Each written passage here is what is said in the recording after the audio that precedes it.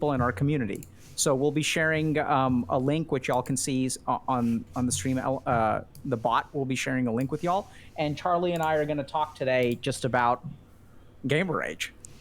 Yeah, it's one of my favorite topics, actually. I'm a big indulger of watching gamer rage moments. So I'm Yeah, pretty dude, stoked. that's actually some of my favorite content is actually like React content with you watching gamers rage. Oh, it's always something very special, yeah. So I think to start off, we're actually just going to watch a quick video that Opera GX has put together. So I'll be covering Critical's face for this, No worries. but we can still hear you. Alright.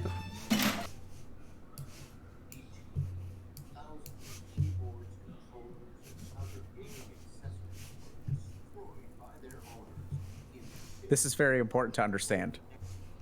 Yeah, you hate to see that.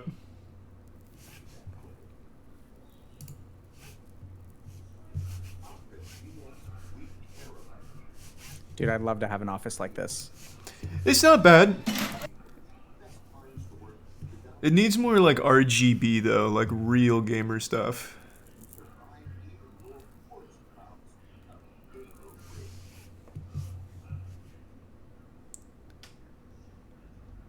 I sometimes wonder if that's actually what's happening, where someone is hitting a button somewhere that causes you to lag.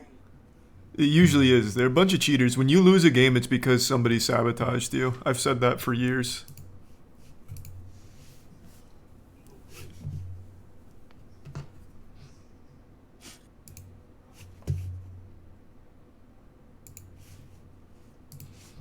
Hey chat, just a heads up. So I'm a little late. I'm doing a little segment with Dr. K here, all about gamer rage, which I thought would be really fun today. But I'm having a little trouble getting everything set up on stream. You'll understand soon, I'm sure. It'll come together.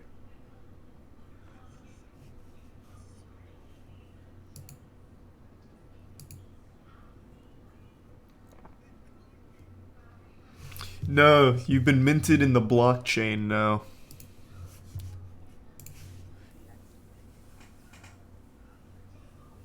That was really strange, dude. I thought it was cute. Yeah. So you're an expert when it comes to gamer rage. Uh-oh. Cloning myself. No. Right? I would say I'm one of the preeminent researchers when it comes to gamer rage.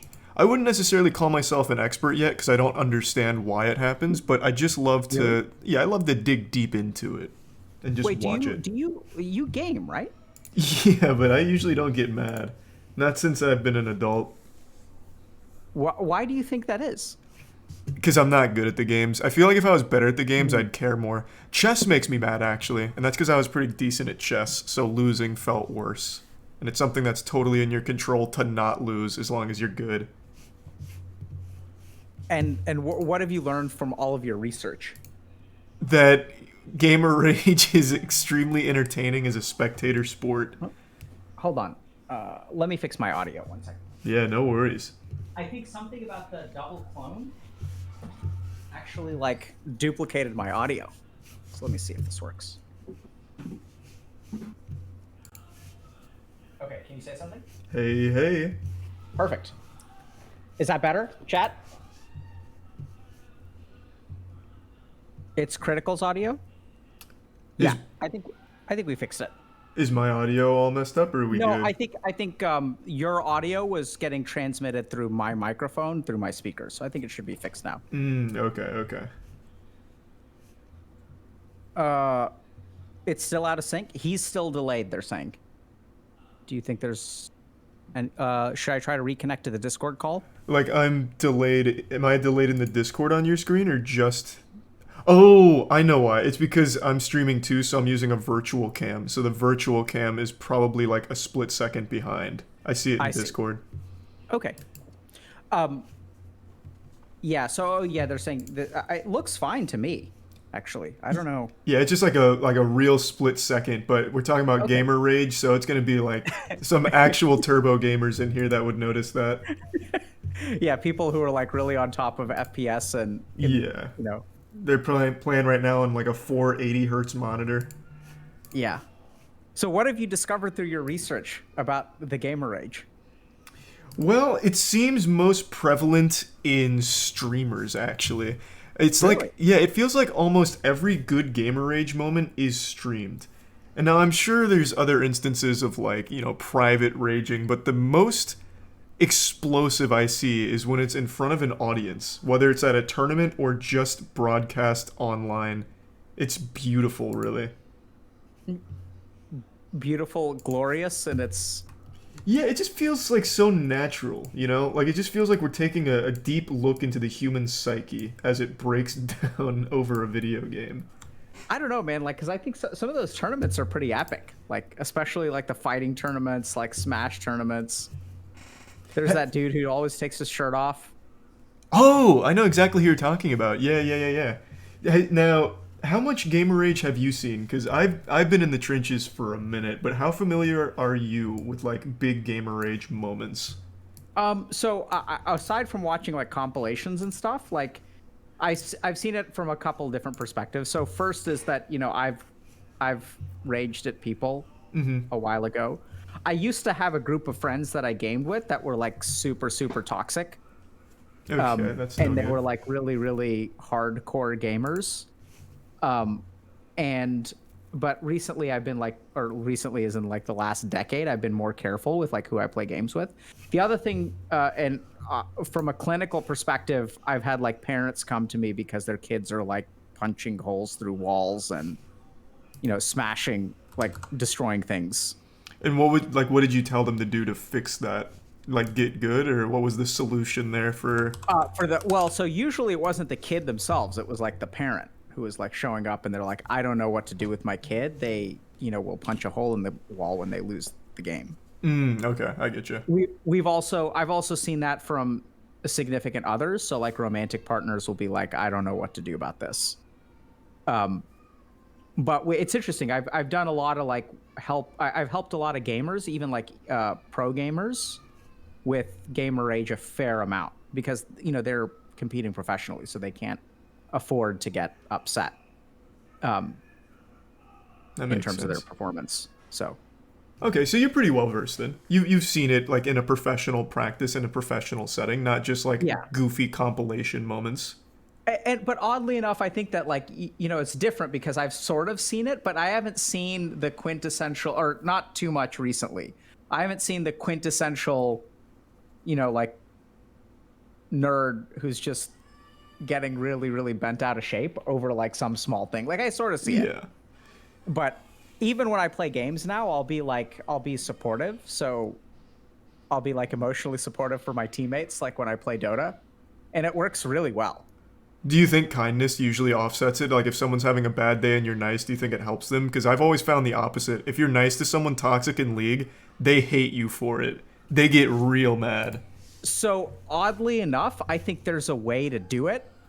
So if you try to be nice, like if you tell them to calm down, that doesn't work. Like Okay. when you say you're trying to be nice to people in League, like what do you say? Be like, hey, bud, it's all right. We all feed a little bit, you know. We can bounce back mid game or something, like just something to like lift the spirits. And this is maybe like one time in like the 3 years I was addicted to it. I tried being nice and it didn't work, and I just put the kibosh on it on the spot.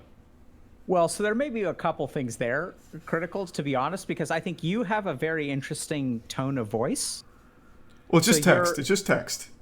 Oh, it's just text. Okay, Yeah, so you just just text. text. So that's even worse because I think so if I was feeding and someone typed to me, "It's okay, bro. We all feed sometimes." Like there's a decent chance that you're being a toxic person and actually like trolling me. Nah, that's fucked up. Nah, I came from a place of care. Like I felt bad. I Yeah. was like, hey, man, we can we can get this No, no, back. no. I agree. That's where it's coming from. But I'm just saying, in the mind of a toxic gamer, you see what I mean? Okay, I guess like if you're real like deep in delusion, yeah, you think everyone's out Yeah. to get you. Okay, I can see it. So, and it sounds like it didn't work well for you, Nah, or no, not at all. Not even a little bit. yeah. So usually, so here's like one tip that I found works really well is So when my like, so I usually play support, and so I usually lane with like the Dota equivalent of the ADC. Mm-hmm. And when my ADC is feeding, I'll usually ask them like a couple of questions or let them know what I'm doing. So like I don't know if can you share regen in League? I haven't played in about 4 seasons, so I don't think so. Okay. I don't think So, they've added any characters that can do so that or there's anything. a big aspect of Dota where like your safe lane support like usually ferries out regen for you. So this is the kind of thing where like I'll ask like my carry, my ADC, I'll ask them like, "Hey, do you want me to stack the jungle so you can farm like we're losing this lane. So what do you want me to do? Do you want me to ferry out more regen and we're going to try to last hit, or do you want me to stack the jungle?" And so oddly enough, I found that like a couple minutes in, if we're losing, if I sort of like give them a little bit of control in terms of like picking something, it's almost like it's the same technique that I use with my 2-year-old when I ask her, do you want to put on your shoes first or do you want to brush your teeth first? And if you give them Okay, choice, it like seems to work pretty well. that makes sense. That's pretty smart. Yeah, I'm surprised by how well it works. Like it's really strange because a lot of people will talk about if you want to climb MMR in a game, like the best way to prevent yourself from raging is to mute all your teammates. So they'll say like from a mindset perspective, you should just mute all your teammates and just like play your own game. But it's a team game. So sometimes I Yeah, think that you're sort of shooting yourself in the foot. true. I actually did bring a topic today. If you want to Yeah. go over this, I found this was actually shared to me by Chelsea. I don't know if you're familiar, but she does a lot with us, and she read this article that's kind of old. So in Counter Strike, a guy got killed in the game. He got knifed. He got embarrassed. Right? If you get knifed in the game, it doesn't feel good. This guy got so salty about getting knifed in Counter Strike, he stalked and hunted the guy down over the course of 6 months and stabbed him in real life. Yeah, this is that guy in France, right? Yep. Oh, so you know the story? Yeah, yeah, yeah. I'd I never mean, I heard saw that. the headline. I don't know the details. Yeah. So it was just as wild as it sounds. I Yeah, what do you think? I think that is an incredible like to stay. So usually when I get mad at something, like we'll use chess for an example. Like chess would make me mad when I'd lose. Like losing chess just hurt because I know it's my fault. I can't blame teammates that I usually like to do. It hurts, but I only stay mad for like a couple of minutes maybe, and it just doesn't feel good. It's really fleeting, ephemeral. This guy stayed mad for 6 months. 6 or 7 months actually. I just looked it up again. 7 months he tracked him down, mad the entire time about that one video game moment. Do you That know what happened to him afterward? he went to jail. Yeah, the guy didn't die, so he stabbed him and then even said he was a formidable opponent in the game and in real life or something like that. So he stabbed him and then went to jail for it. Wow, that's nuts, man. Yeah, it was a wild story. I'd never heard about it until Chelsea brought it up. I'm glad that you at least know a little bit about it because I think Yeah, it's so so interesting. it's not the first time that something like that has happened. I actually remember this is like 20 years ago, but there was someone in I think Korea or Japan. They were like there was some like early MMO or maybe Diablo or something like that. I don't remember the game. But some dude and his friend like got a very very epic drop that was worth real money. And one of the, so like it can only be in one person's inventory, but like we're partied up and like we get the epic drop. And so one guy like the person whose inventory it was in, he sold it. And the other guy like actually like killed him. Oof, Christ. And so it was a crazy story. I don't even know if it's entirely true, but I mean, so we do have these like epic. People are saying in chat that it was Diablo, but I mean, we do have these like really really edge cases of just very extreme stuff. I don't know, man. Like that's just so. It's so perseverative, meaning like people focus on it so much that I mean, that's not like normal. That's not normal. No, I would definitely say it's not normal. I just found that to be interesting. Since the topic is gamer rage, that is the most extreme Yeah. case I've ever heard of gamer rage. Spending 7 months going like full Liam Neeson to track and kill someone that stabbed you in Counter-Strike blew my mind. Because they were really Yeah. thorough. Based on what I read, they did like actual investigative research. Because keep in mind, the only thing he had to work with was his Steam profile. And then from that, he extrapolated his location, found him, and then plotted a course to stab him as like actual revenge. It's crazy stuff.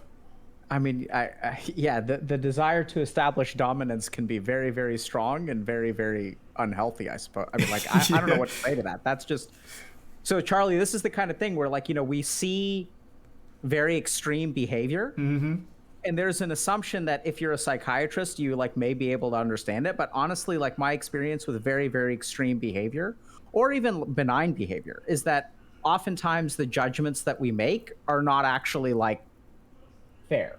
And when you sit down and you actually talk to a human being, like what you learn is like very different from what you would expect. Yeah. I feel like this was just some real fringe case, though. Like, this kind of stuff isn't very common, obviously. The most common Yeah. gamer rage is definitely, like, spur of the moment on stream. You get embarrassed by a viewer or something like that, or stream sniped, and you maybe slam a controller or two. And it's fun, like, popcorn spectator stuff to me. Tournaments is always great. You mentioned the guy who takes his shirt off, so, like, fighting games have great rage moments. Like the guy who took his shirt off as a fighting game player. Like that's the fun gamer rage. When you get to like Yeah, the IRL stabbing, it's sad. I was gonna say I think with the guy who takes his shirt off, it almost becomes like a part of the culture. Yeah, Right? absolutely. I saw this other clip of like the dude he was playing against. I don't know if he. So do you know if he takes his shirt off when he wins or when he loses? So I'm not sure exactly which one you're talking about because there's two big ones. One of them, a guy takes his shirt off before the match starts as like a hype thing, and then he starts Flag taking, button. and then he starts taking his belt off, and then Yeah. the guy he's playing against responds by taking his shirt off before the Yeah. game starts, and that's more of like a hype thing. Like that one Yeah, wasn't so angry. so the second dude who takes his shirt off, he takes his shirt off like routinely. Oh, I didn't know it was that often because So yeah, so the first guy who takes his shirt off, he does it to kind of like, I don't know, like as I guess a challenge. I think he did it when he won, and then so he takes his shirt off and then like puts it over the other dude's back. So the other Okay. guy was like, "Okay, you want to throw down?" Then he takes his shirt off, and then of course the audience goes wild. I never knew that context. So I do know there is one moment, and I think it was Guilty Gear.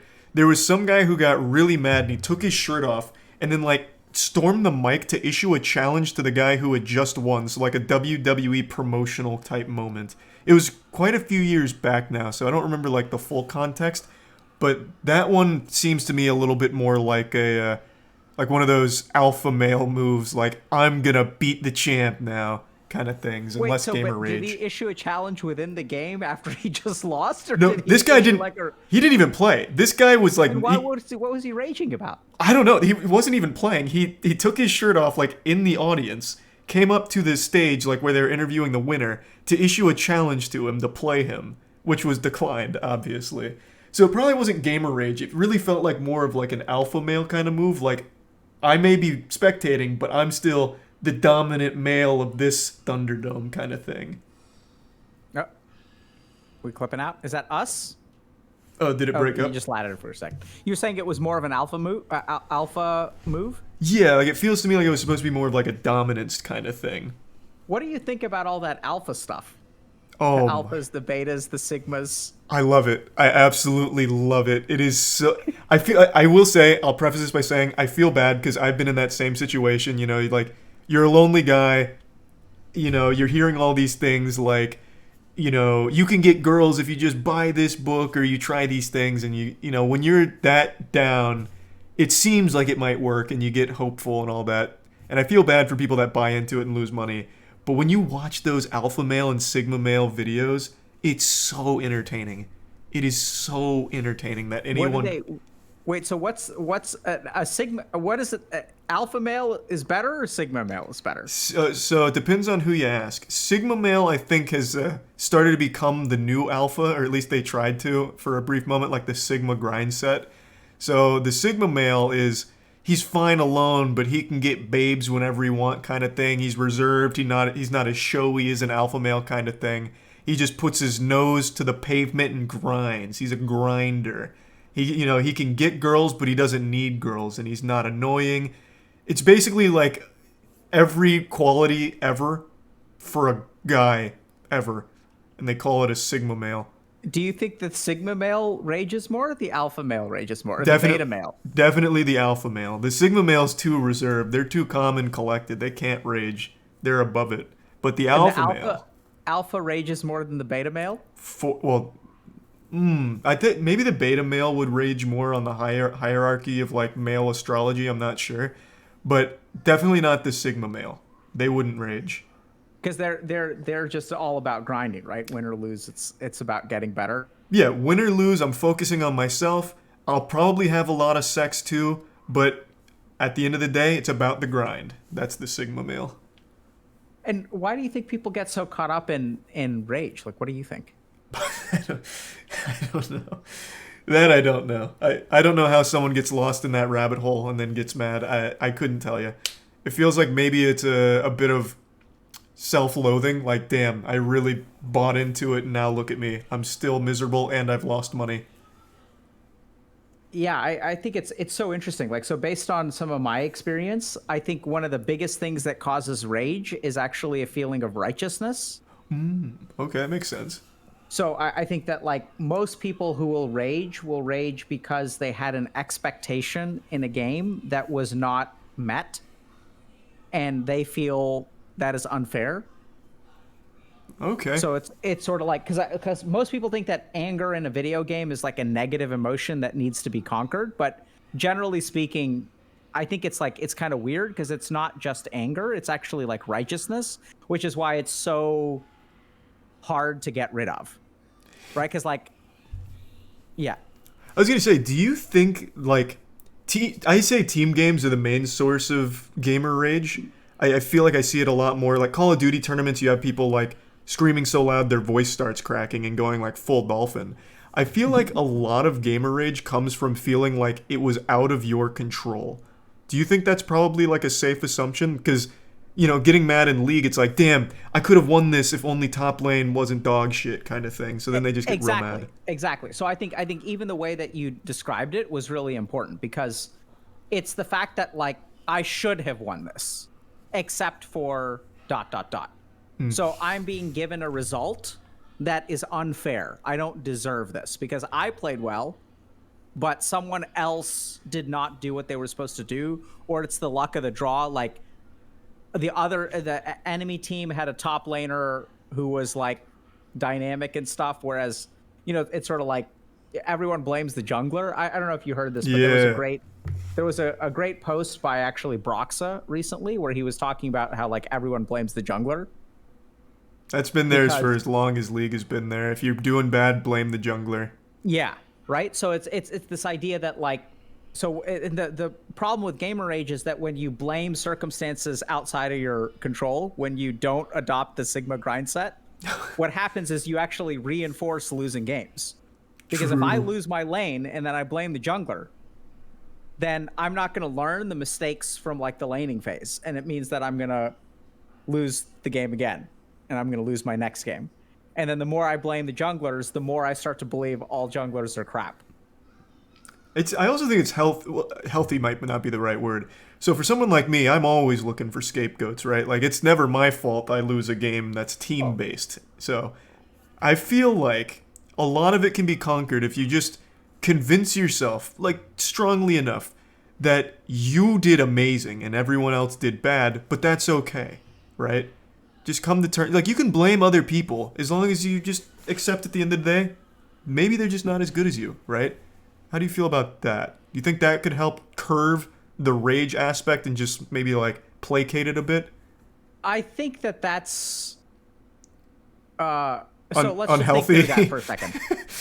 So the first is... there's an ego response for sure to blame others instead of yourself. Mm-hmm. And so it's kind of interesting because usually that ego response is toxic. I think what you're doing is doubling down on the ego response. Right. But in a non-toxic way. Okay. Does that make sense? Because it's like, oh yeah, like I'm so great. Like I just can't, I can't expect these these crappy noobs on my team, like who like it's also super egotistical. But But I'm I not think it'll raging. curb you won't rage, right? Yeah. So it's sort of like the lesser humans. You can't blame the lesser humans for being bad at Dota or LoL. Yeah, exactly. So I think it sort of helps in a way. Like it sounds like you can get to a healthy place with that. I still think though that acknowledging that, maybe you're not the best person in the world when it comes to this particular video game, and that's why you're sitting at you're hard stuck at bronze for maybe a reason. Well, it's kind of fucked up. If you're hard stuck bronze, don't use my technique. You don't deserve it. Hard stuck bronze, that's disgusting. You know what gamer rage is actually appropriate? This has been wild. So there's a guy who's basically the equivalent of bronze in Dota who buys a challenger level account. So he's an account buyer. Okay. So so the MMR in Dota goes from like, let's say 1 to like 11k. So 0 to 11k. So he's like a sub 1000 MMR player. So he's like in the bottom like 5% or 2% of Dota players. Okay. Except he buys this account that's like a top 30 immortal account, which is like a challenger level account, and then he just like chain feeds in these games. Oh. And boy, do people, he like just ruins games. Like it's like if you get him on your team, there's just nothing you can do. Does he think he deserves to be there, or does he do it just to ruin games? Who knows? Okay. Right? So like that's the thing. Like I'm so curious why. So yeah, I think he's an undying picker. He's the reverse Smurf. Okay. And Chad is telling me that his name is Leopold, but I still can't tell if he's doing it to troll or he thinks he deserves to be there or like what's going on. But then people understandably get really, really upset. Like it's bad enough having a Smurf in your game, but if he's trolling, I think that makes sense. Yeah, so I looked him up. So he's well known in the community. Leopold, the account buyer, is back GigaChad, and anytime they talk about Leopold, they hit him with GigaChad memes. So I guess they look at him as like a joke or something. I mean, I think it's funny. I guess it's funny for everyone who's not in the game. True. Yeah, I'd be tight. I'd be upset. That actually reminds me. It doesn't tie in 1-to-1. This is an interesting case study. I don't know if you've heard of Sunless Khan. He's a Rocket League YouTuber, and I've referenced this video quite a few times. He interviewed a player who is hard stuck gold. I believe it's gold, and he has, I think, close to 15,000 hours in the game. And when he interviewed them, it turns out like he's a good player. Like he should not be stuck gold, but he has never taken responsibility for being where he is, and says like solely the reason he is stuck there is because of bad teammates. Like solely because of bad teammates, despite 15,000-ish hours in the game. That one's pretty eye-opening. So not really Leopold, because he never really says that he deserves to be higher, but he just completely puts it all on everyone else and has still not gotten around it, which blew my mind, because I feel like with that many hours, you would eventually slowly chip away at like climbing the plat or diamond or something. Well, you would think so, but actually that's surprisingly not the case. So like there's actually some interesting research about this. So if you look at doctors, you can tell within the first 2 to 5 years after doctors finish training what quartile of doctor you're going to be. So you can tell within like 2 to 5 years if you're going to be like a well-performing doctor or a poorly performing doctor. And not to say that poorly performing doctors like do a bad job, but in terms of like clinical outcomes and stuff, like you can actually tell. So the other really shocking thing is that people assume that if you've been practicing for 30 years, you're going to know more and be more competent than someone who's been practicing for 5 years. There's an assumption in society in general that experience correlates with quality. But if you look at like, I really would think so. That's surprising that that's not the case for doctors. Let me ask you, like, who are the best chess players in the world? Kids, young. But how does that work if experience correlates with Yeah, no, quality? that was a really good example off rip. Yeah, the best chess players, well, the ones with the like I guess the highest skill ceiling are like the younger ones. Of course, you still have like the Magnus Carlsens, the Hikaru's, and all that, but the younger the chess player, like the higher their potential is, and the better they're performing right now. So that is a good Yeah, so example. it's interesting, right? So as it turns out that what you can determine is whether whether a doctor is an active learner or not. So when you finish training, there's like doctors go on basically two paths. One is like they sort of treat their day-to-day job in the same way that they did when they were still in training, which is like every patient I see is like an opportunity to learn. Whereas some people develop habits and like basically start to coast. And it's not that they do a bad job because medical training is very specific. So like we're very, very good about raising the floor for doctors. So the floor is very, very high. And that's what medical training aims to do. Like even when we do 24-hour calls, 36-hour calls, the reason we do those 24-hour calls is to make sure that the stuff is so deeply ingrained in you that you can be fatigued, like haven't slept in a day, and you still perform really, really well because the stakes are high. Jesus, Yeah, it's kind of nuts. that is pretty nuts. But when it comes to sort of quality, what you figure out, or what we've sort of determined from looking at medicine, is that doctors who try to get better are the ones who will perform better. And if you kind of just do the same thing over and over and over again, you'll kind of like you won't get better. And so I think that's true of gaming. That's why, like, if you think about it, like, a lot of people will play games for a very long time. They'll pack away 500 hours, 1,000 hours. Forget about 15. You don't need 15. Over 2,000 hours, you'll still have people that are in the same, like, I'm sort of one of those people where, like, at some point, like, my MMR started declining. And if you don't try to get better, you're not going to get better. Do you think that there's a certain?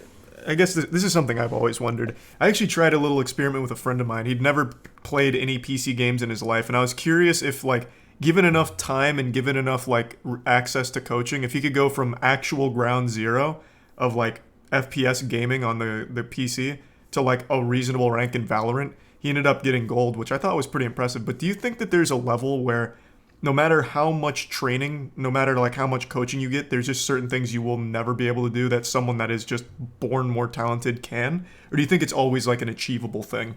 Like just a matter of putting in the work and like getting in there and practicing? I love that question, man. That question is something I think about so much. Like, the more I work in esports, the more I think about that question.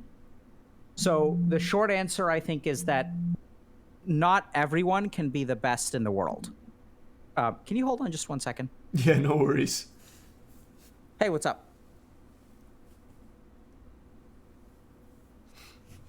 Sure. Okay. I gotta just share a link real quick. Yeah, by all means. Okay.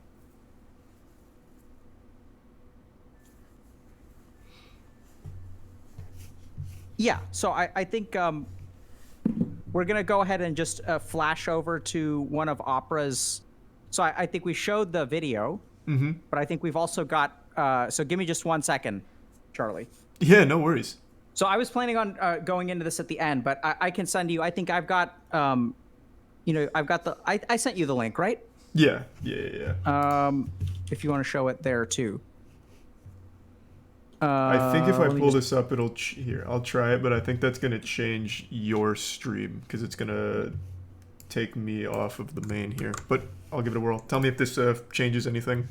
Yeah. So no, I think I'm fine for now. So, we just wanted to remind everyone this is a sponsored stream. So Opera GX has been kind enough to sponsor some coaching packages for our community. And, they came up with this idea of anger controllers, which are controllers that break apart when you throw them and you can just like put them back together. Those unfortunately aren't real, but anger absolutely is. So Critical and I are going to be talking about this. Oh, yeah, it looks like there's a countdown timer. So interesting. And we're going to be talking about this today. So we're about to talk a little bit about skill ceilings for gamers, which is a fascinating topic. And there's also a Reddit thread that we're checking out where you guys can go ahead and sign up and enter a giveaway to get coaching. So yeah, thank y'all everyone for being here. Back to Charlie's question.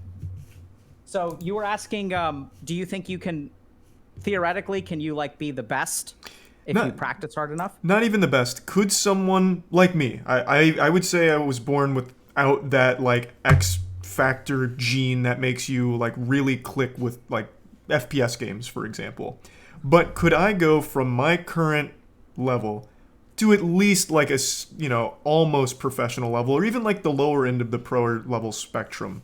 Or do you think there really is just a cap to what you can learn without that God-given talent? I think you could probably get Challenger. I would think in a game like League, Challenger is top 300 players, right? I don't remember exactly what Challenger is. I think it might be top 500 or top 100. I don't remember. So I think you can get really, like, you can become a really, really good amateur. The problem with some of these things is that depending on, I don't know, if you could get like top 300, but the challenge is that you're competing against other people who may be putting in exactly what you're putting in and may have a little bit more talent. So if we look at like professional players in esports, you're going to have tier 1 players, you're going to have tier 2 players, and you're going to have tier 3 players. And basically, like, even the tier 3 players are going to be putting in a comparable amount of effort as the tier 1 players. I think that there's a lot, though, when you say, like, if you put in the right kind of effort, where I think a big reason why tier 1 players are tier 1 players is because they put in effort in a lot of different places that tier 2 or tier 3 players don't put in. So that's stuff like communication. Okay. Like, gamers don't think about communication as a skill. So like, you'll have all of these players, and you'll see this a lot, where you'll have a player who's like talented, but they won't do well. Or you'll have a player who seemed to be mediocre, will get let go from a team, will join another team, and then suddenly they'll start dominating. So there are so many factors. I don't know if like, I don't know if you follow pro LOL or things like that, right? I keep up as much as I can. So I think this is the kind of thing where, like, are you kind of familiar with that paradigm? Like, you'll get some tier 2 player who suddenly joins a team, and then they look amazing. Or you'll get a player who is carrying a team on their back, or you'll get this team that's full of superstars. We're going to put together this 5-stack that's like all amazing players, and it flops. Yeah. Right? So then the question is, what could be responsible for those two, like, results? Like, how could you put together a team of master players that flop, or a team with like that takes a tier 2 player that suddenly like kicks ass? And I think it's because there's a lot of other stuff that goes into it. Comms, like people like not butting heads, managing egos on teams, things like that. Mm-hmm. So especially on a team game, when you're talking about your performance, it's not just your accuracy and things like that. It's like, do you think about the team? Do you know how to communicate well? Are your comms efficient? There's a bunch of stuff. And what I've seen, basically, I've seen the inside of a couple of very successful esports teams, is that it's like night and day, man. Like, I've worked with tier 3 teams and I've worked with tier 1 teams. And the difference between the tier 1 and tier 3 team is like, they don't understand some of these basics. Like, they don't know how to communicate. They'll literally have 10-hour discussions where they don't know how to communicate. So the discussion is just circular and they like never get to a conclusion. And so they'll like try to hash it out, and then they'll have like a match the next day and they haven't figured it out. Do you think if they did figure it out, they would be able to compete like up there as a like tier 2, tier 1 team? Or do you think? I think so. Okay. So then it really is a matter of putting the work into the right spot. Yeah. Okay. So but I think the challenge is that at the end of the day, like, any human brain is going to be, so you have to be like good at hitting things. You have to be like good at like strategic thinking. You have to be good at like reflexes, and you have to be good at communication. Okay, that makes sense. But you still don't think that you can reach the top through just hard work. I think you would also agree there has to be a level of like just actual talent like you're born with to get to like the number one. I feel pretty confident about that. And the simple reason for that is that there are a lot of people, speaking of anger, this is actually a great example. There are a lot of people who are putting in a ton of work and don't get anywhere near there. Yeah. Right. So I was talking with some pro players about how frustrating it was to play with top tier pubs. So like it's interesting because if you talk to gamers, pro players, what they'll say is that the highest level of pubs are oftentimes the most toxic, which is like interesting. Like I don't know what the reasons for that. I mean, I have a couple of hypotheses, but like, you have any idea about why that would be? Probably just being comfortable, because in pubs you're in your own house. You know, it might have had a bad day. It's super like volatile. You don't know the circumstances. You hop on, maybe you want like casual games. It gets sweaty. You get stomped. You feel bad, and you just had like a bad day all around. I could definitely see why pubs would always be more toxic, honestly. So pubs could be more toxic for sure, but specifically the higher up you go in the ranking, and at the top tier of pub games, they're actually very toxic. Oh, absolutely. Everyone, I know for a fact why. Everyone at that level thinks they're just a couple steps away from professional. Like, this could be my career. I am right there on the cusp of my dream. So everything that maybe goes wrong in there, they take it much more seriously than someone in silver who knows that they're trash. I definitely see why. I think it's so interesting because I think what goes on is so we were trying to talk a little bit about developing empathy for your teammates and things like that. And so, here's a question that I kind of asked people, which is like, imagine what your life is like if you're like a tier 3 pub star in a game like League of Legends or Dota. You play just as much as the pros, but you don't go to the tournaments. You don't have a team. You don't have a salary. And like, just how like you've devoted your life to playing this game, just like the superstars have. You've sacrificed everything that they've sacrificed. They have a team, they go to tournaments, they compete, but you don't. And it's because that's what it takes. Yeah, I mean, that sounded like Right? really targeted. Yeah, like if that was me, I'd be mad just hearing that. Like that's what it takes to get, like, if you're like a top 100 like pub star, like that's what it takes. True. No, Like, you 100%. spent years of your life, because you can't get there, like, because you got to put in the work. And despite all the work, and you dropped out of college, you've never had a girlfriend or boyfriend, Yeah. and like, for what? Like, you sacrificed the best years of your life to be a tier 3 pub star. Yeah, that sucks. It's rough. I'm about to gamer rage right now, honestly, and that's not even me. Shit. So like, I think that's, I know it's kind of weird, but so the takeaway, the reason we have that is like, have compassion, right? Yeah. Like, these people's lives are, like, it's tough. Yeah, that is something I had never really stopped and think about, because take, for example, like anyone in the top 500 of like Fortnite, for example. I don't know why I chose Fortnite. It's just I played in their event recently, so it popped in my head. Only like 50 of those players play professionally, like actually get paid for it, despite all the top 500 playing just as much. That shit's gotta suck. Oh my god. Yeah, it's rough. Right? Because you make all, and that's where I think, so the rage comes from a couple of different places. One is it comes from righteousness. Mm-hmm. Because you've made all the sacrifices that they have. And then when you lose to them, oh my God. Or when they make a mistake in the game, how could this guy be so bad? When you're queuing with pros and you don't do your job in lane and y'all end up getting crushed, and then at the end of the game, your carry is like 0-4. It's so easy to rage at them. It all comes out so easily. True. And sometimes it comes out beautifully too, where you just get like the stars that align and you get like a broken keyboard, broken mouse kind of thing, and then everyone's laughing at you. And then you get even more, it becomes a self-fulfilling prophecy almost. You break your computer, break your monitor, now you're out money too because you got mad. Now you're mad because you out money, and now you're mad because you ruined that and you lost the game. It's such a almost beautiful train wreck that you can't look away from, and that's why I'm such a fan of those like rage compilations. It's just so interesting. I've never broken anything in rage. Of course, when I was younger, I had the gamer rage moments. I always chose pillows, something I couldn't possibly like break or ruin. But when you see those compilations, you see at a tournament the controller spike, that's money down the drain too. So now you're mad, people are laughing at you because you're mad, and you just broke your shit, so you're going to lose money on it. It's just an absolute disaster.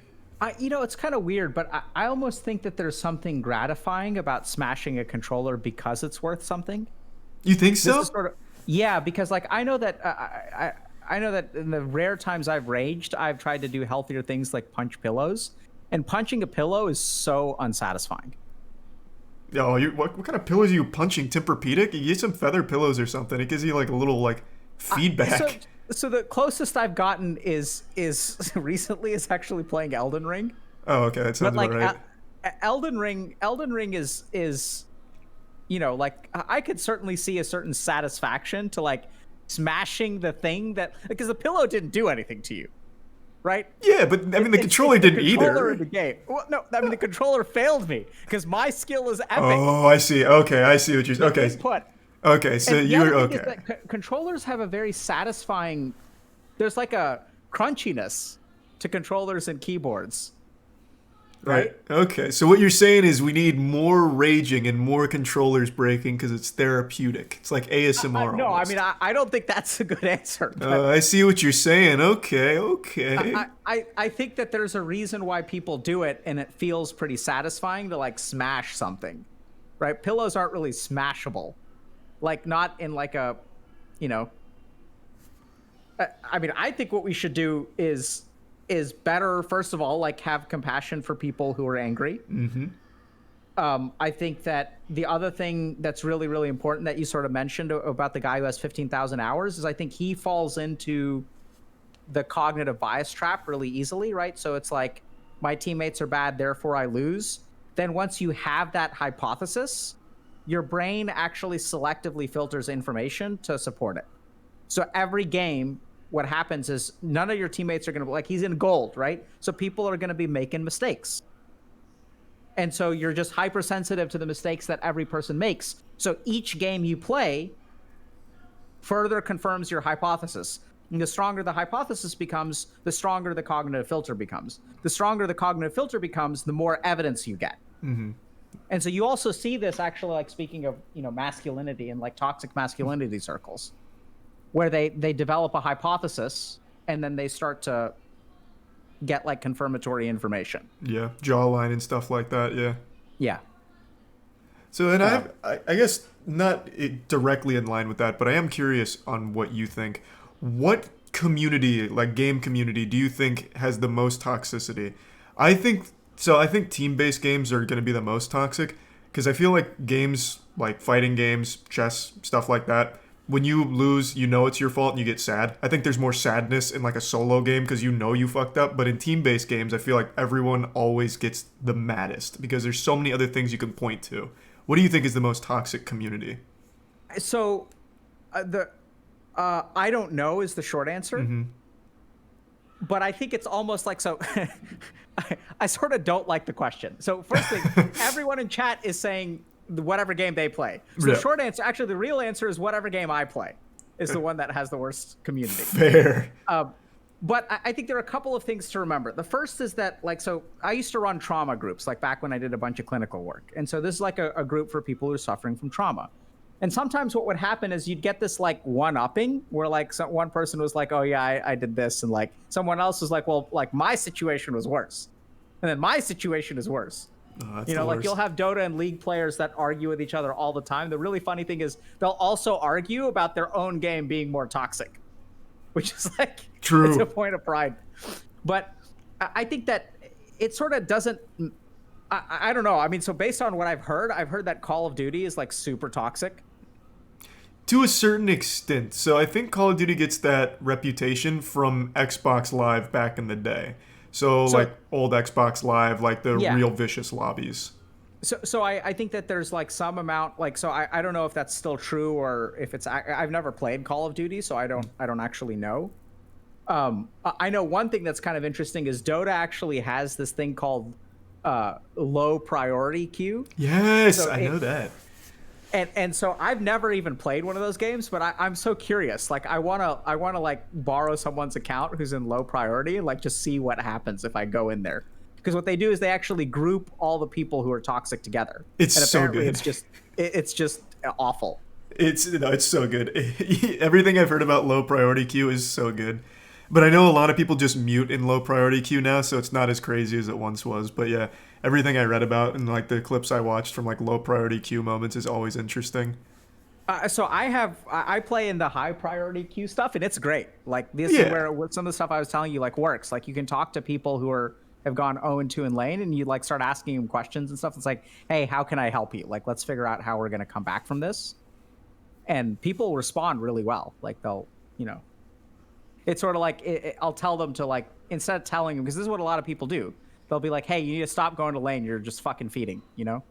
But instead, like you got to give them something to do instead. It's like, hey, I stacked camps for you. Yeah, Go jungle. you just target something else and bring them over. Yeah. So I think you don't criticize people for their play. You offer solutions, I would agree with that. which some people do as well because they'll be like, you should just uninstall the game. You know, Well, that's and to a certain extent, that could be good advice. I think there's a lot of people whose lives would benefit if they uninstalled League. That game, it's also my answer for what I think the most toxic community is, and that's not just to farm trues. I know everyone says that, but I was hard stuck in League, like addicted to it for about 3 years and some change. I played from seasons 3 to like the beginning of season 7. I played a lot. And that game is the only game in my life where having like a bad couple of games could actually just ruin my whole day. That shit would actually just have like a toll on my mental. I wouldn't necessarily be like mad, like raging all day, but I just wouldn't feel good. Like it'd just be like in the back of my head, like, damn, it just doesn't feel right. And then what do you think? What made League so different from other competitive multiplayer games? I just don't know. I could never put my finger on it. I always go back to the fact where some things just feel out of your control. So, like, if you do well, it can still have no impact on the outcome. And those games back then used to always go like 40 plus. Nowadays, it's usually like a 20, 35-minute game in like the gold and plat region, which is what I played in. But back then, that's like a 40-minute time investment, like an absolute slobber knocker. You're going crazy, you're doing great, and then maybe one of your teammates AFKs for a bit, maybe one of your teammate rages and just runs it down mid. And that's just so out of your control that it feels awful. Like it just feels bad. Yeah, I mean, so I played some League, and I didn't think it was that different in terms of toxicity. Like, but I mean, a lot of people think so. I wonder if it's just because a lot of people play League. It could just be so many people playing it. Yeah. So I think it's just because the other thing is, I mean, you could play League for, like, people have been playing League for like a decade, right? Yeah. So I think you've been playing. So it's like the thing that you can always go back to. There's also some interesting research that shows that the addictiveness of video games is not actually due to the rewards, but the denial of reward. So, Okay. yeah, it's interesting. So people have demonstrated that the more that the game denies you reward, the more addictive it is. So, like, give me an example of that outside of something like League, because I see how that would work there. But, like, is there anything else that comes to mind? Sure. So you play chess, right? Yeah. How much do you enjoy playing chess against 2-year-olds? All right, that's a bad question to ask me. So, we'll use Pokemon. I see what you're saying. So, like, Pokemon Unite, to me, the most fun was when the game came out, you could pay to get some bonuses, which would take other players a lot longer. So I swiped to get some bonuses just to make sure other kids in the game had no fun. So I see what your point is, and if I was to play chess against a 2-year-old, I would fucking stomp them, and I'd feel great. So you may be so this is interesting. So we're talking about the addictive nature of it. Yeah. So the question is, how likely are you to continue doing that? So you may do it for a little bit of the lulls, but how, like, are you gonna play, like, is your game of choice to smash 2-year-olds in chess? No, it'd probably just be like a part-time thing. I think just being the chess boogeyman at the elementary school. Yeah. Sure, right. But so this is where, like, basically because what we know is that if things are too easy, it's boring. If things are too hard, we give up. Yeah, you get mad. And then. And if you really want to engage people, you have to, like, you gotta make them rage. You gotta give them that thing that was like, it was right there. I could have won.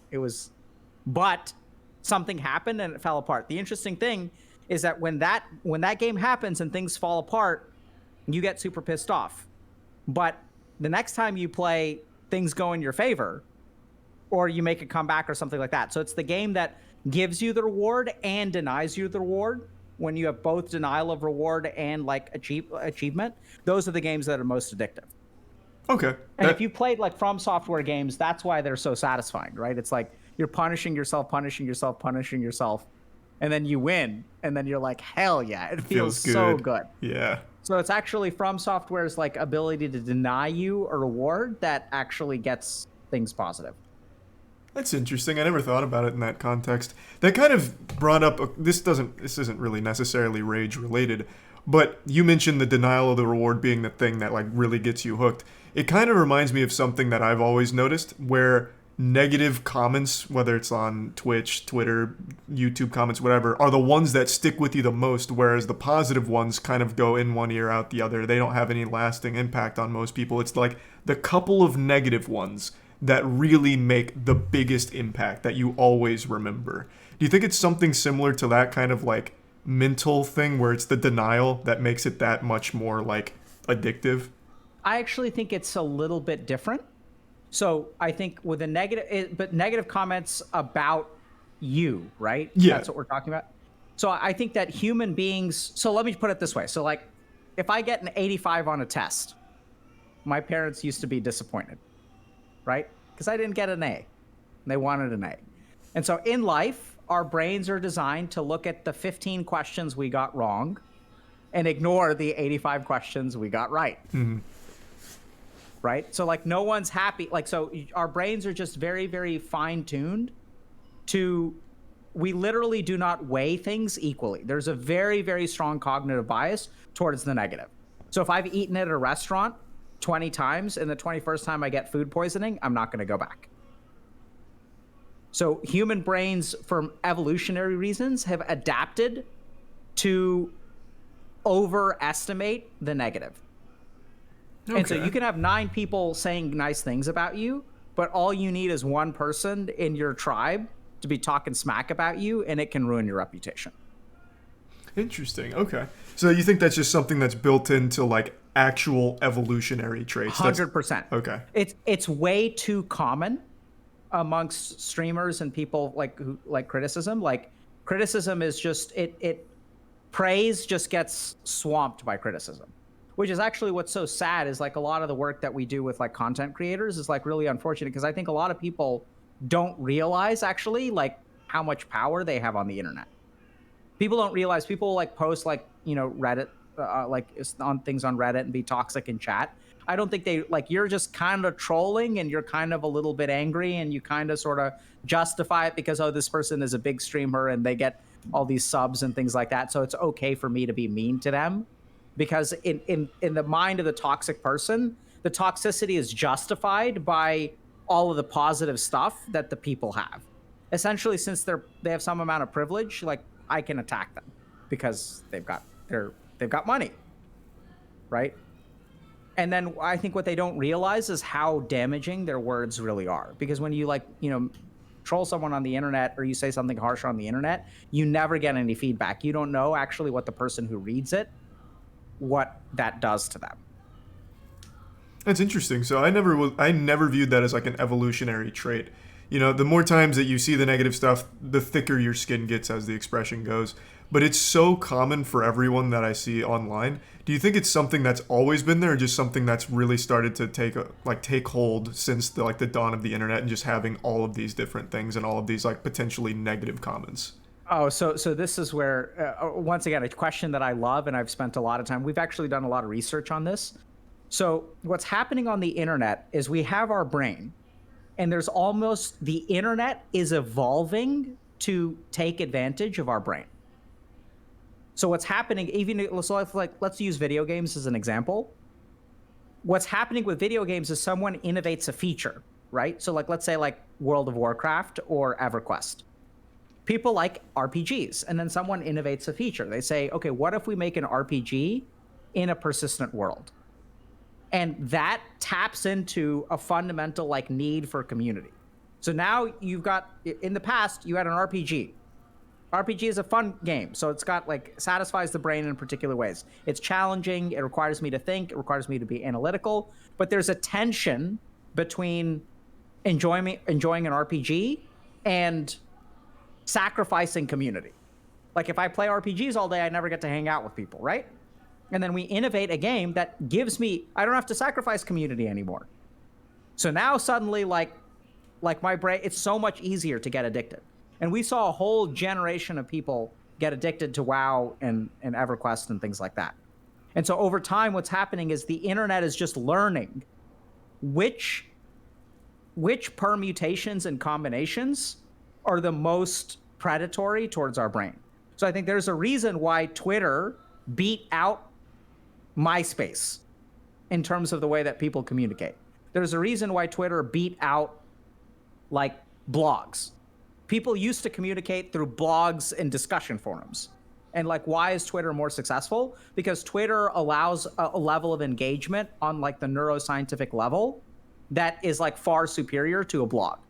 Because with a blog, like I have to like do research, I have to like edit things, I have to write the post. It takes time for people to read it.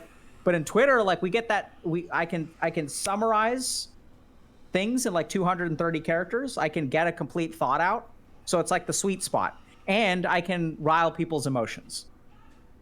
Right? So I can get a complete thought, but like I can't ever make an argument that is really defendable. So what Twitter actually does is fascinating. What they do is they allow people to make points, but no point you ever make is ever going to be fully defensible, which means that people can respond to your tweet and tear it apart pretty easily.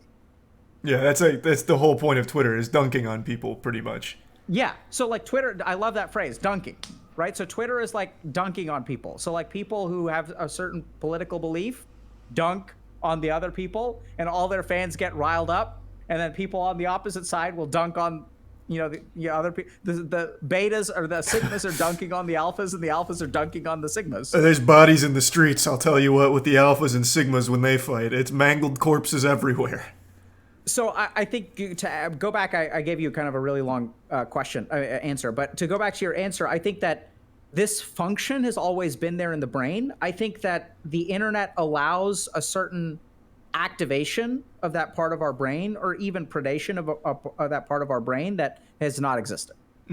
That's interesting. It's something I've never really thought too much about. I just always assumed it was something kind of new and not really like an evolutionary trait. No, man. Like, I think the more I've researched stuff on the internet, like bullying has existed since kids were around. But what the internet allows is like a level of engagement with bullying. Like bullying used to stop when you went home for the day. But now, like if you're a bully, like you can just bully people more. You can bully people online. You can chase them around. True. It's a great time to be a bully, honestly. You have a lot of tools at your disposal. Yeah. Damn. That's deep. Okay. Yeah, it's wild stuff, man. And it all contributes to gamer rage in some way or another. 100%. And so just to kind of like wrap things up, I just want to share with y'all that Opera GX is really digging into creating a discussion around gamer rage. And they, want to like create a safe space for people to share their perspectives. They've been trying to...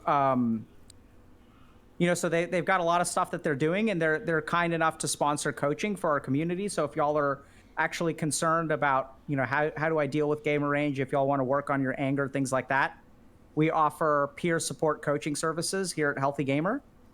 And so be sure to check that out. Awesome. Well, this is a lot of fun. Is there any other things you think we should touch on that we haven't already?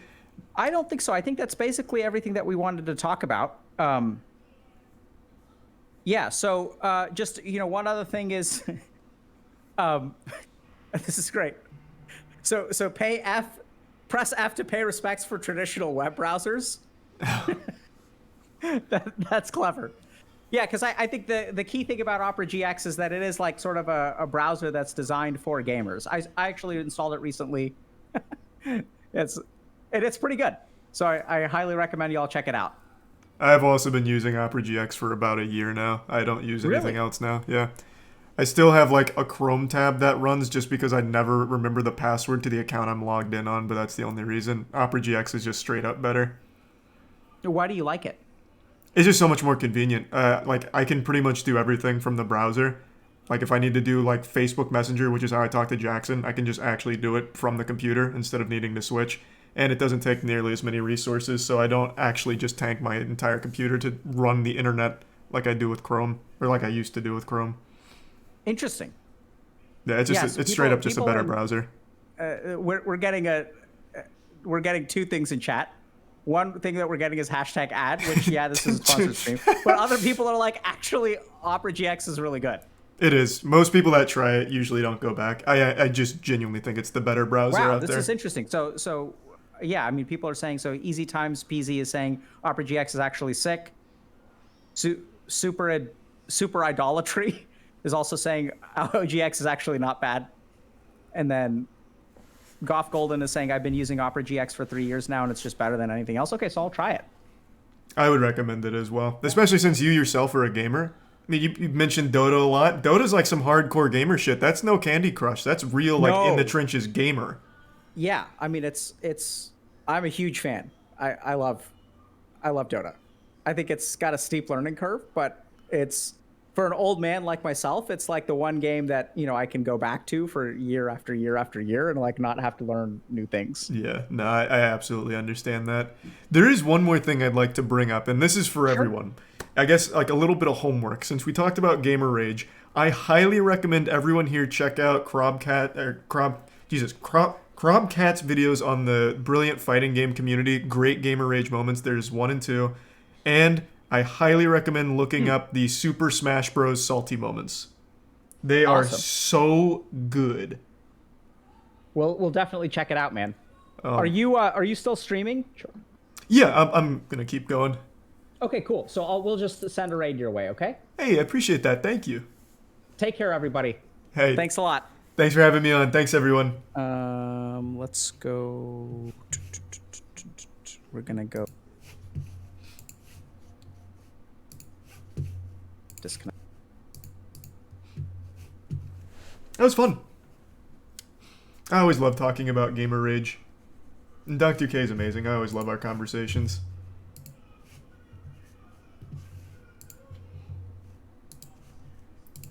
Hold on, let me get all this back. There we go. Sorry I wasn't able to read chat. Thank you for the tier 1 one-way rider in the resub Depression, Trippy in the Prime Reel in the resub Uprig. What are we doing next? I'm not sure. I haven't really planned it all out. I need to shower desperately. Like, obviously you can't smell me, but you can probably see that I would most likely smell bad. I am very greasy. I had a big workout. So I desperately need to shower. So I think the plan might be we do a bit of weed shop, like just a little healthy amount of weed shop, and then I'll shower, eat, and then if it's not too late, I'll come back and stream some more. But I definitely need to shower. Thanks to the resub Gummy Worm and Humra.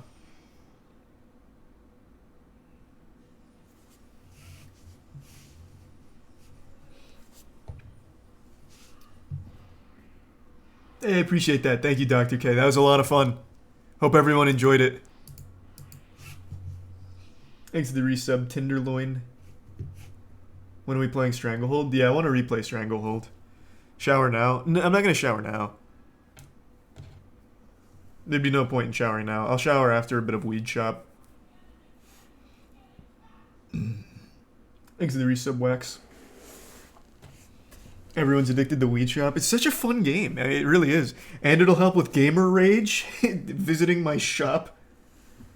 Thanks to resub Ignarius and Simple Mocha. And the resub Alac and gift sub Polar. And the resub Drunk. Shower now if you're going to try and come back later. Nah, I'm not going to shower now. Like I said, I'll do Weed Shop for a bit, then shower, and if it's not super late, I'll come back. I mean, we were up till 4 a.m. last night playing Swords and Sandals, so it's not like we haven't been out here going a little wild.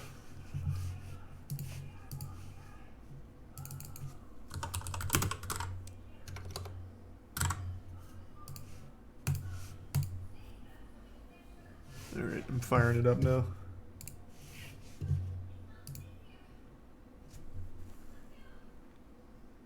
Thanks to the resub. Traumatically. Can you stream the shower? No. I wouldn't even if I could. Like I said, one of my biggest fears has been and will always be my flaccid wiener leaking on the internet. And trust me, I am very flaccid when showering. I wouldn't mind if I was erect and it leaked, because it's whatever. It's like, okay. At least, you know, it's got its makeup on. It's looking alright. But when it's flaccid, then it's just really embarrassing.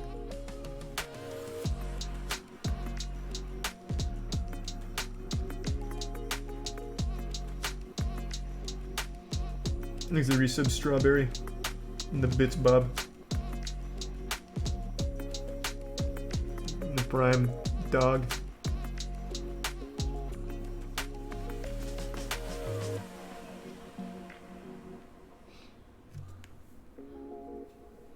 Thanks to the resub pumpkin.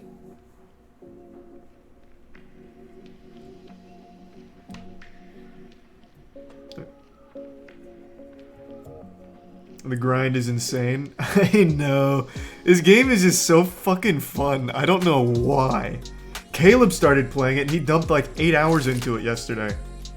There's just something about this game, man. It's like actually addictive. It's hypnotizing.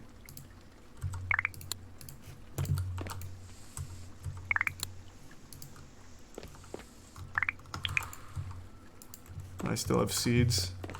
I'll pop those babies in a minute. I gotta clean up the trash.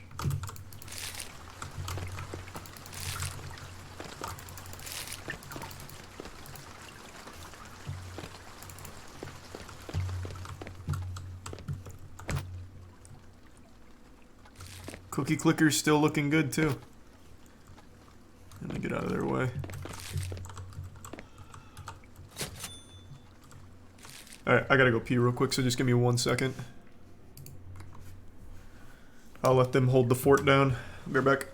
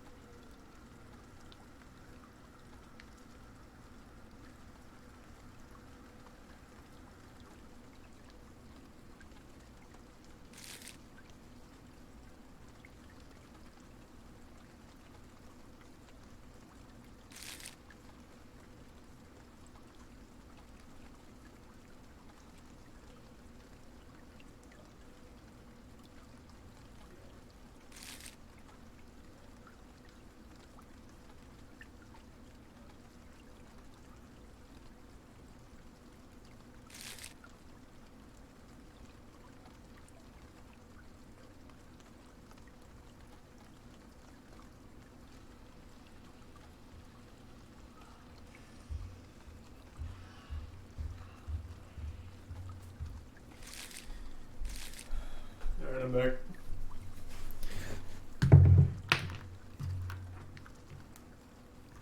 Thanks the resub Husk, Bone Apple, Bazonga, and Tier 1 Pigu, and Prime Sombraro.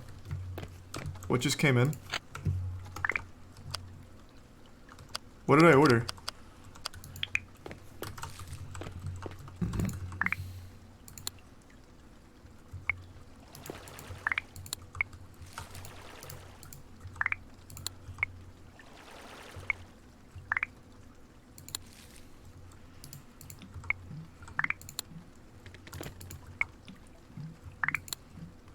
Damn, that's gonna be so big. Wait, what? Oh, I need pots. These are resub turtles.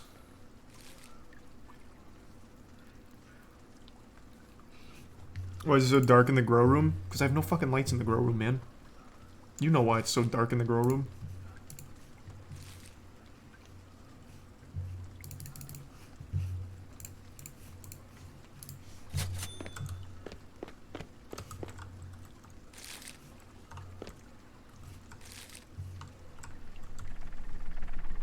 There's a prime. There's a wasp.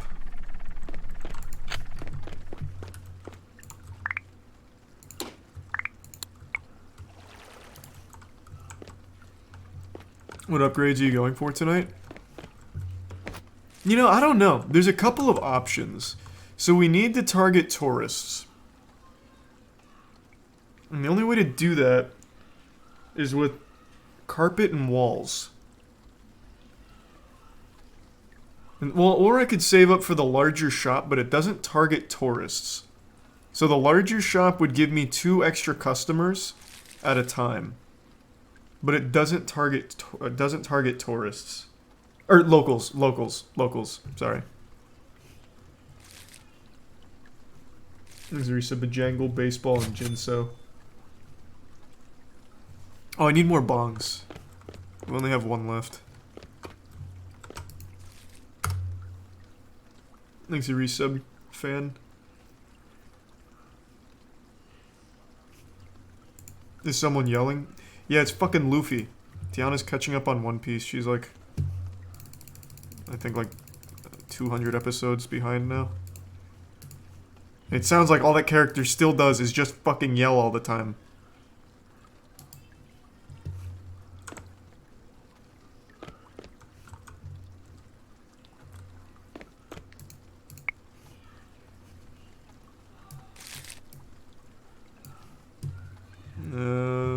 I'm really behind on this. I see I'm blocking somebody. Sorry, Lloyd. Thanks, resub either. Oh, wait. Hold on. I need to stay here to collect my, Hindu Kush.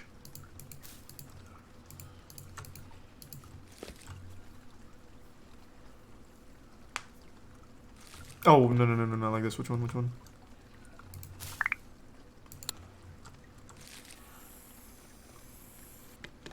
Not today. Oh my god, it's spreading. How? Stop. I already cured it. Okay, we're good. What the fuck?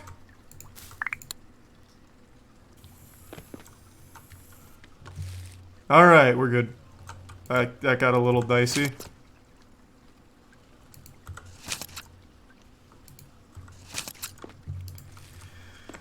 Okay. I need to order more Hindu Kush. Can you prevent the mold from spreading beforehand? Yeah, it's much more expensive to do that. It's actually cheaper just to cure it.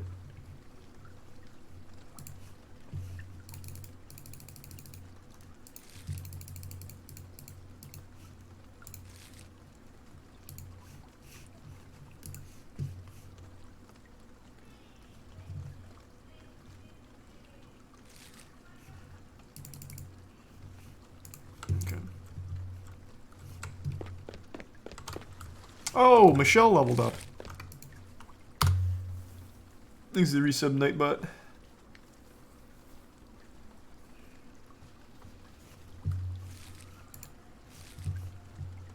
Let's go, Michelle.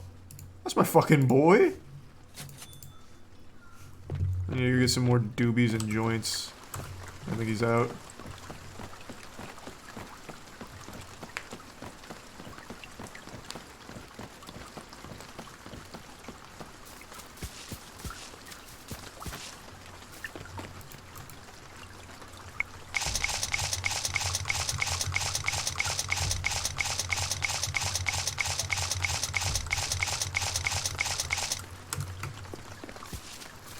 Once I get more of like an inventory, I'll start going on the street and selling a bit more. These are resub skelets and the prime charged.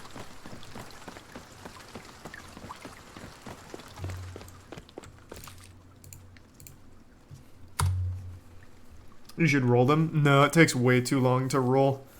It's much easier just to buy them. It's just not worth the time investment.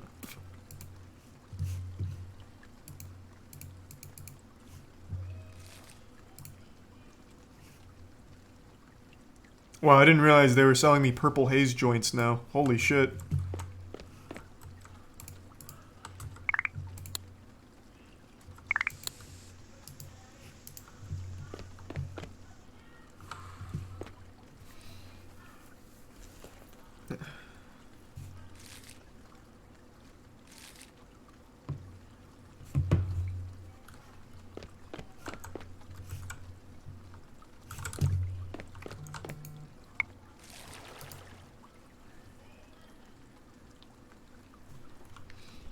Just pick up the purple haze joint and Hindu blunts by the trash cans.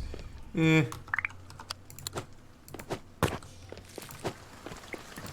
I just don't need to right now. Jesus Christ. This man's got moves. Get away from Roger. There we go.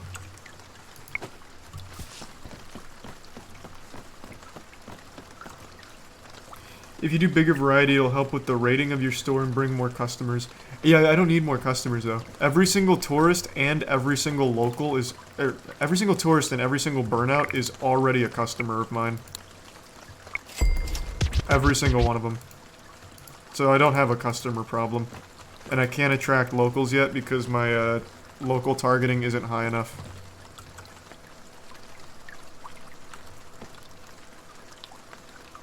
Evidently you missed some tier 2s from Moto Chief. I'm sorry, Moto Chief. If it was during the Gamer Rage section, I wasn't able to really talk to chat. Well, thank you very much then, Moto Chief.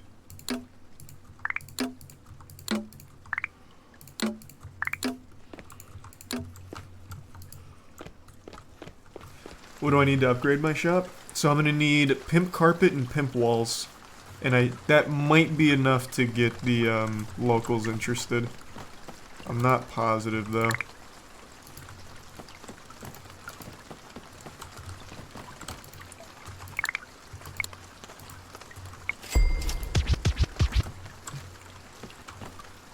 There's a prime clone and the resub con man and Bora.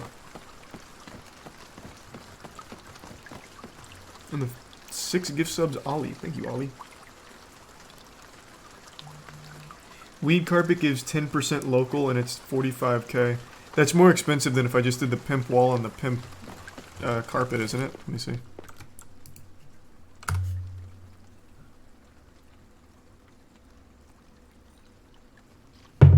Let's figure it out. So it's 70k for the next shop, but again, doesn't target locals. Pimp walls is 40... okay. Oh, you got the number wrong. It's 75k for the weed carpet. But it would be cheaper than if I did pimp carpet, or if I did pimp wall plus that. So maybe we just do weed print.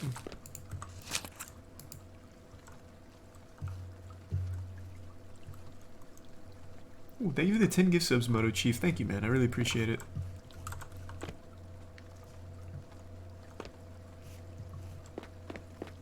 I'm gonna keep getting quality boost for my Hindu Kush because it's almost maxed. You need more base popularity? I don't think so though, because I can't get locals regardless. I focus on base popularity when I can whoops, wrong thing. When I can actually get locals.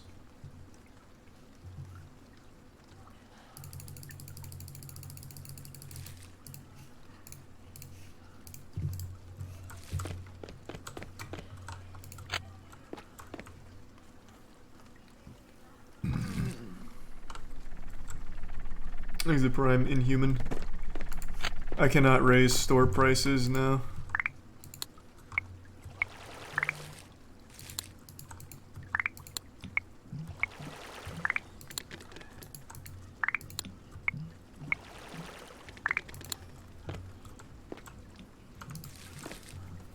Thanks, resub Smokey.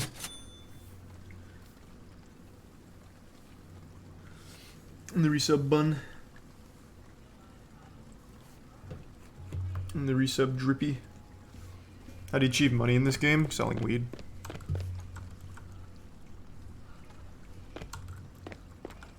You need base plus local to equal 45. Right, that's what chat said last time too, but again, I still need local, which is the big holdup. Base popularity will be easy to farm. It's the local one that won't.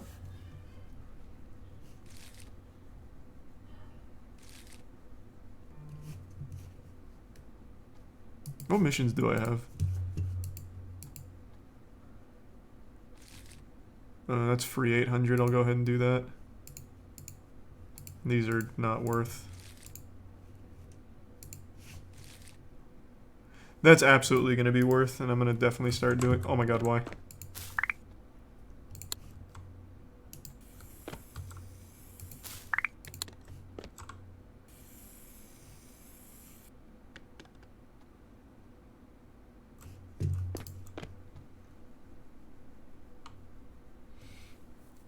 These are recent burger and chalk. Yeah, I bought all of the local targeting decorations. I can't stack them though, unfortunately.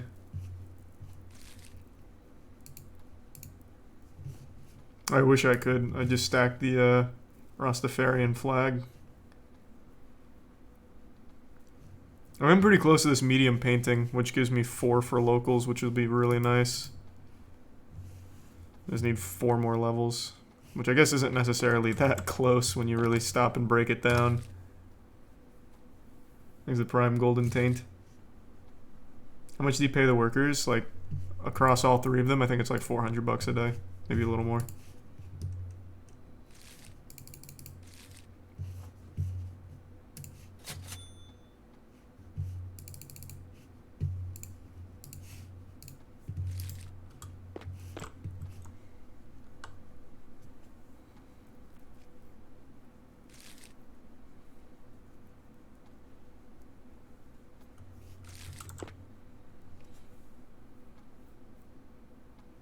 Gotta smoke more. I started 2 days ago and I'm level 24. Yeah, for me it's not the levels I need though. Well, I guess it wouldn't hurt. I can start smoking some of that sour diesel.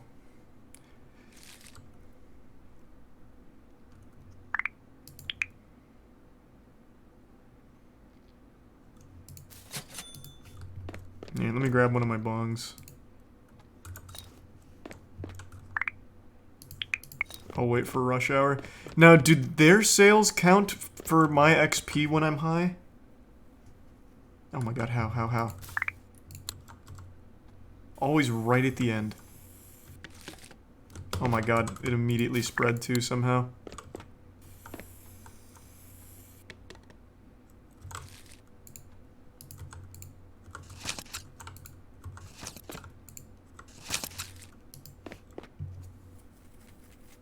I think so. Okay, let's find out.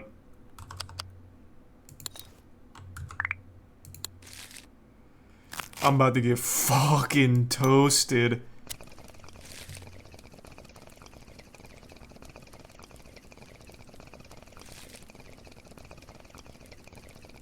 Damn, this shit just took me 0 to 100. My god. Run it. Oh.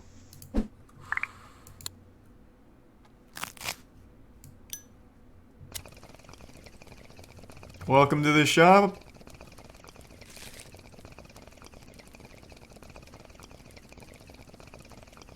God, this goes so hard.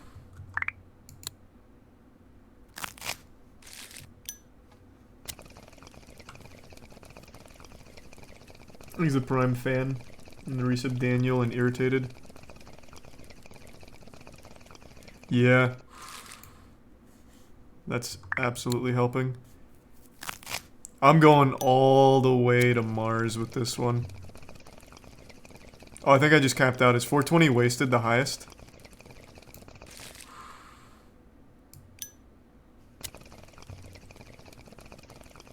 Alright, I did it. Let's go sell on the street now.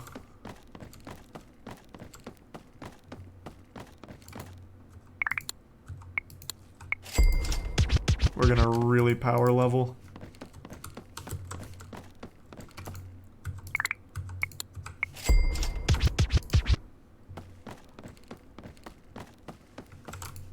Maya, stop.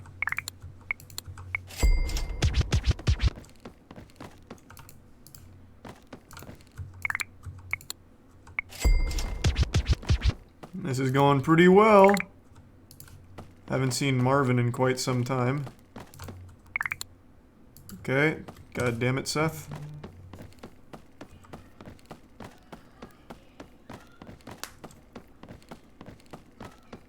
We not making any sales back at the shop? What's going on? Oh, Anita's probably not high anymore.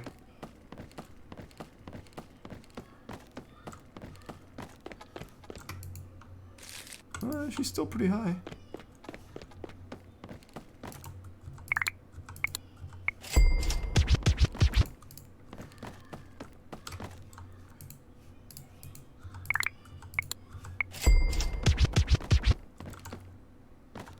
Smoke before harvesting, because that's when you get a lot of XP. I thought you got the most XP from selling.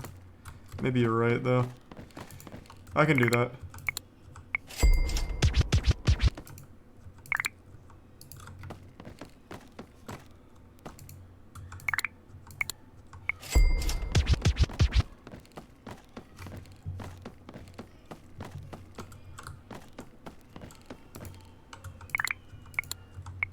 Damn, this high is lasting forever. I'm gonna be high for an eternity. Did I already try and sell? Oh, yeah.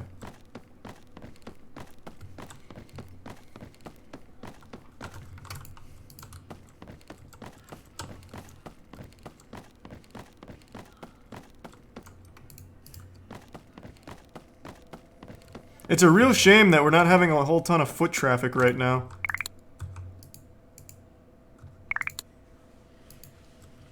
Oh.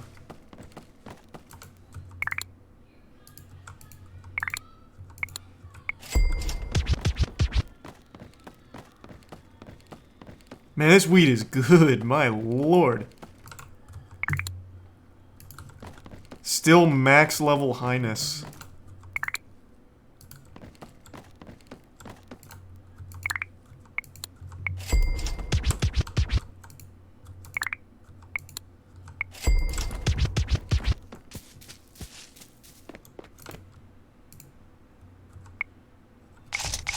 Thanks to resub Vitol and Kimchi and Cole. And the resub Nate.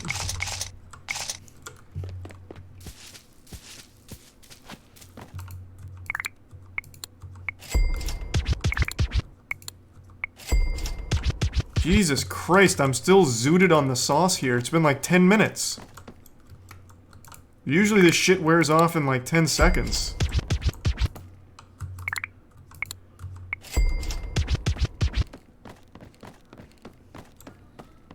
Alright, now it's starting to... I'm coming down.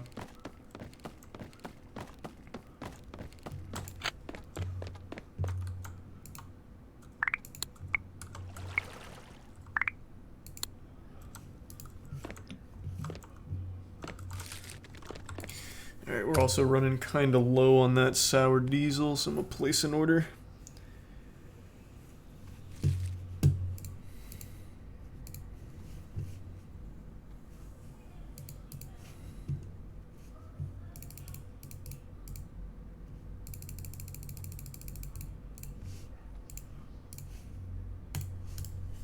Okay, pretty good.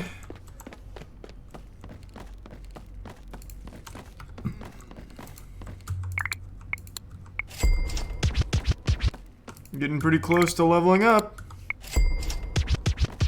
Also getting pretty close to 30k. Thanks a gift sub, Ronan.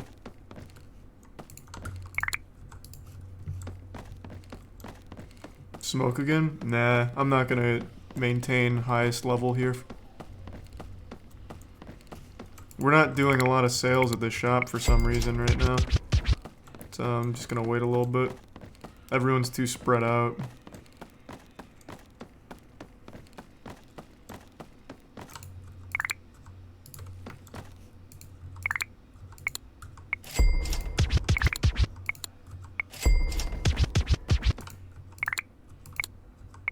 Good streak there. Sold a lot.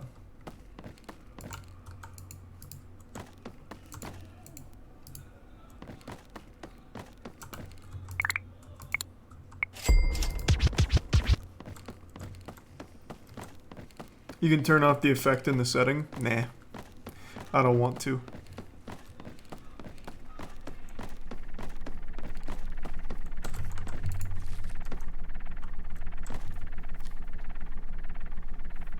Get high before beating the snitch's ass. That's smart. That's galaxy brain shit, actually. Huge.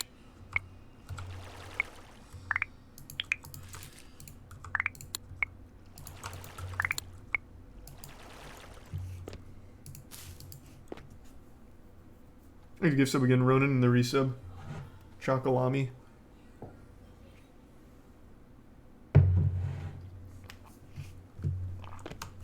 Why?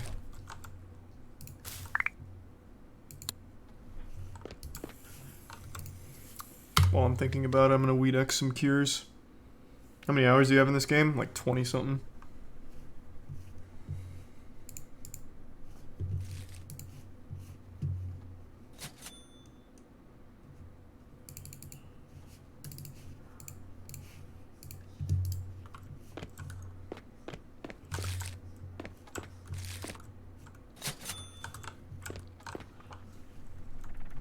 Thanks the resub stutter.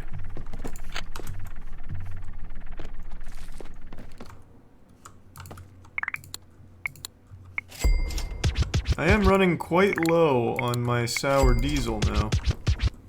There's a prime crispy. What's the point in beating people up? No, the only person you beat up is the snitch. And because he prevents customers from going in.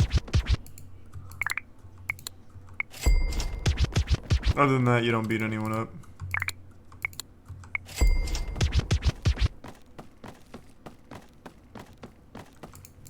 I feel like I'm not having as many people in the shop right now as normal. Oh, are you out of dubes?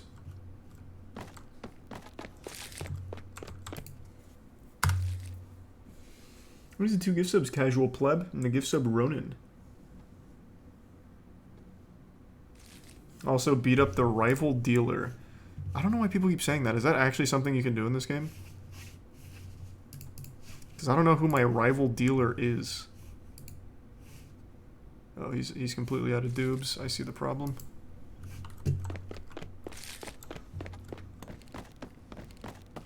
Thanks to the gift sub Sleepy. Oh, it's at level 20 you can do that? Ah, okay.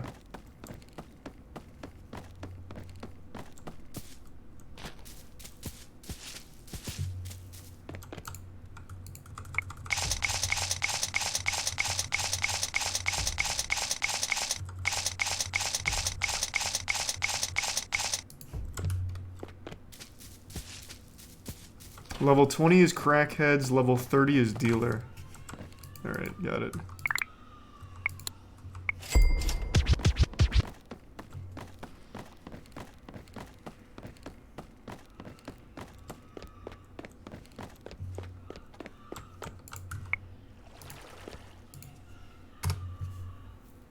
These are the gift sub. Qok?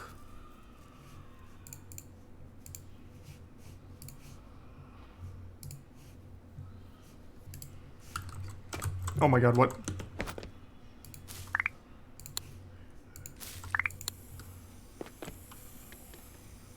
So tired of that.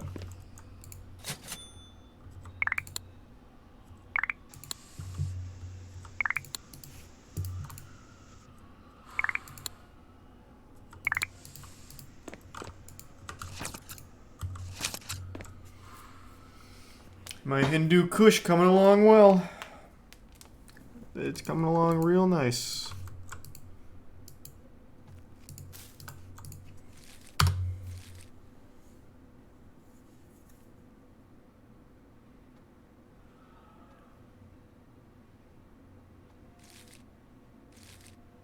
There's your some nightmare. And the bits of bungie. That is dub One Piece you hear in the background.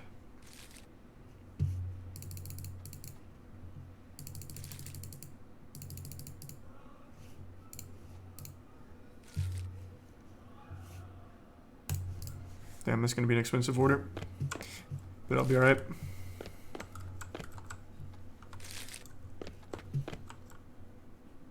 Damn, out of bongs again. I make what, $720 per every bongs when every bong sells. I just don't know if that's worth. I mean, it's not, obviously it's not a bad thing to have, but I also don't feel like constantly having to spend 2,800 on it.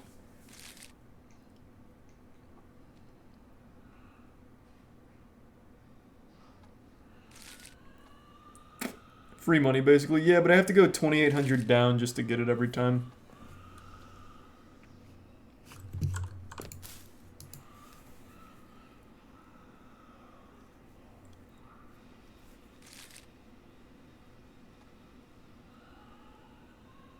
Is it Prime Enhanced?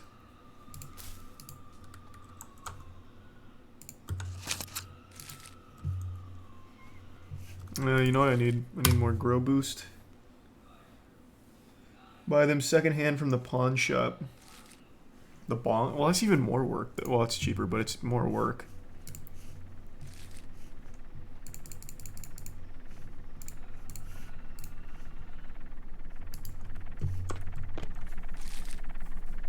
What are you saving towards?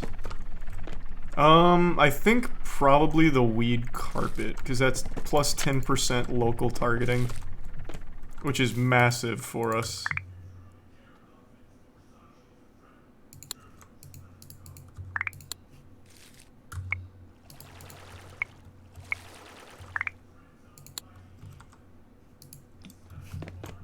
I need more mold cure spray just in case.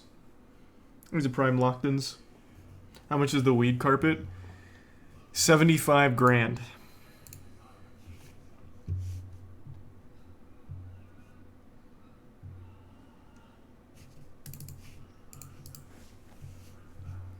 Oh god.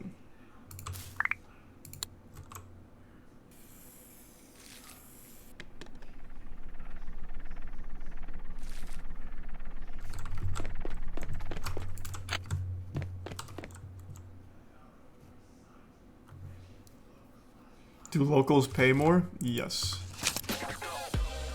Locals do pay more. Almost level 19. Oh, I forgot to get high before harvesting. I don't know how many times I'm going to make that mistake.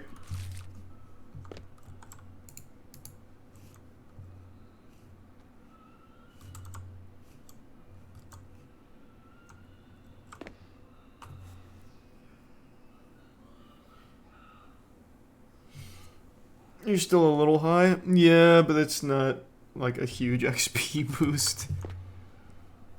Oh well.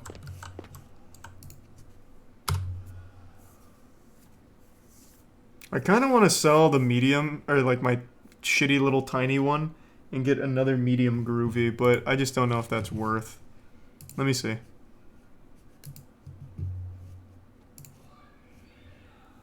I'm 3 levels away from medium rookie, and it gives me less spots. So I won't upgrade until large rookie, which gives me 8. So I'm thinking it'll be worth to do one more of these since it's going to be so many levels before I can get this.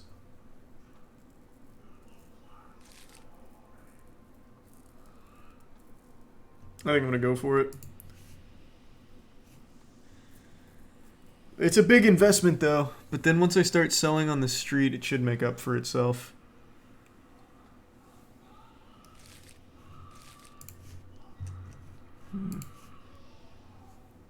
Oh, I'm gonna wait for Groovy Pro though.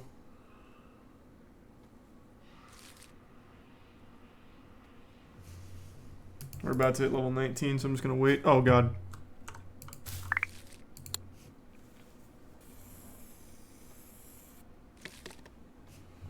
There's a prime warret.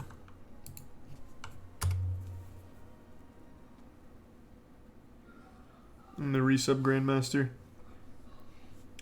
What are we naming the kitten? I don't know yet. We still don't know the gender of the cat, so it's just kind of hard.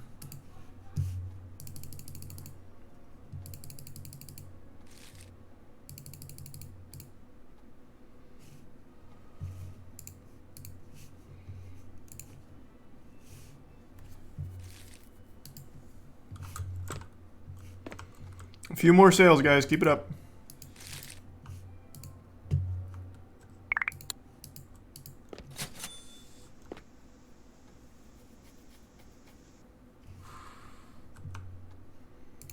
Alright, since I've already made up my mind, I might as well grab this and sell it.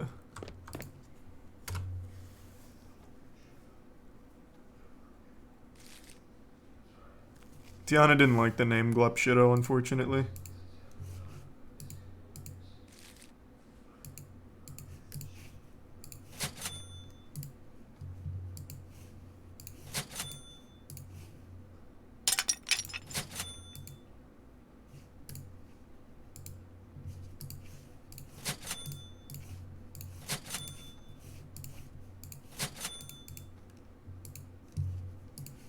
Okay. All that shit's gonna break soon.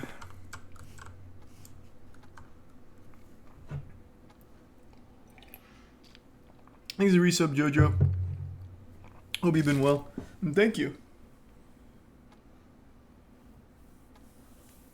Name it DB Cooper. She didn't like that either. Thanks to Tier 1 Daredevil and the resub Reptar and Shortest in Zodiac. And the Tier 1 Ivan and Prime Warwick. The Bits Wolf and resub Eldon.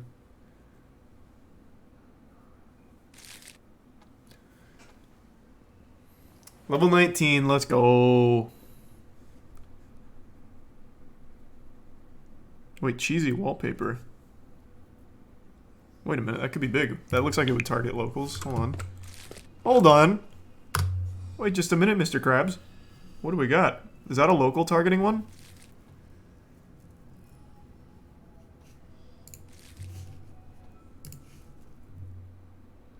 It does target locals at only $88,000. Wow, holy shit. Okay, we're sticking with the weed carpet at 75.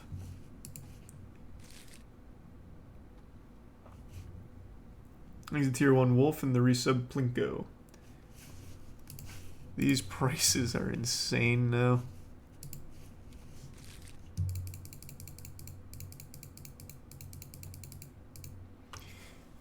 Alright, so I'm committing to 4 of these, right? So I'm gonna need... should I replace all of them though? Yeah, why not? It's gonna be so expensive, but I really think the payoff will be worth it since I'm gonna have to stick with this for so long. If I just have supply locked down, we'll be good. But this is gonna set us back so much. Maybe I do this after I save up for the wallpaper. Yeah.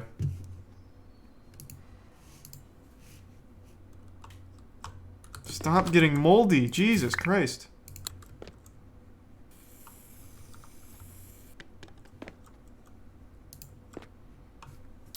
We just need 40k more.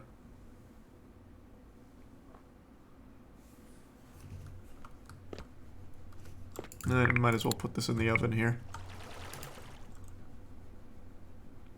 You still need the pots. Oh, true, these broke, you're right. No, let me wait for the harvest.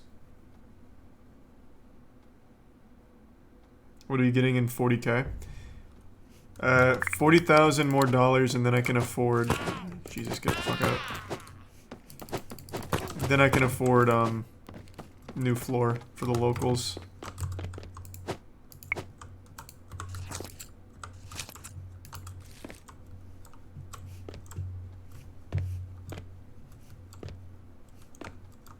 I couldn't smoke, I was in a rush, I needed to harvest. It wouldn't have made that much of a difference. It'd be like plus 150. Not bad, not amazing.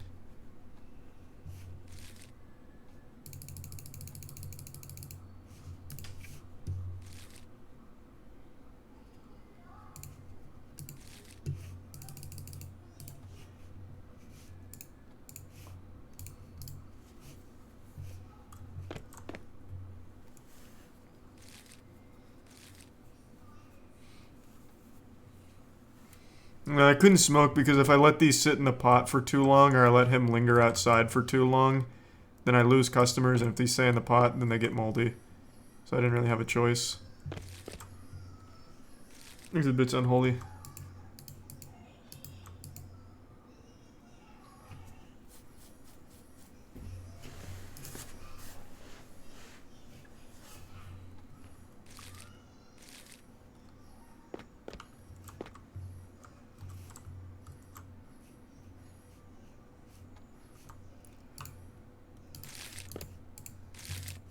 Alright, looking good. I'll just sell a little bit.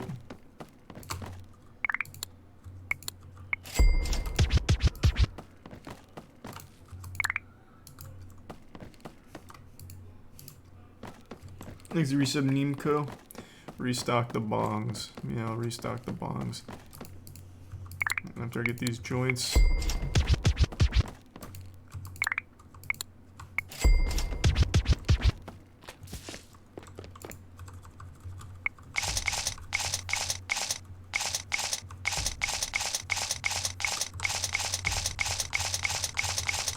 The NFT Gen 1 plate in furniture gives you upgrade to cells. Bro, it targets tourists. I don't need to target tourists. Every single tourist in the game already goes to my shop. And I don't even think it has any base popularity stats to it.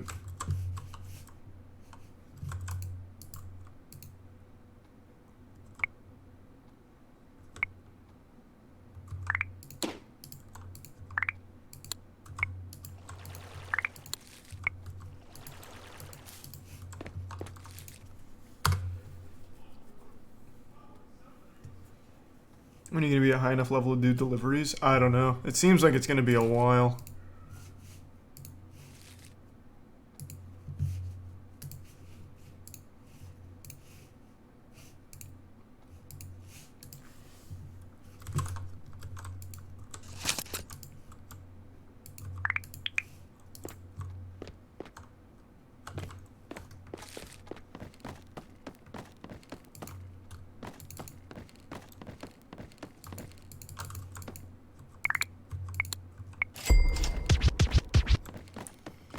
Oh.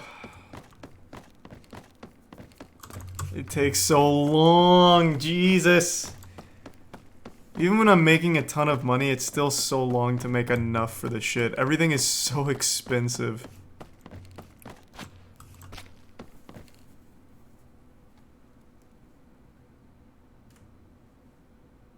I know I need 45 total between locals and base. I'm well aware.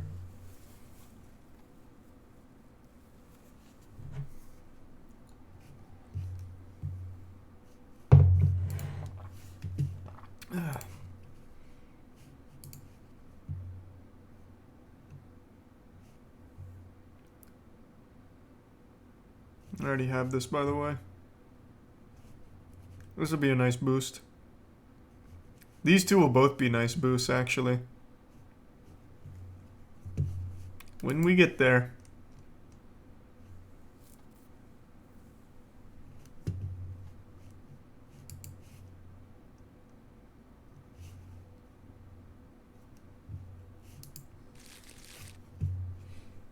Thanks to the resub Young and the Prime Scarlet.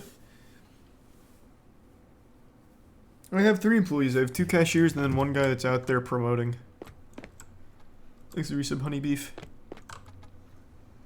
It's just, since the map is really big, it just, the characters, the NPCs, they're just always really far away, so they just come in slowly. Nothing I can really do about it.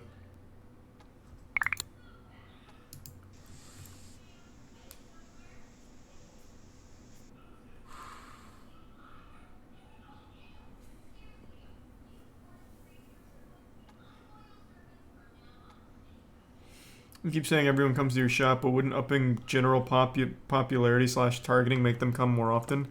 No, it can only hold 5 people. So you'll see, like, pretty much anytime they walk by my shop, they come in, unless there's 5 people. Then they have to walk by, no matter what.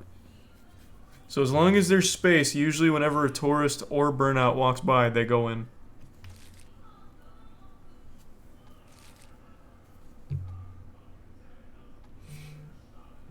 Oh my god, how about 2 moldy plants?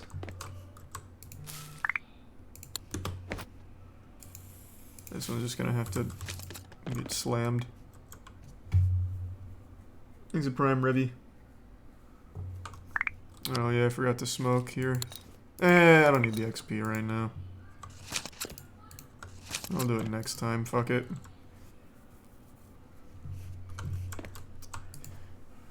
All I need now is money. It's just the missing ingredient. Just more money.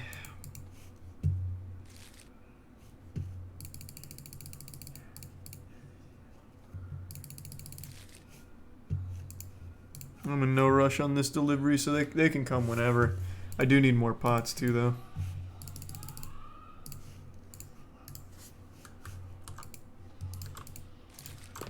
I'm also gonna have to repair this one pretty soon. Fuck.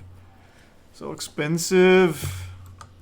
Oh, and I'll get the bongs. It's the only merch I can really use.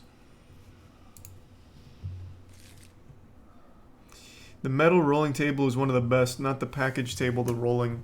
Best for what? Making my own merch out of joints that I roll? Because that just doesn't seem worth the money.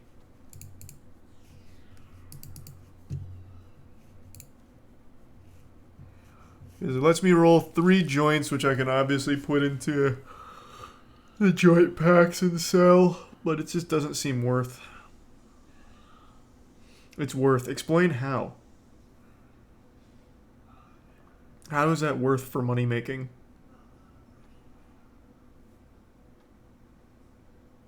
Is it tier 1 Zimli?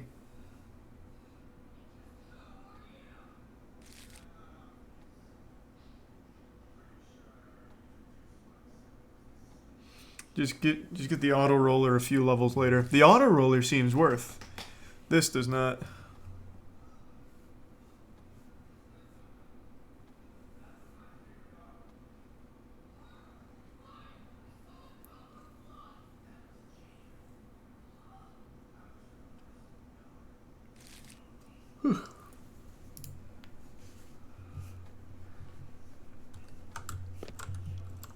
Forgot the bongs.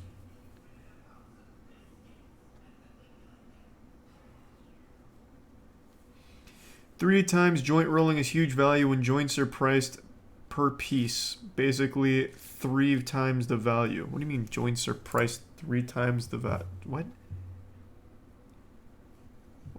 Since when can you sell individual joints? They have to be in this. The joint packaging kit. Which is 40 per packaging kit. Plus the 3 joints, you have to factor in that cost. So if I'm doing, for example, sour diesel, that's $200 for 40 grams. So each one comes out to whatever that number is.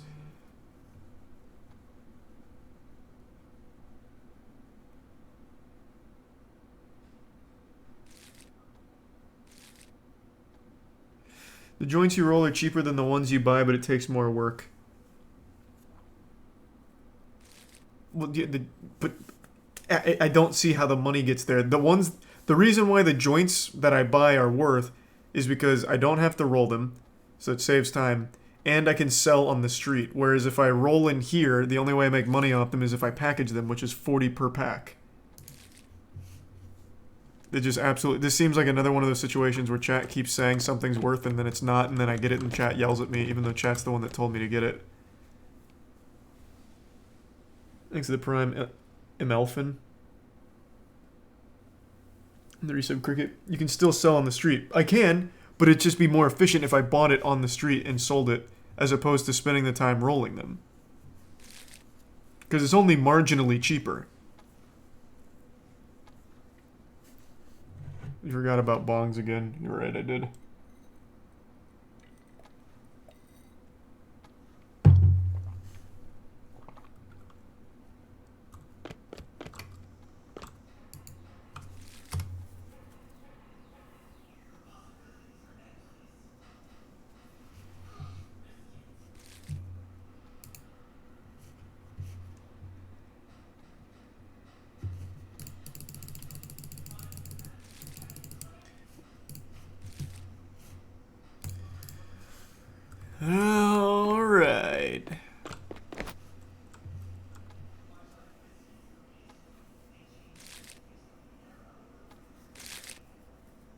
He's the resub troglodyte and the prime turtle.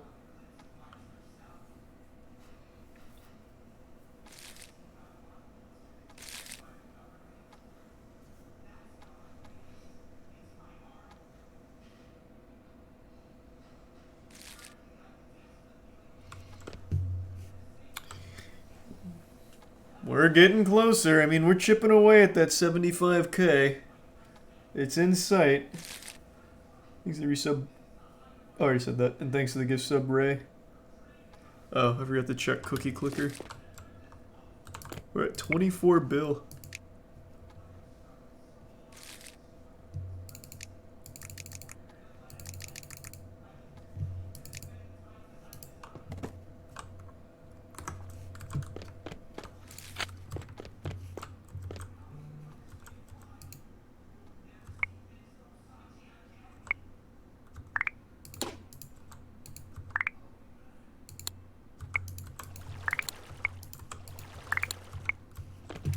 Looking good.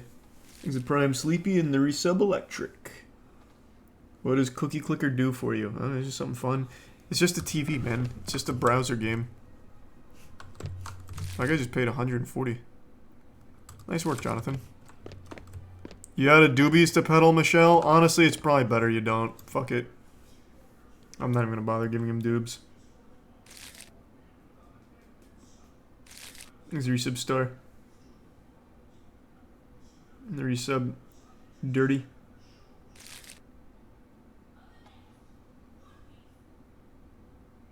By a ton of bongs, you're losing money every time you run out. I think people don't understand the most basic concept here. When I'm spending money, I'm not making money. Eventually I will, but right now I need to save up for 75k. So by constantly spending money, I'm not exactly getting closer to it anytime soon. Eventually I get there, but it doesn't really speed it up in the meantime.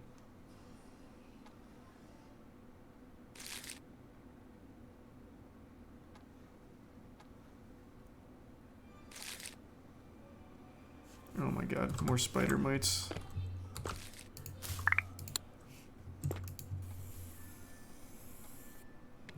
Thanks to the resub just.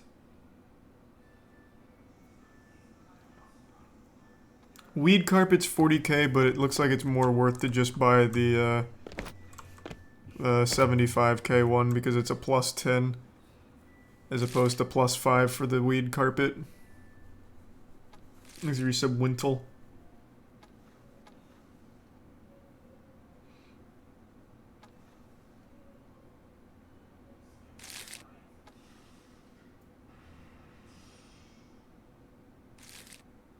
And the resub egg.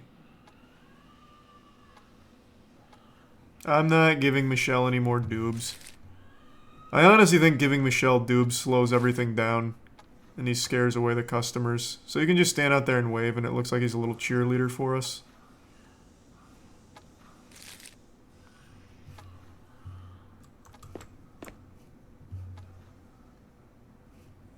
There's a resub drated.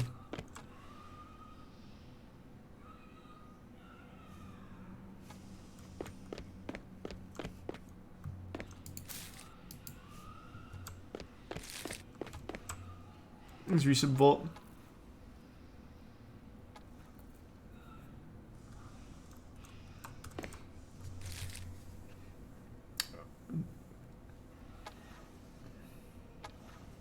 I understand why he's waving. I'm just not giving him inventory. It's not worth.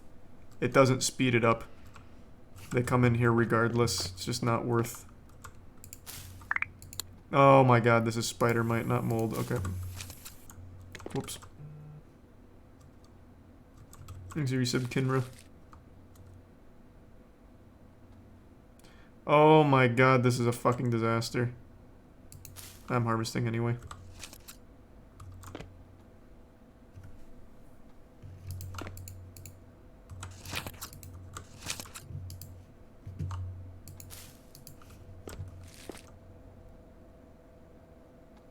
Is it prime voltage?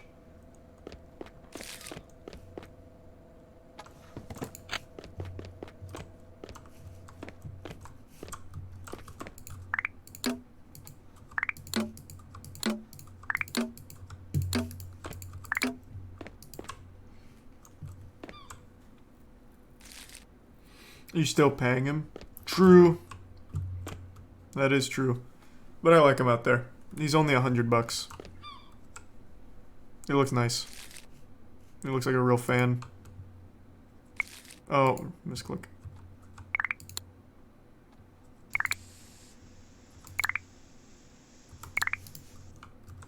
You still good, Bob? Thanks, resub, Gavin.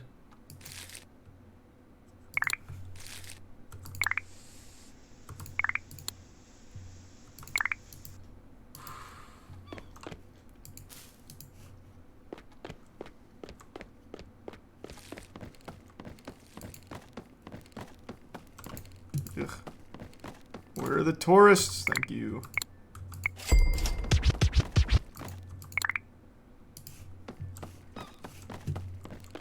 Thanks, resub, Randy.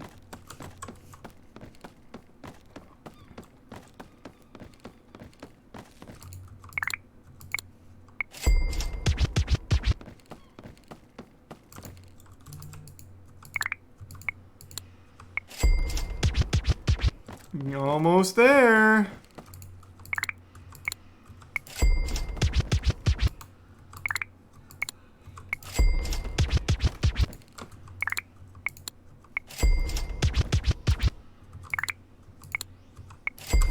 Nice. That was a good streak.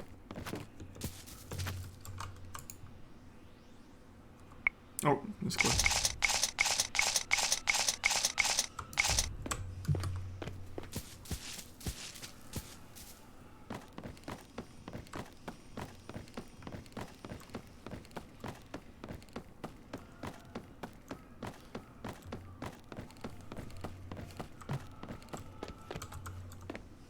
Sold 3 bongs so far, not bad. Oh, I already sold 2. I was wondering why she wasn't going in. Thanks, resub, Trent and Forsaken.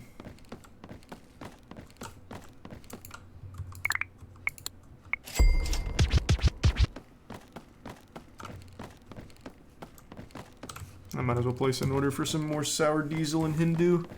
Thanks to Prime Tingo, Holden, and the resub Rogue. I also just generally need to replace that last one.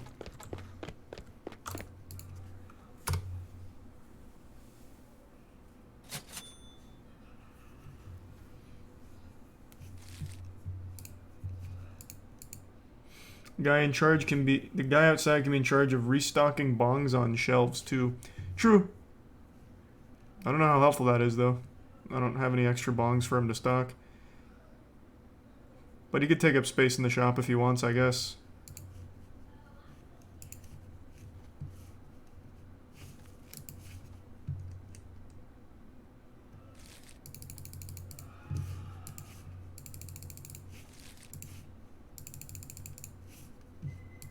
He's a tier 1 Magnus. You keep saying the same thing and caps locking it over and over. Hire a bong manager and buy a ton of bongs. Okay, so I see what you're saying, because eventually I'll make that money. 100%. But here's what you're not understanding. Let's say I spend 39 grand right now all on bongs to have unlimited inventory for it to restock forever. It's going to take me probably close to like 5 or 6 hours just to get that 38 grand back. You're not understanding, like, what it means to, like, grow the business. Like, we need to save money to get the next upgrade for more customers.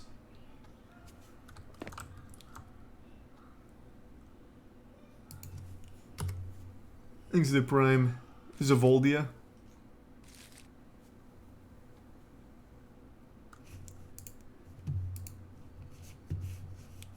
So just stop fucking spamming it. God damn it.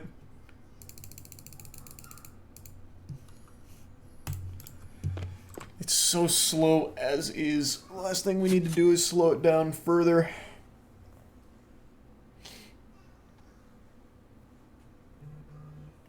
What's the name of your shop? I think it's just Weed Shop. I haven't changed anything on it except for the inside here. Yeah, just called Weed Shop.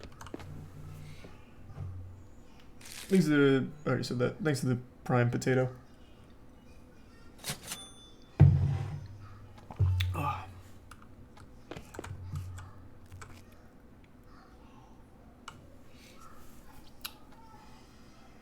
Move your city to the center of the city. Finally, a good suggestion.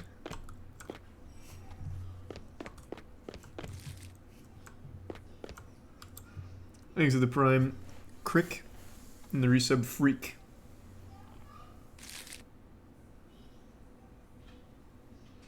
And the 5 gift subs Dong. Down to our last 7 bongs. So I'll go ahead and put in another order. Let it marinate. You almost out of jar space? Nah, I'm good on jar space. I bought the weed briefcase. Holds like 1,000 grams. So we're good for a while on inventory. Like available inventory, that is.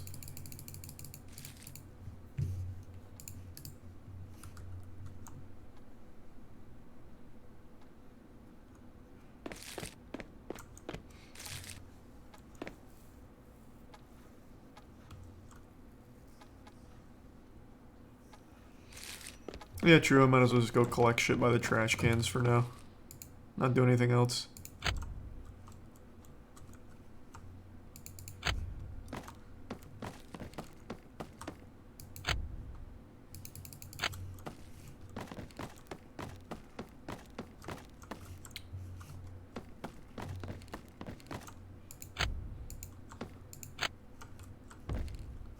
Oh.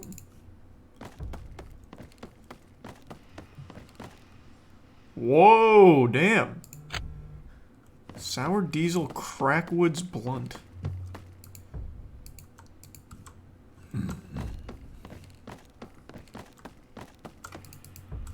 A lot of money. Oh. Dog shit. $75 dog shit.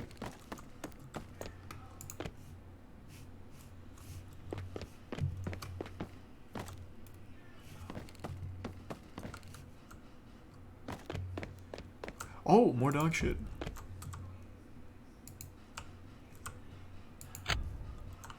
Oh, more dog shit. Let's go. It's kind of popping off.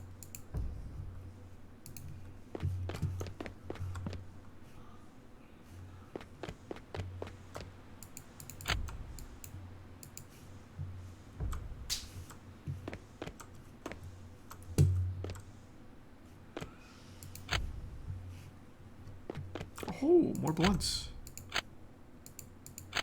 That was a good trash can. Damn it.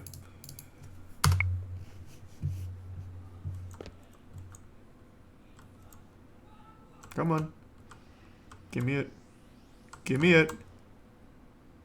Come on. Is this glitched? What's going on? I can't get this? There we go. Had to be in the perfect spot for it.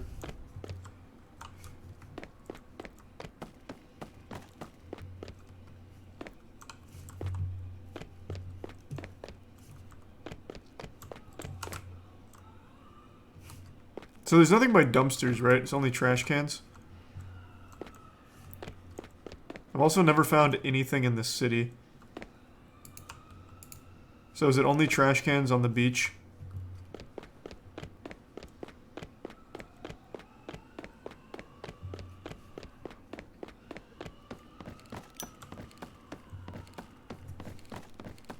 Yeah, only trash cans on the beach. Gotcha. Shame. Oh, I missed some money.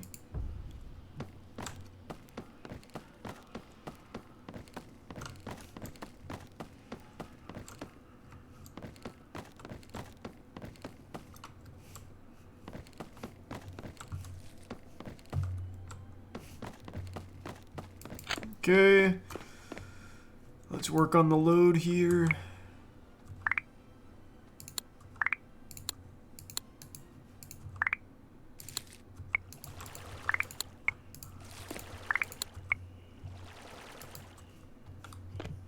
Thanks, the resub Admiral and the resub Clover. I'll get 2 cures as well before I forget.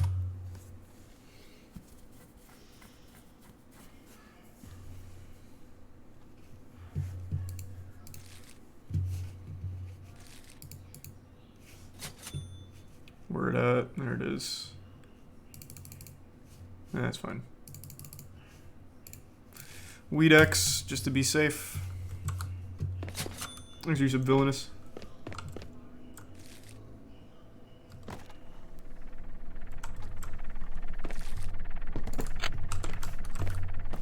Alright, back to scavenging trash cans.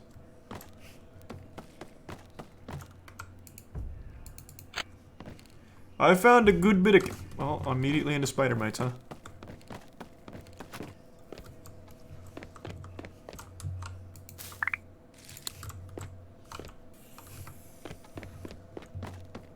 Okay. What are you saving up for? Weed floor or something? I don't remember.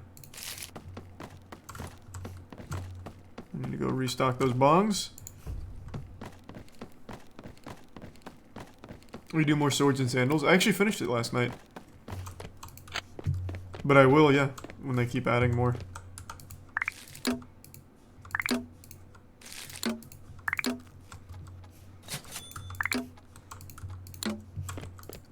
Thanks, Diaper Dan.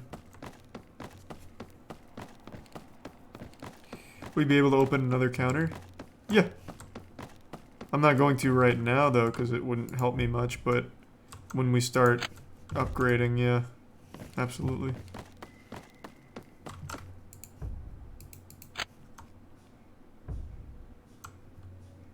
Come on, let me pick it up. Oh my god, come on.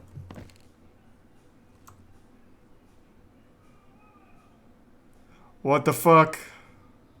There we go, got it.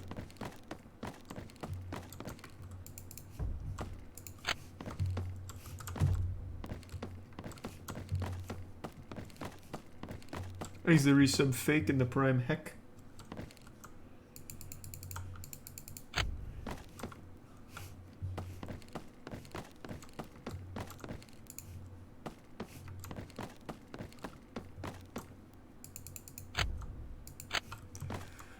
This was pretty productive though, got a lot of new joints, doobies, and some blunts actually. So that will come in handy.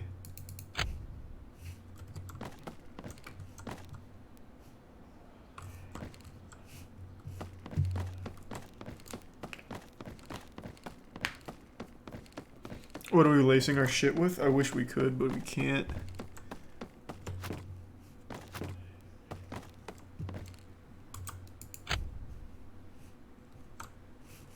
Oh.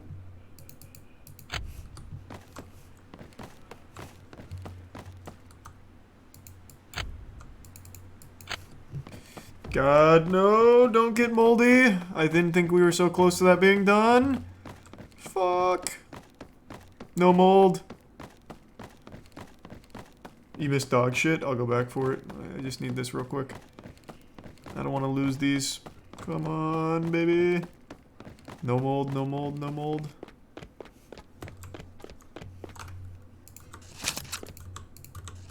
Oh, thank God. Alright. Thanks for resub, Skylar and Cypher. And Townsend. Where is the dog shit? Was it on the pier?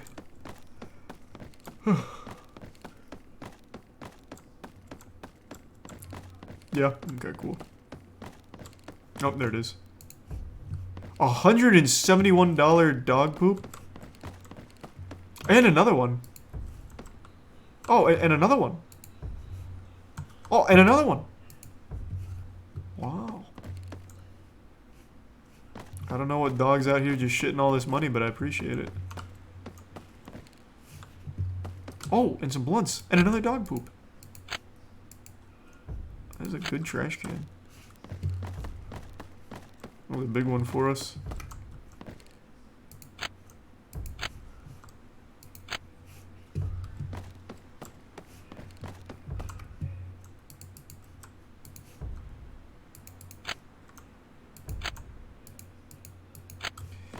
We're almost there to that 75 grand.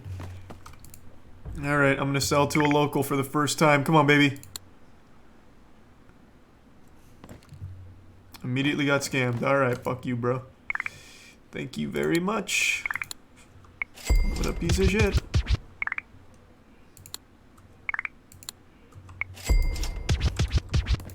Local, I'm going for it.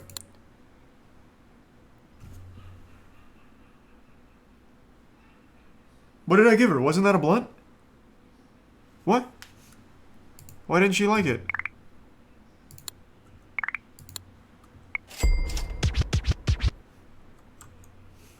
Well, that was unlucky.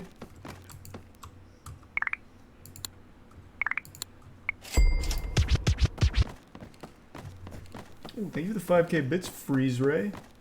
And the bits sideways. And the resub Kinney and Shrug and the Prime Dragon. Thank you for that. And the bits Snurf and Conflicted. Thank you for the big one, Freeze Ray.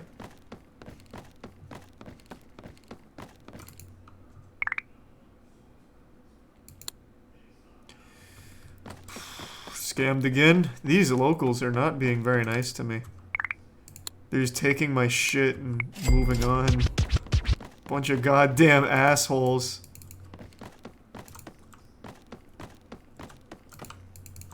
Local. Oh my god, again! What the fuck? Local. Thank God, finally, my first sale to these guys. Huge for me. Another local.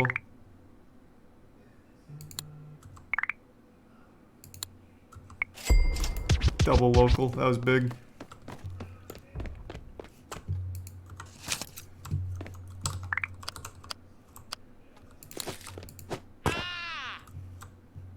Alright. I'm gonna try it. Let's see how much XP this actually gives me. I'll chase him around. Oh, I actually can't smoke outside of the shop. Okay. Bad idea. I was just gonna chase him around while smoking and then finish him off when I get high. I blew it.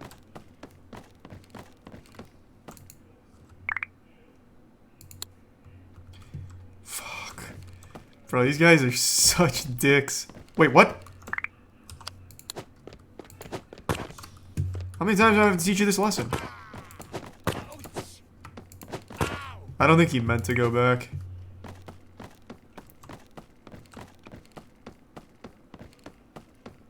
Here's the Prime Bios. Resub Crazed and Bits Reptar.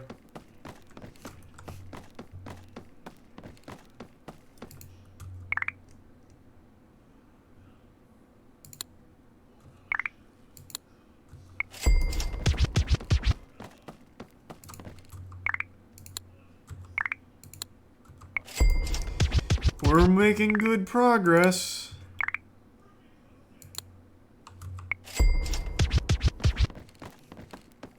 Local.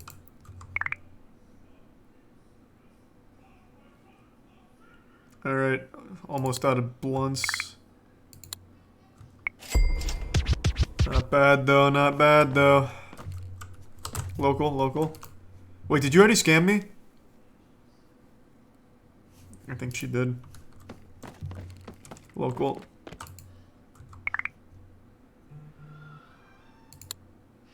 Yep, son of a bitch. Local. Why? Alright, out of blunts.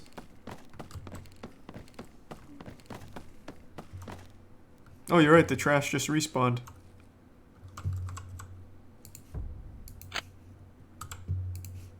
Oh, I need to make an order real quick because I'm kind of running low on that Hindu Kush. Oh, dog poop. So far, dog shit is the most lucrative thing in the game.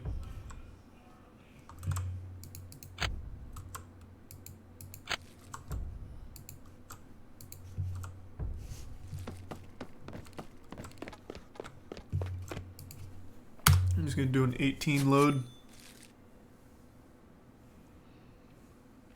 Yeah, I talked to him today. The moist hoodie will be restocked very soon.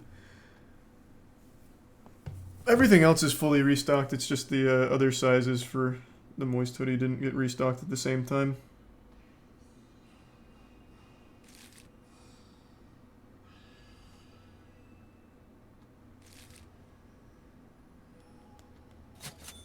text. Hold on.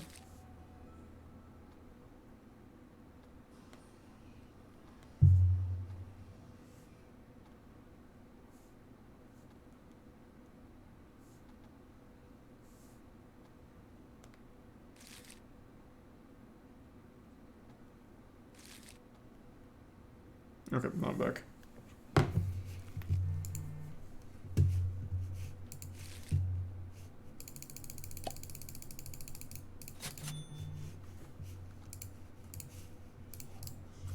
Almost at 50 grand.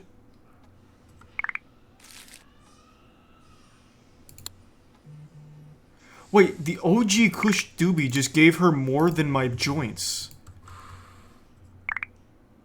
Oh, it's because it's a perfect Kush Doobie. I see why.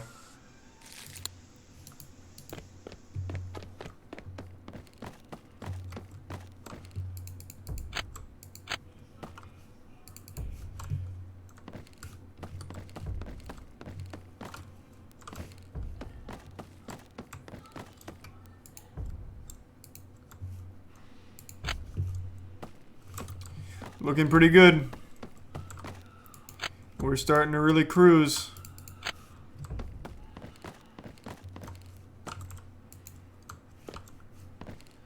Oh.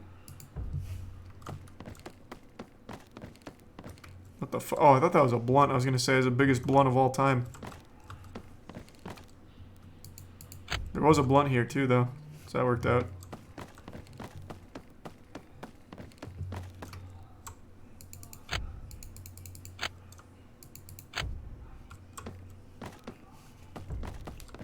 I missed more dog shit. Okay, I'll go back. Oh, tons of blunts.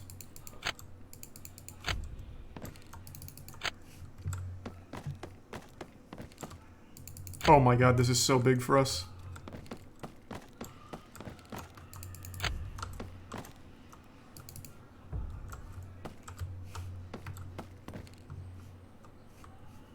This one never has anything. Alright, where was the dog shit? Before the pier, right?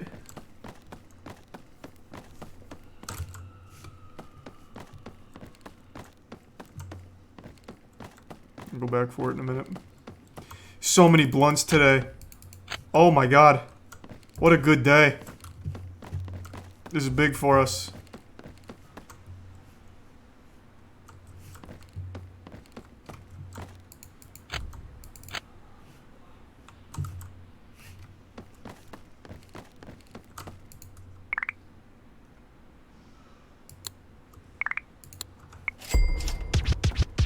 Might as well, since she was right here.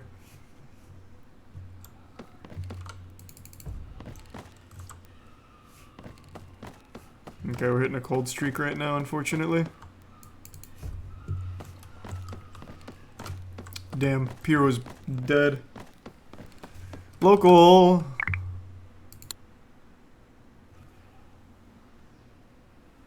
What? Neil, what the fuck was that about? That's the second... what is going on?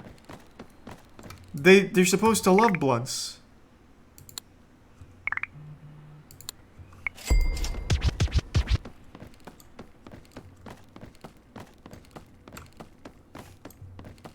Local. Whoa! What do you... Okay, do they only like crackwoods?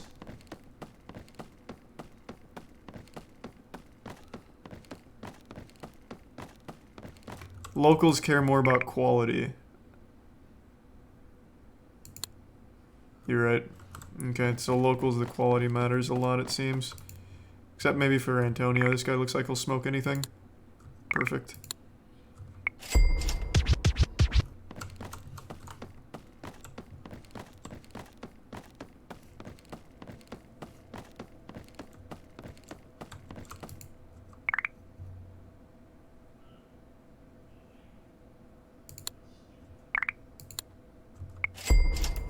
Looking pretty good. Antonio again, huh? Man, instant transmission to the other side just to buy more. I like it. Oh, you just gave me some shit a minute ago. Here, let's try again. Alright, the Crackwoods. That's where it's at. $153 purchase.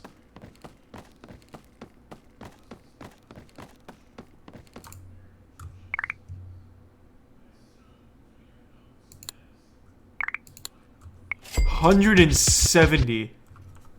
That's my biggest sale ever.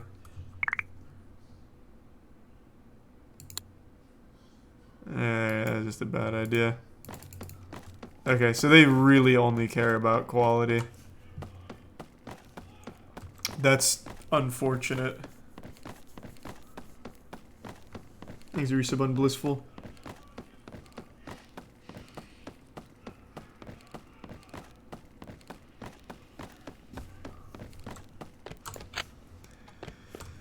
Alright, let's whip them up. A new batch in the oven, baby. I'm gonna need more pots soon.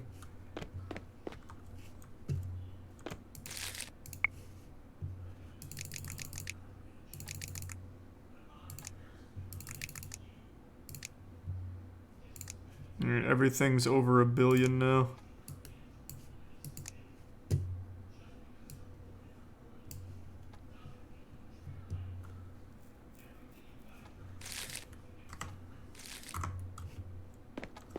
Oh boy, the bongs are almost gone. They really do love those bongs. They really do. Why not fire Michelle now? I like him out there. Thanks, resub Skadat and the Prime Poshi. He's only $100 a day. I don't really care. I'll eat that if it means Michelle just keeps staying out there waving his goofy little hands.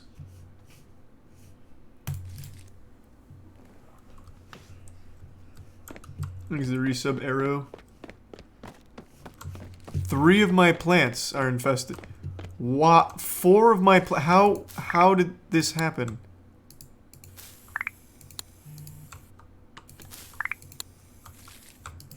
What a remarkable disaster that was.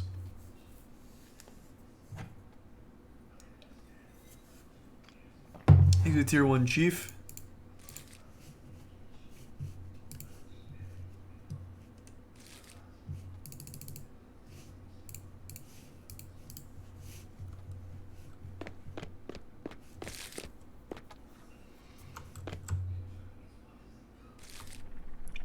Come on.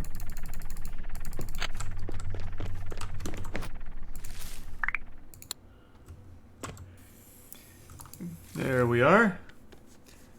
What are you saving for? Here, I'll just pull it up. Thanks to resub Flamingo. I am currently saving for this. The Weed Print Carpet. It gives me a +8 popularity and +10 targeted locals.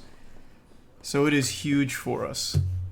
But I am still in a debate because at 70, I can do a medium shop. But the problem with the medium shop is it doesn't target locals and it doesn't give me base popularity. So it doesn't seem worth. It'll take me another like 8 hours to dump 70 here and then work back up to 75. But you sell more. I get 2 more customers. It's not like a drastic improvement. It's very, very rare. Like, look at this. Very rare that I will come out here and it's full of 5 people. That doesn't usually happen. I don't have huge traffic jams. Because these 2 are really efficient at selling. So it's just in and out, and I never really have a backup. So I think the local upgrade's going to be better for us. Yes, I will upload last night's VOD. Jesus. Thanks to the resub Agent Rick.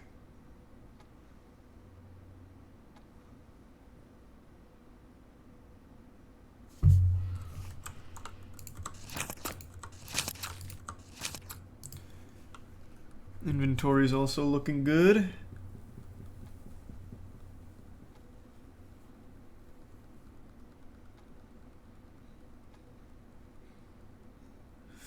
Medium shop is good because tourists will go back more to your shop than burnouts, meaning more money. But I don't think so. I don't think that's how it's gonna work. Even if I target them more, it's not gonna matter because as soon as they walk by my shop right now, they come in. I have 30% on targeting tourists. Adding an extra 25 I don't think is gonna matter. They're still gonna come in when they pass by.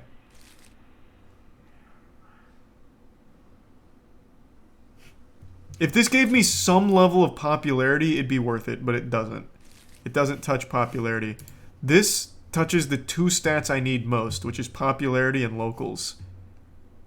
Because I need between these two to be 45% base plus local. That's an absolute must. Thanks to resub Hoppy.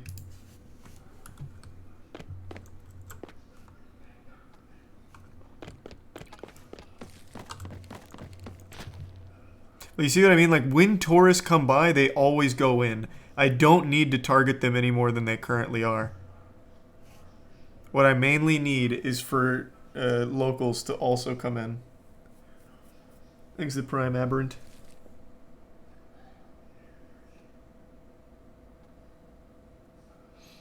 I'm level 64, you're playing correctly. Well, thanks, man. Yeah, it made sense.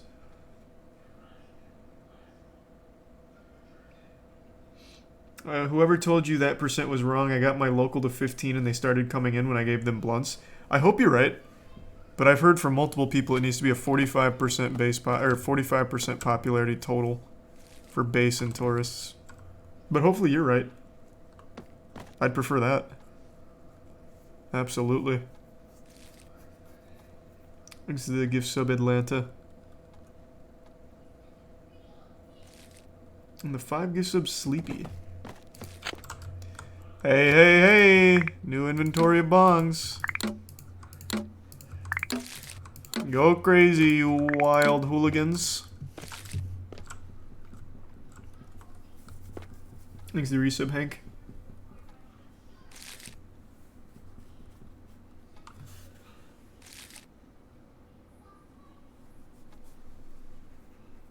Where are you going to get the remaining 2% for the 15? There's one new wall decoration I unlock at level 22. I've got it all planned out. I got a whole goddamn roadmap for my Weed Empire. So for the remaining 2%, there's this decoration, which is a piece of art that I'm just not a high enough level for. Oh, wrong one. This one. The medium painting. Thanks the resub Milkman. And the bits earthy. We're 20k away! We're so close! Please stop fighting.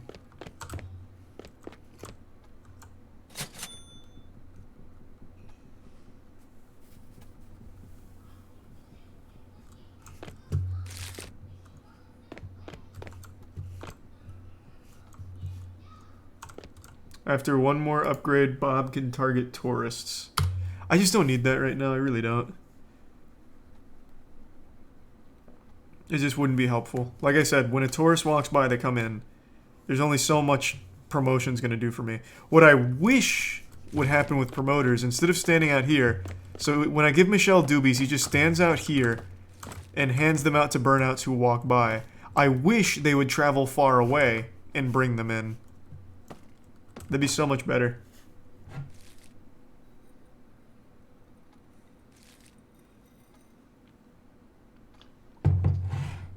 Thanks, the resub Tyler Inspector.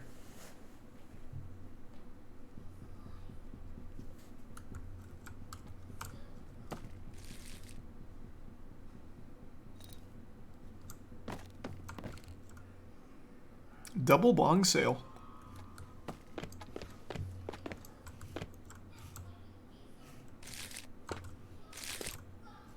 Not bad. I'll get another inventory of bongs on the way. I mean, there's no reason not to. I'm also good on supply for now, so I don't need to worry about that.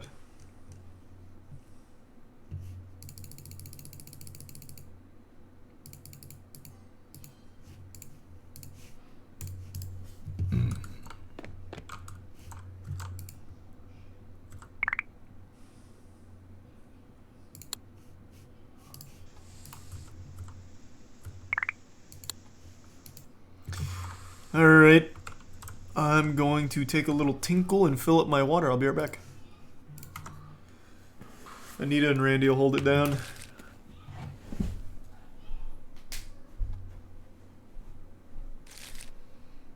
And thanks to the resub fungi. I saw that right when I stood up.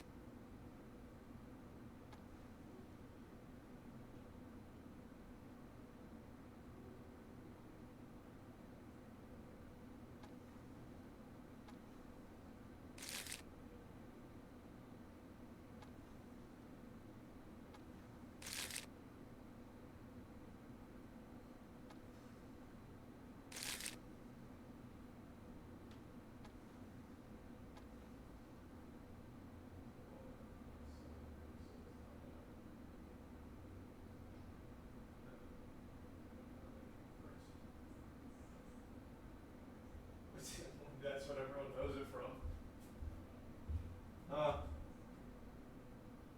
Yeah, I don't like that. Yeah, when you explain it. I'm back.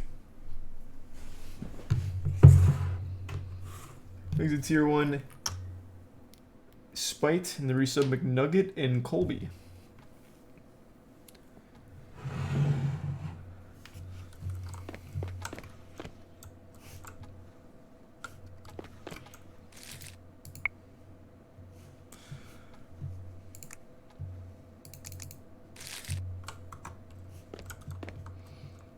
Thanks to the Prime Kiwi. Just searched it. The 45 or greater base pop plus local pop is listed in the guide that comes up. Okay. I mean, it doesn't change my strat regardless. But yeah, that is unfortunate that it's more. Here's 5 gift subs, Templar. And the Prime Drip. Hey, Emmy. Can I get an ounce of AK? Oh, you're buying poop strains? No, we graduated from AK. We only deal in sour diesel and Hindi Kush now. I couldn't grow AK if I wanted to. My hands are just too pristine for it. It's below us. I do need a new shipment here of the Hindu and the sour diesel though.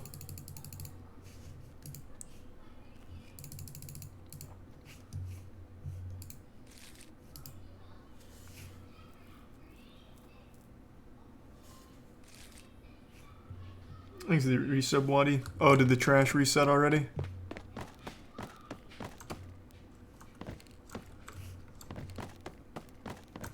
It did. Man, this trash resets all the time. Holy lord. It didn't in the early game, but now it is. More blunts, joints everywhere.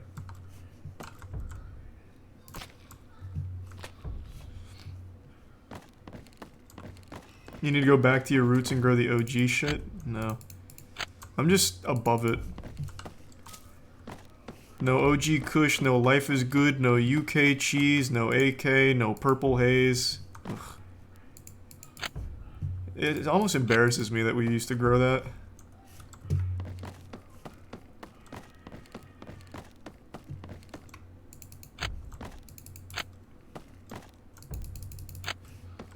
Exit bits Xenon and 18. Oh, I blew it again, huh? Because it's not Xenon, it's Sign On, right? Sorry.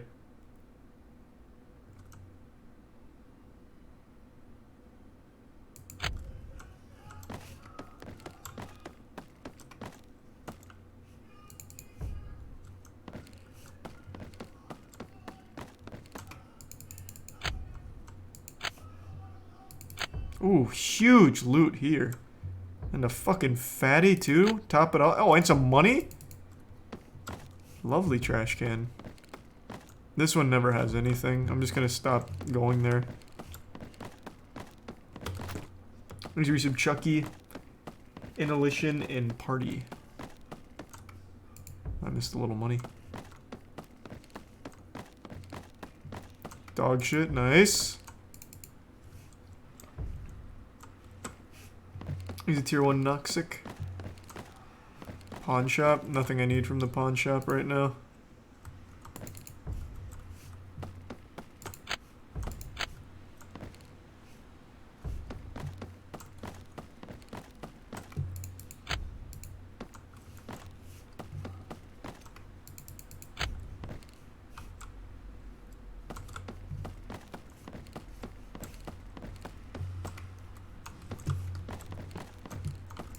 So how often does this shit respawn?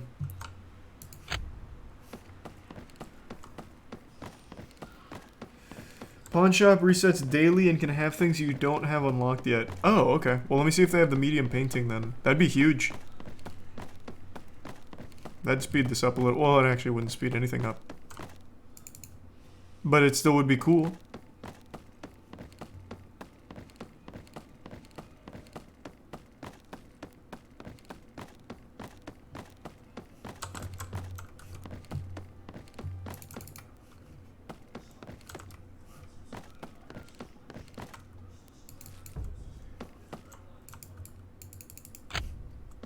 I'm gonna save these blunts till we can actually get locals. So instead of selling to them, I'll just wait.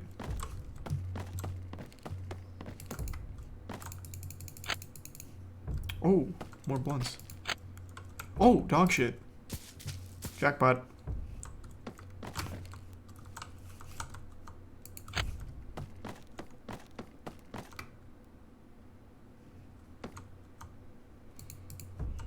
Yeah, Doja Cat's been streaming quite a bit from what I've seen. I was taking a piss and scrolling Twitter just a second ago, and she posted a voice tweet where she just keeps saying she's feeling wacky and feeling goofy, and I was like, God damn, did I make this tweet? Like, what the fuck is this? Got me hype.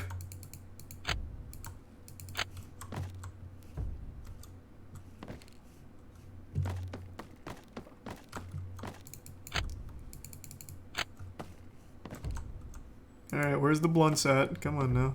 Stop it with these doobies. I don't need those. There we are. There we are.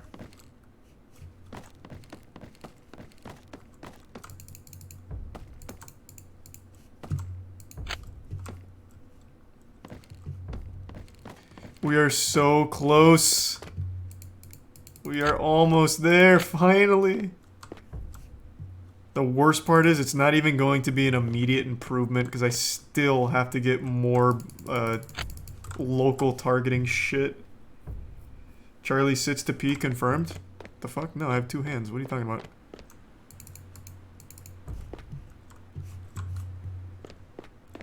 I'll never understand team sit to pee.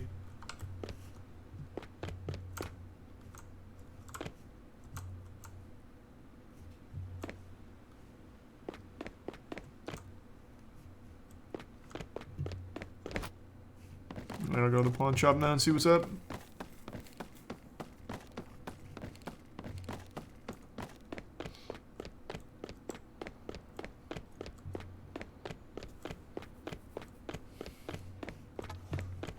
Alright, what do we got? Trash, trash, trash, garbage, absolute garbage. Large safe. Don't need that. All garbage. Just a bunch of fucking dog shit everywhere, huh? Hey, keep up the work, Mike.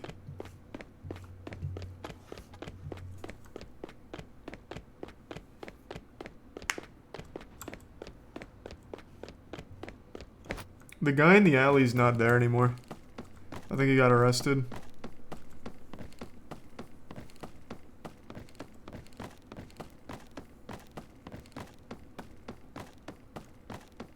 Go to the Rasta shop by the pier to get Excalibur.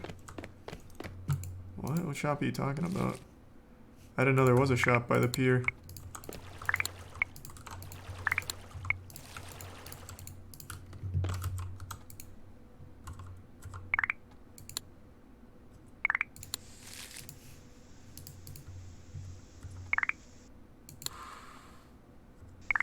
Okay. So where? Oh, he's talking about Shitscalibur. Yeah, I already have that. I thought it was something new. Oh, thanks for the resub, Andy. Oh, and Realm. The resub Sea Demon. Almost there.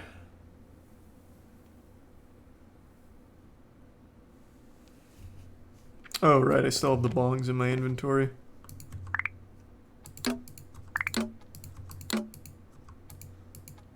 Please move.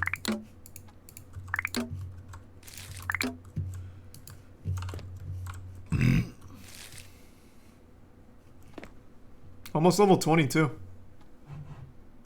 Hey, Joey. Yeah, I got Cookie Clicker on the TV.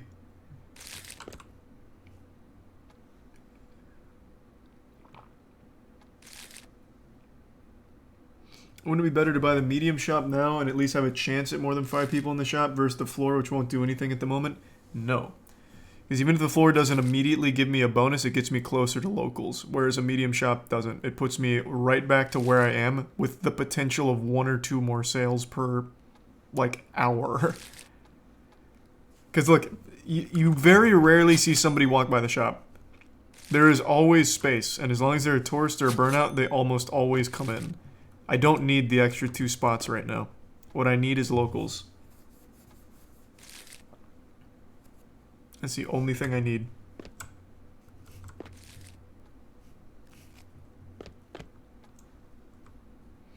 No, it's 75k, so I still need 10k more. But we are close. 10k is not far.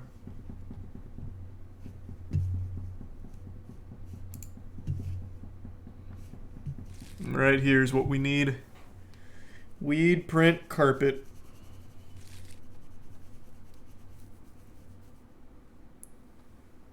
Is the resub terrible? Oh, I will lose 5 tourists though. But I can get that back easily with just some cheap decorations. I'm not worried about that.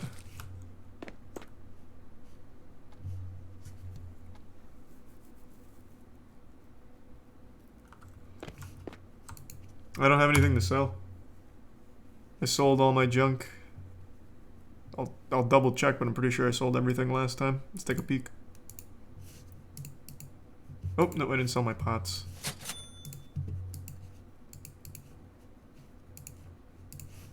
Or the pumps. Okay. Huge. And that's it. Here's a tier 1 Mojore. Why not upgrade your PC? Because I just don't need it. It's 3 seconds to load up versus 5 seconds to load up, and it's $4,000. That is absolutely not worth.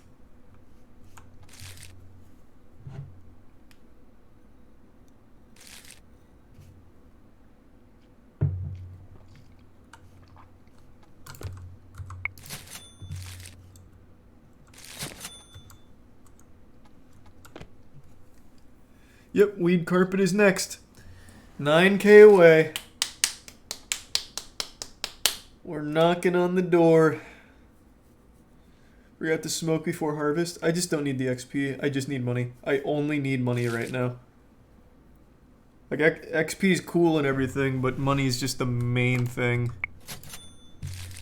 I'm also just gonna camp the door real quick and insta-sell. This isn't great because my employees don't get XP this way, but it's good for me because it's fast.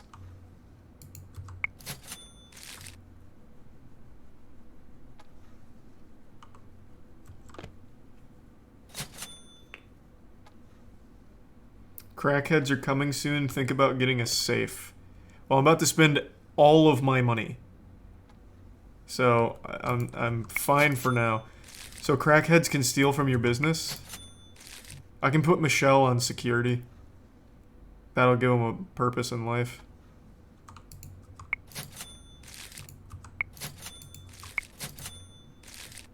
Thanks for your sub, Jameson.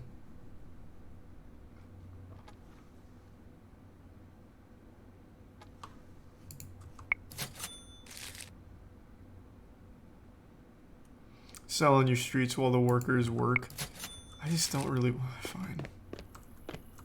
I just don't want to go back and forth too far from here.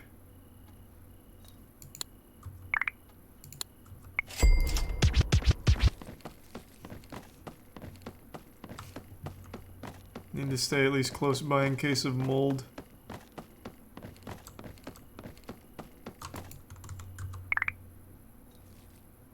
That's big! Level 20. Oh, Rasta curtains. Oh, wait, a new strain? What does that replace? And now we get new mites? Fuck. Metal shelf, that's good. Metal shelf is for merch.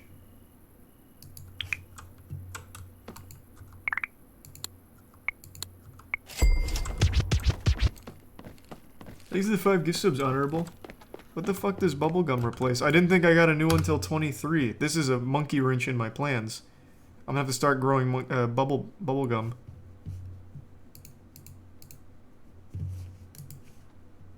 Oh, it replaces sour diesel.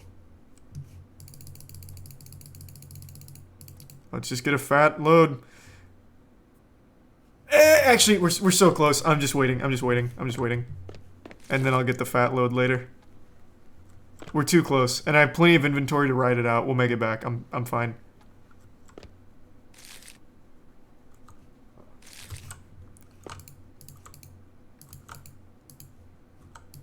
Damn, and I just grew a fresh batch of sour diesel. Okay, that's just gonna be my selling on the street strain.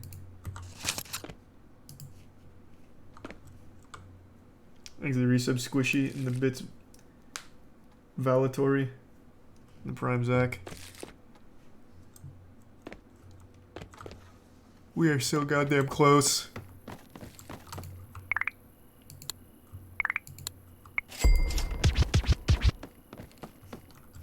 gonna keep selling a ton on the street.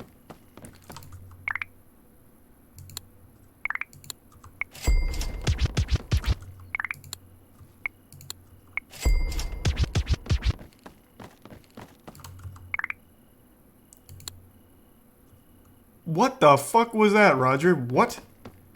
You actually just scammed me? I would never expect that from Roger.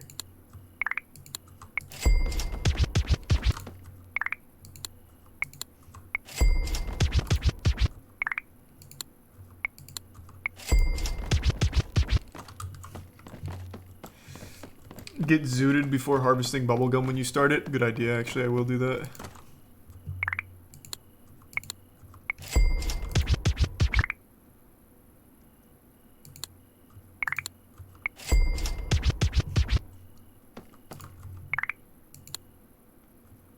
Wow. My regulars are really scamming me right now. Okay, you're mistaking my kindness for weakness. Jesus Christ. Oh my god, what is happening? Oh, no, no, no. Whatever else I'm gonna do, Kush.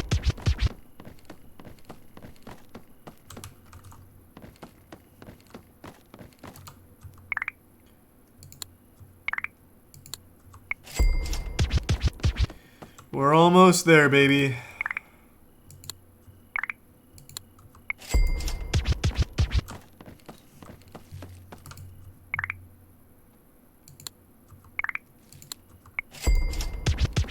Just 3K more.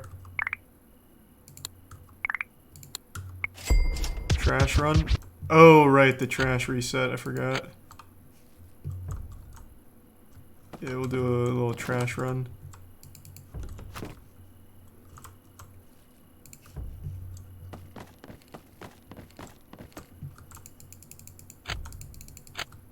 The trash really is a great source of money and blunts.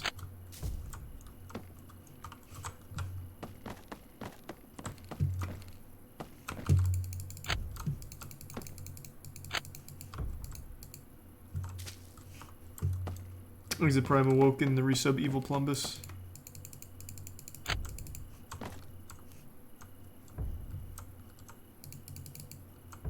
So close. It's right there. 2,000. Maybe I'll find 2K in the trash somewhere in a pile of dog shit.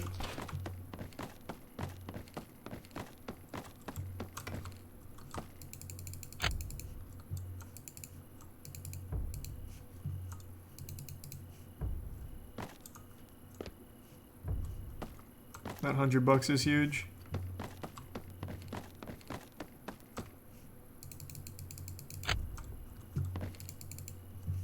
It's there. We're there. I'm gonna finish my trash run from the pier and then I'm gonna go get the upgrade. I can't believe we actually got 75 grand.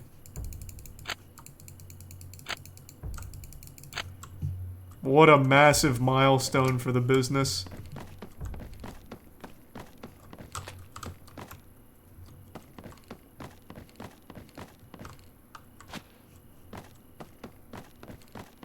Ooh, thank you for the raid, Liana. Hope you had a great stream. Thank you for that.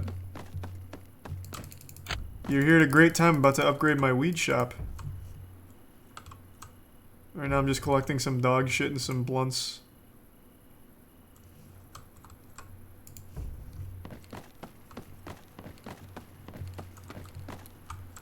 Hope you've been well.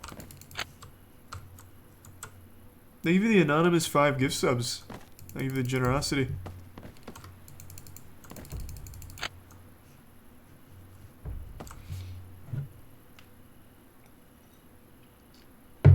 Thanks, Liana. Yeah, Weed Shop's been a lot of fun. You should give it a try. It's just like a really relaxing game. It's like hypnotizing, I don't know. There's just something about it, I can't stop playing. I just keep coming back.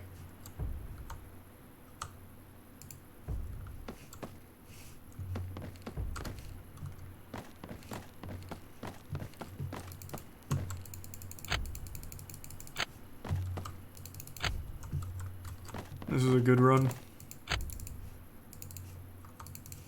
And I've got a little cushion too for the bubblegum strain. It's time. Here she comes. Thanks to the resub seizure.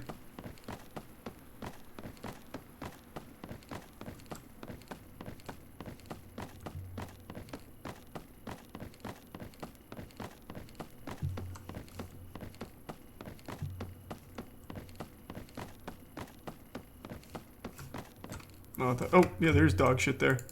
How did I miss that?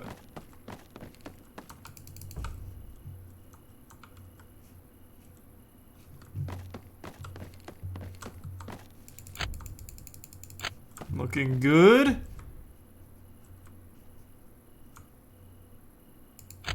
There we are. Game time.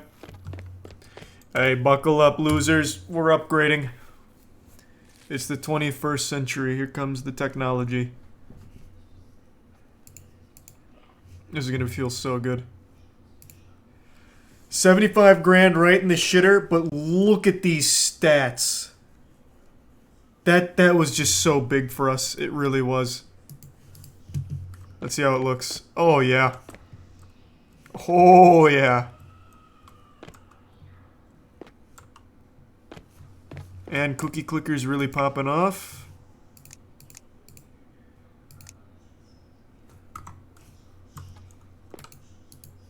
Employees are still happy. Good, good, good. Alright. Let's get an order of bubblegum. Looking like a 90s arcade. You bet your sweet ass.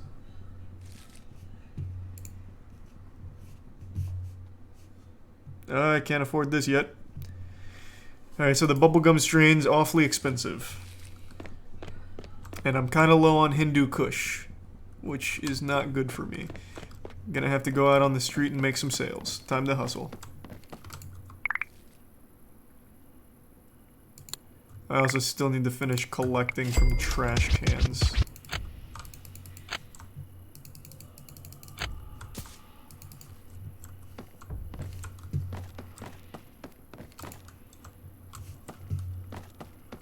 Make Michelle secure. Oh, yeah. I can make Michelle security now. Before I forget. He's a tier 1 hash slinging slasher. And the bits valatory. Nice.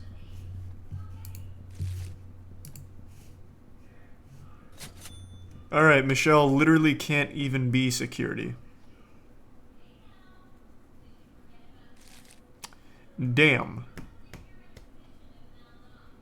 All he can do is inventory at best. When do I unlock Jerry?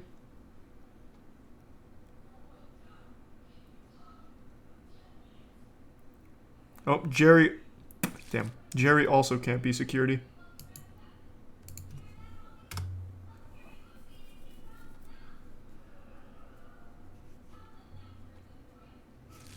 Make him social media manager? Who, Michelle? Yeah. I wish. Alright, bubblegum inbound. Voice crack. Time to go sell.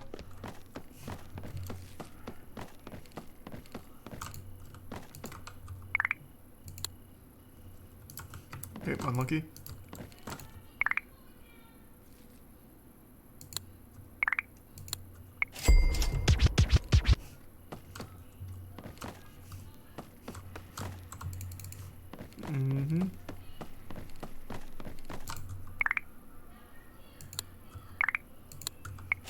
I'm also probably pretty close to that joint mission as well.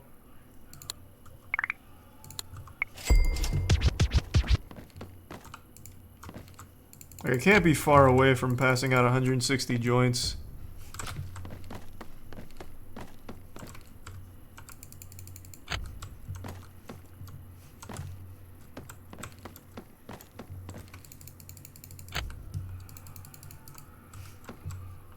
Randy is security, Michael is front desk.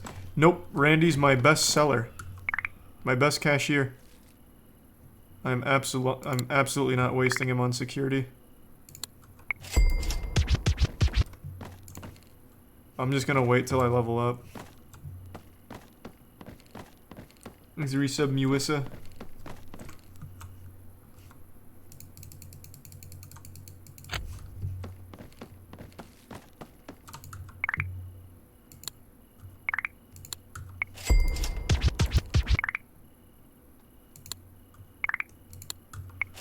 Looking good. Making some local sales now, too.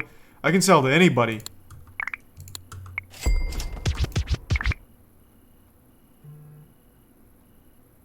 Kind of low on joints, though, unfortunately.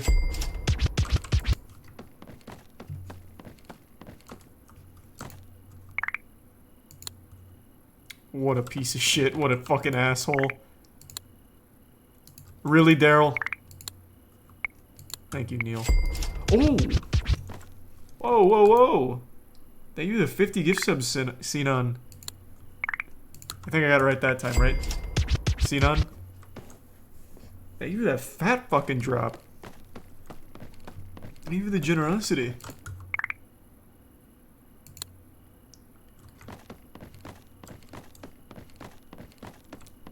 Thanks to Prime Tommy.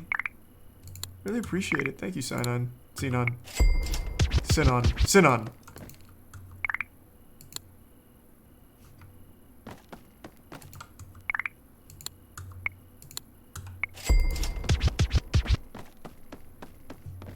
I forgot to check the trash cans. Whoops.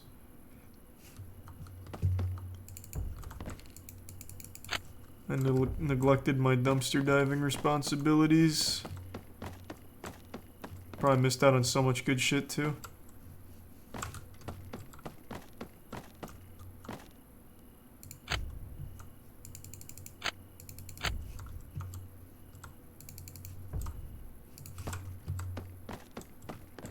Maybe, yeah, oh yeah, I'll save the game. That's a good idea. I haven't saved in a while.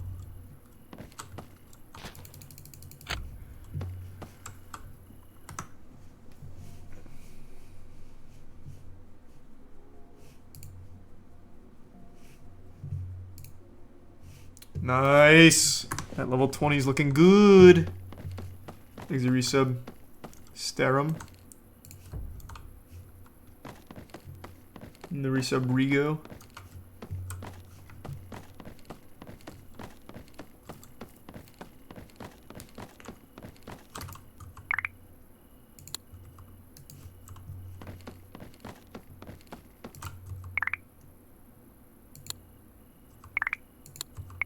I'm making big sales out here to the locals.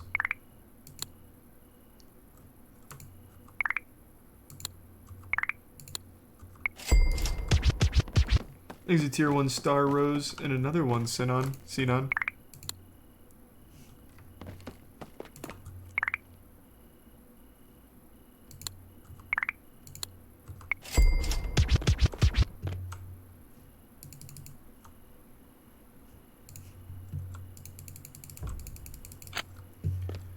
We're already climbing back up pretty quick at 4 grand already. And we just actually hit 0, so this isn't bad progress.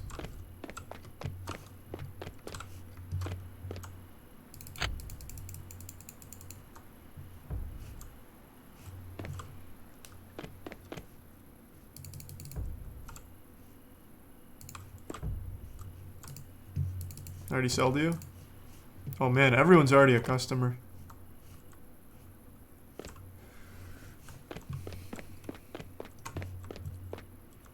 My first bubblegum shipment's here.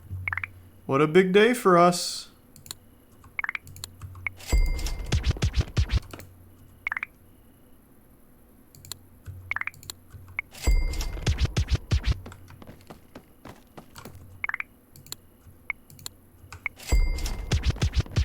And I'm making so many sales.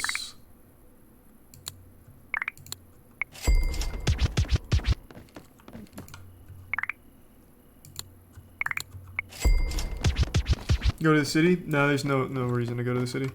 Crackheads only steal merch. Oh, okay, cool. Then I have nothing to worry about. I don't even mind them stealing merch, to be honest.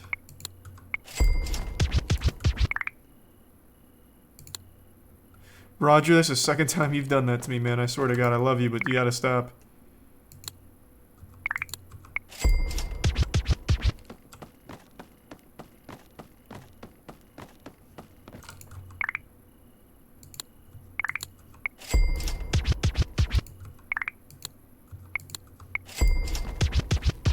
God, I'm on a roll.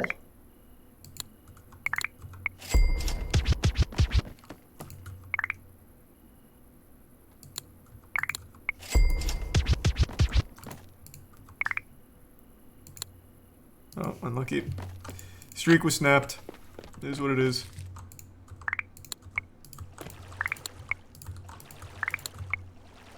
I'm gonna really need some Hindu Kush here pretty soon. How long do these take? 10 minutes. That's bad for me, actually. Exit Prime Spooky and the Resub Mercury.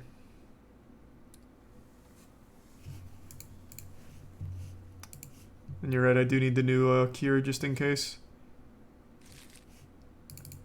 Oh, that's expensive. Which I guess makes sense. Fuck. Jesus.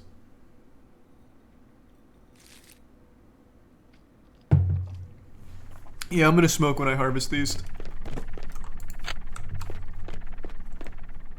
How's my squad? You guys still high?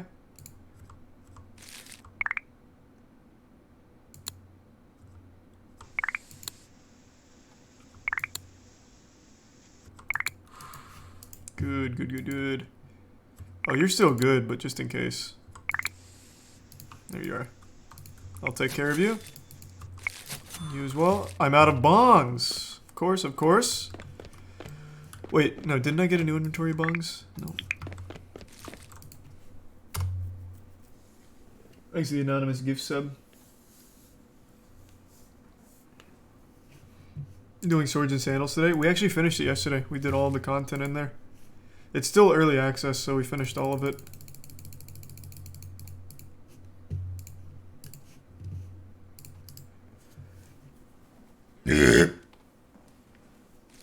What does Cookie Clicker do? It's just a game, man. It doesn't do anything. It's just for fun.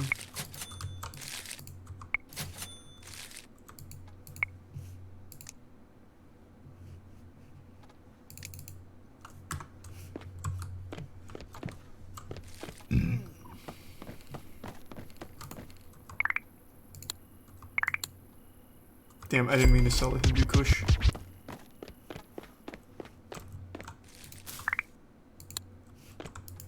These are the 5 gift subs again, Sinan.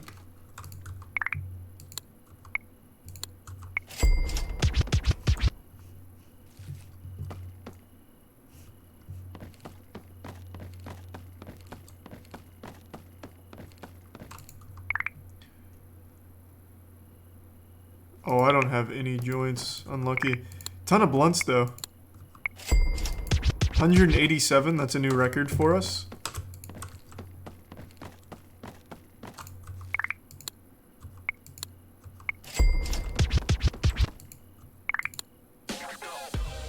Let's go! Mission complete. Well, that didn't give us much at all. Okay, whatever.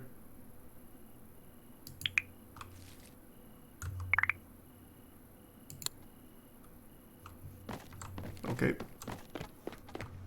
And Randy just leveled up. Thanks for the gift sub, Charlie. You put quality booster for your new weed? I didn't bother. We'll see what kind of quality I get out of this off rip. If it's bad, then I'll get some.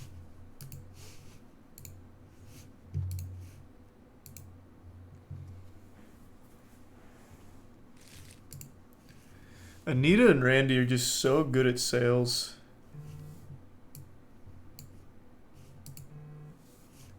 And Michelle's just great at being like the inflatable tube man sitting out. How?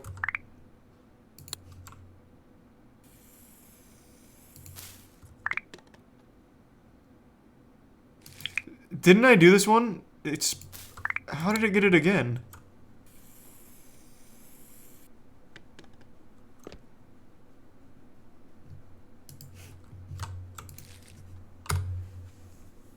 Thanks for the gift sub, Bobo. God slap on the TV. That's what we did last time, or the first time. I'm eventually going to get an 80-inch for the shop and just have God slap looping on it, but not tonight. I need to save up money and make progress. But yeah, I will.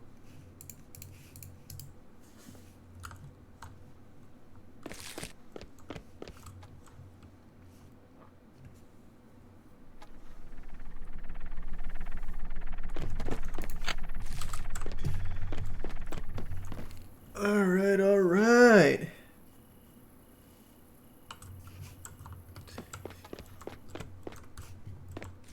If I get quality booster right now for these, does it still give me the full effect of it? Like, does it matter when I quality boost?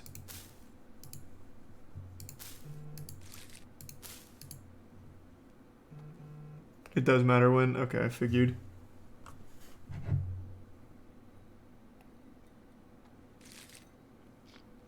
Need to give sub Sarah. Next big upgrade, a size upgrade. No. Next one is going to be the art for more tourists. Damn, Aaron. Big spender. What's the holdup? Anita, what's going on? What is happening? Is she haggling? Anita? Hello? Okay, hold on, let me break this. Okay. Wow. So it's glitched. Lila! Okay, Lila, get out. Oh my god. Not like this. I need to kick her out. I can't talk to her or anything. This is bad. This is bad. The efficiency's tanking. I need to please move. I have to push her out somehow. Oh god. Wait, what?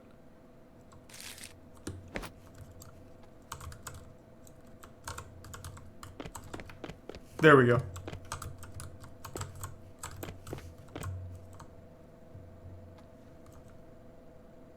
Okay, something has gone wrong here. Please stop. Oh my god, stop, Lila. Christ, get out of the shop. Get out of my shop.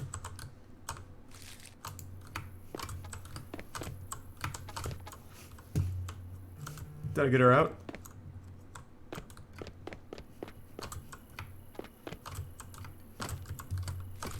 Stop!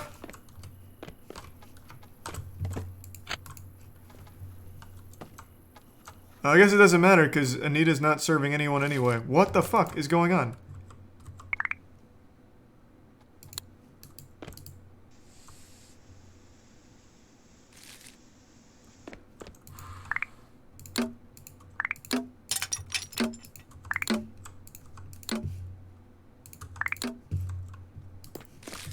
Okay, we've got a real problem here.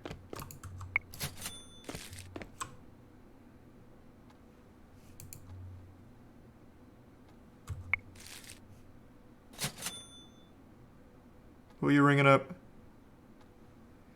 Lila. Oh my god. I'm gonna have to reset. I gotta reset.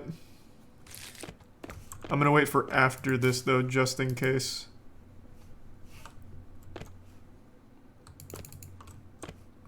What if I do this, actually? What if I push Lila out again and then close shop so she can't re-enter? Will that maybe break this?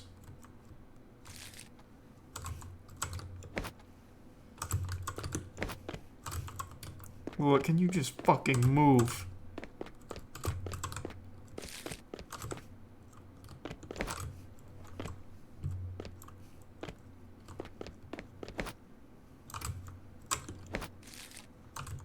I don't want to beat her, because then she won't come back. And I obviously need all the customers I can get. I'm almost out of Hindu Kush as well, which is not good.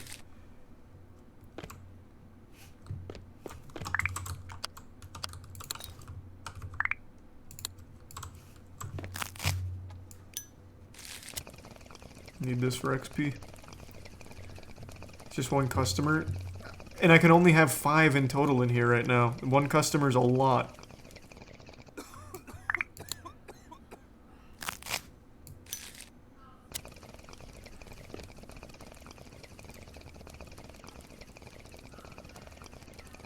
He's a prime Billy.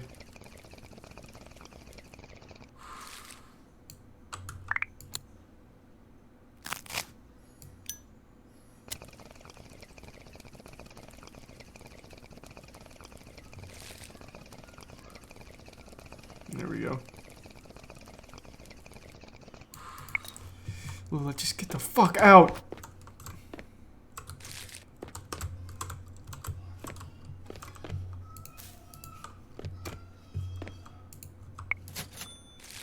This is so unlucky that this happened.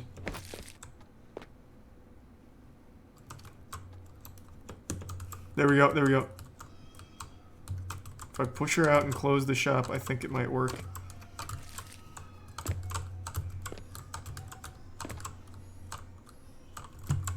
God damn it, Lila! You're ruining my fucking... Which one? Which one? Which one?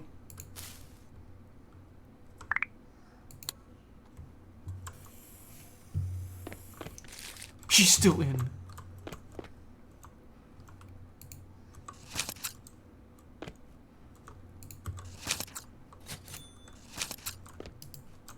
Alright, next one's gonna need to be quality boosted.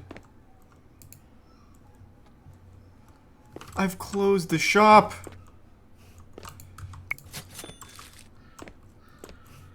Just get the fuck out!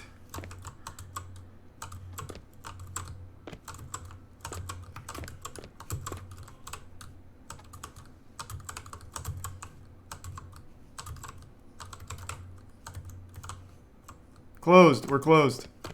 We're closed. Can she still enter my closed shop? Okay. I'm just gonna save and load.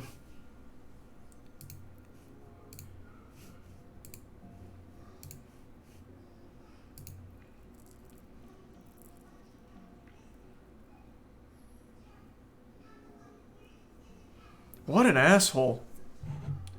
Thanks to resub Light Switch, and the gift sub Bogus, and the resub Bolt, Nick, and the Prime Billy, bonus and tier 1 Shiquan.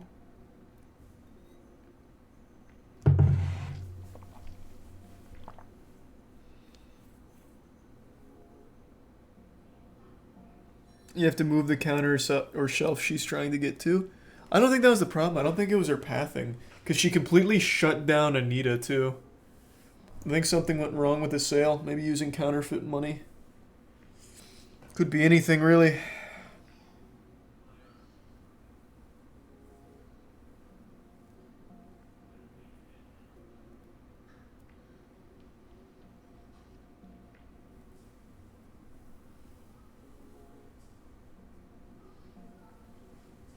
Man, long load.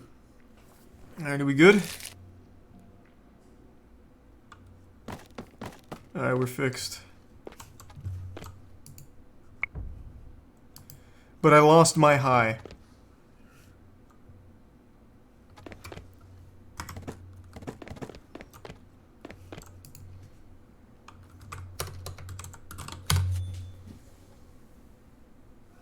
Thanks to resub Think. And the Prime Doinks. How fucking unlucky. Let's just do a big order of Hindu Kush because I'm going to need it right now. We're running really low on it. I'm actually going to United Pot that one. We're making money at a really good rate though. We're already up to 10k again. Thanks to resub Rinder.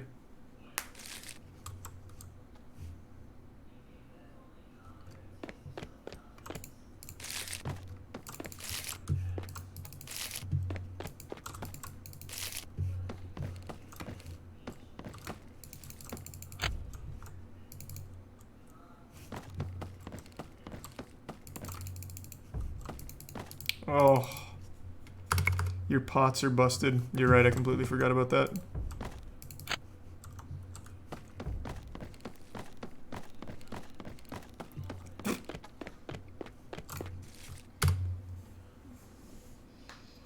Unlucky, that's okay.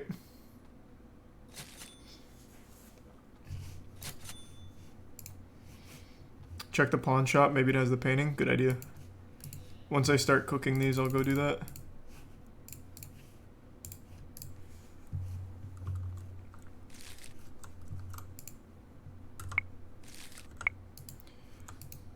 Oh, I'm also gonna have to... Oh boy, oh boy, oh boy. I guess you are overdue for a repair.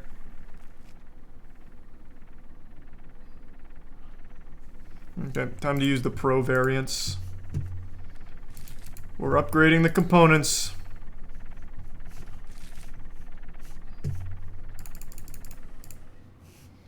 Also, let me just double check something real quick.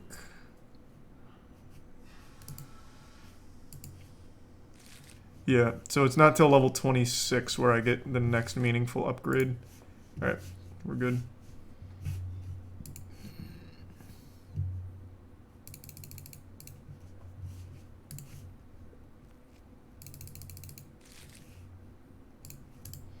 I have to weed X that.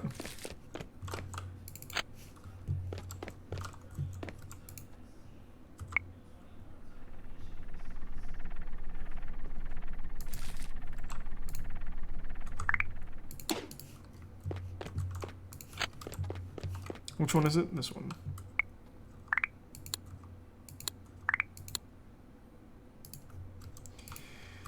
Let's ride.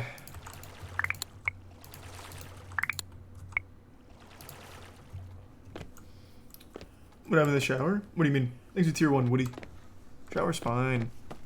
I'm super stinky, but we'll be alright. Let's go check the pawn shop. I actually think that was a good idea.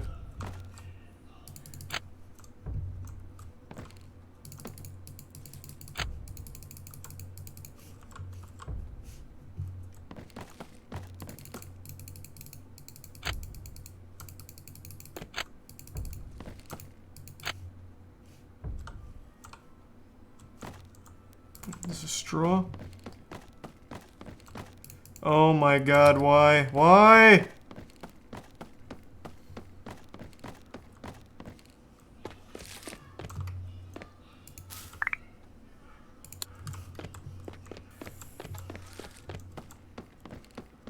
Thanks, resub sauce.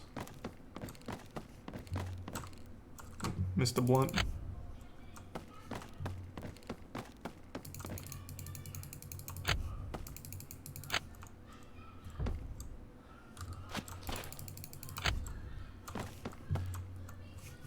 Good loot so far.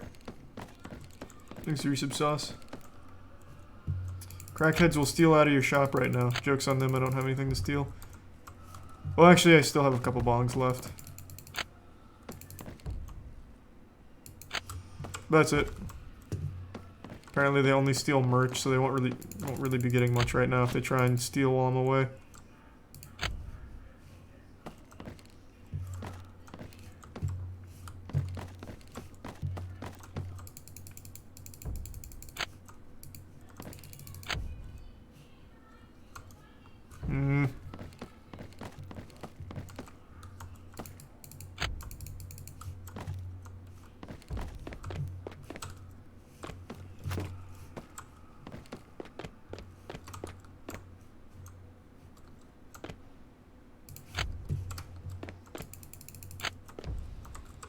Looking pretty good.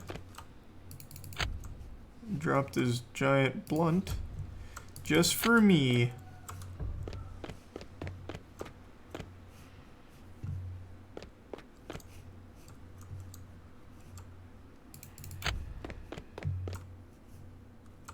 Alright, I did not get nearly as much. There was no dubs or joints or blunts or anything, really. Thanks a bitch, Woody. They can steal your TV? And no way he's gonna be able to steal my TV. He's tier 1 Grim. No, not the mold! Hey, Otashi. Hope you're doing well, man. Oh, fuck, it's spreading. Christ. Jesus Christ. Holy shit. Holy shit, why?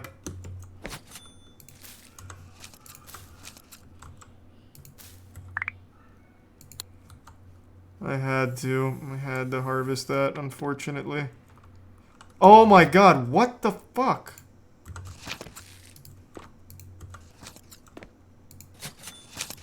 How sad. That was in my good one too, with the new pumps.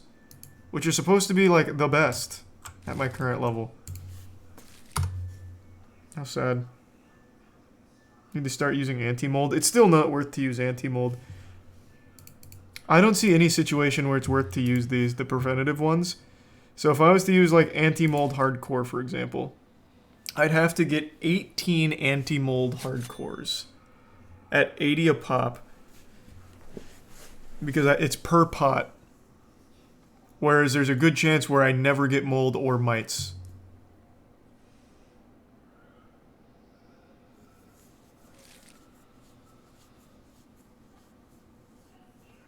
Lasts for 15 minutes though. That's only like 2 grows. And here, let's see how much it is to do every pot.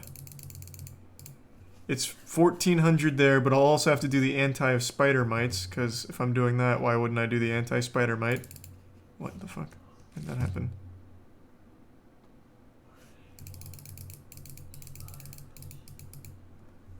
It'd be 3,400 just for that, as opposed to just getting 3 of the cures, which usually handles everything. It just doesn't seem worth.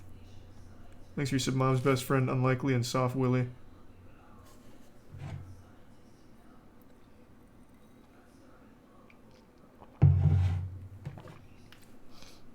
Have a good shower bonus.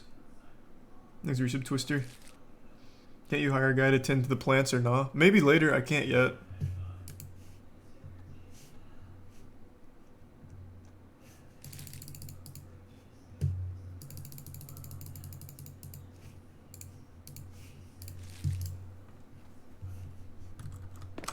Oh, also, let me get the quality booster before I forget again.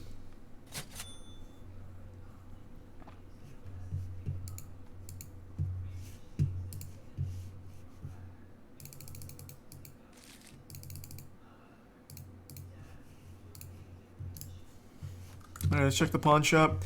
I'm not optimistic, but we'll see. Thanks a bits, Mads.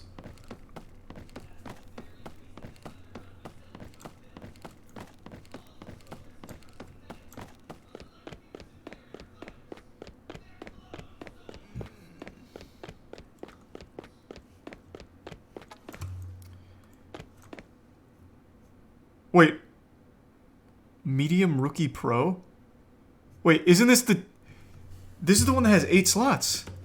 Isn't it? The medium... Oh, no, it's the large.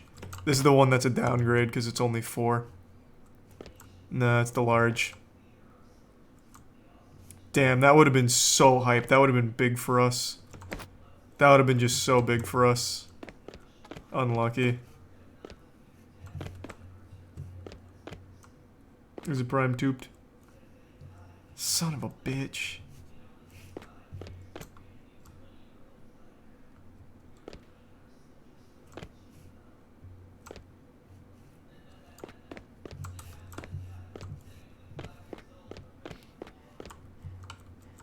Yeah, I mean, I guess I can still get it just because I still have room for one more. But I don't have any... I can't put any, like... Can I put Groovy on Rookie? Can they cross? Or does it have to be Rookie? Thanks to the resub Nico and Tier 1 Godlike. No, they can't cross? Oh, okay. Then yeah, it's absolutely not worth. Even if it was medium, it wouldn't be worth.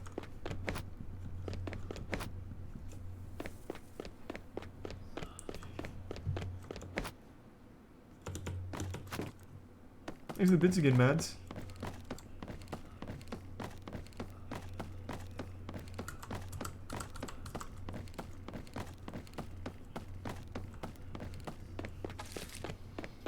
Alright, how much are the decorations I need? Thanks to Tier 1 Ryan.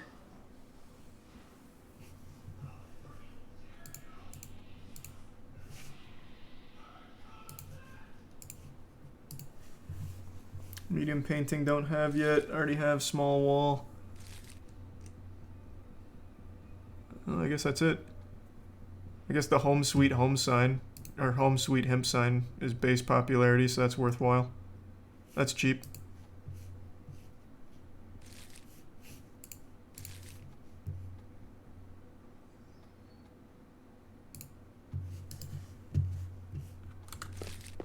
There's a tier 1 Holy ZTG and the resub Dinkle.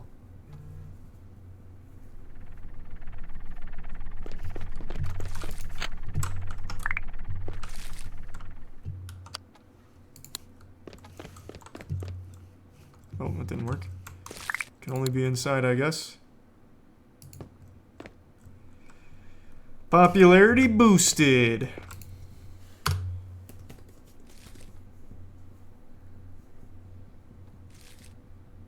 Any really cheap wall you can get for the floor or grow room? Let's see.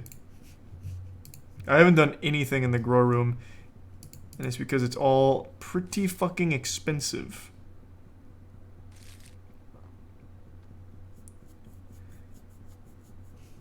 I could do the 1500 one just for a 2% base popularity increase. Or I could also do the 1800 one because that, or 18,000 one because that'll at least give me 4. That might be worth. What else do we have here? Shop sign, absolutely not worth in any circumstance. Doorbell doesn't do anything. Curtains don't do anything. What kind of floor do we have? Same floors. Well, this it'd be better to save for the floor because this is 5 versus 4. Okay, we'll do the ceramic floors next. Just working on my weed shop. Your what? My weed shop. That's what I've been playing for the last like 6 days. Fuck. Yeah, I'm building an empire. Of shirtless fat men? This is, okay, show Randy some goddamn respect, please. He's a hard worker. And it's not like they're here to see Randy, they're here for my product. Mm-hmm. You're supposed to have people that will sell the product. They are. You need to be like a model shop, basically. You want to sell your weed. We are the best shop in the business, I would argue. There's like nothing out there. Well, that's because everyone bought all my bongs. You literally have nothing in your store. What are you supposed to be selling? Well, no, the weed's there. What are you talking about? I have a whole shelf of weed. What? I my do need more bongs. boring you. My goodness.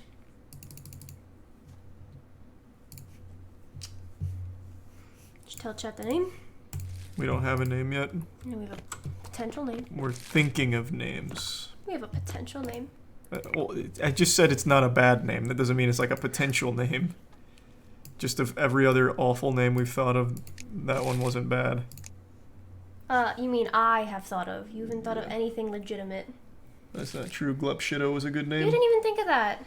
What do you mean? Somebody popped it up in chat. No, well, also, they didn't invent Glupshido either. Okay, He's but a I'm beloved saying Star it wasn't Wars something character. that you thought of or found on your own. No, but I thought it was a cool name.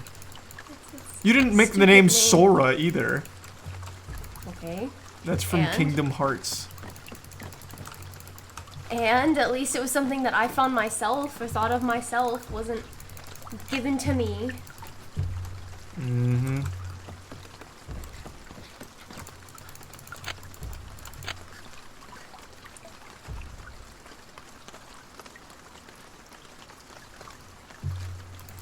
You gonna tell them the potential name? I already forgot it.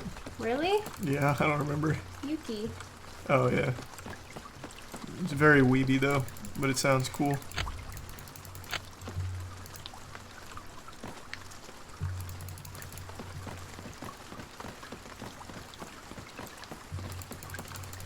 I'm just doing my... You found 20 Trash bucks, meaning you're not selling enough. How does that mean I'm not selling? I'm just... You're picking up trash and money off the street. It's a viable strategy. Sorry.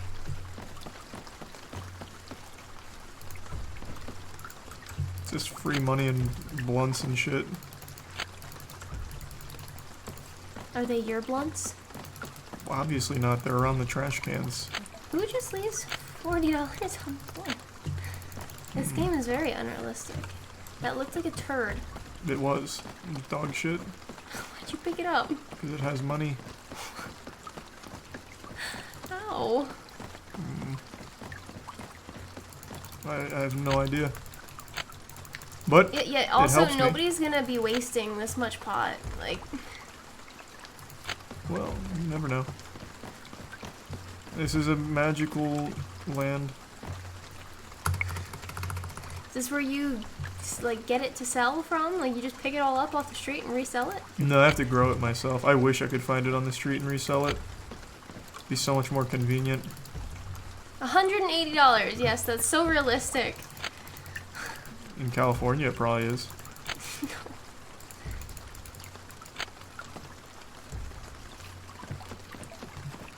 Is that guy dressed as Spider-Man, or do they all have shiny skin? Spider-Man? It looked like he had like on like a Spider-Man No, costume. no. There's no Spider-Man here. You picked it up, right?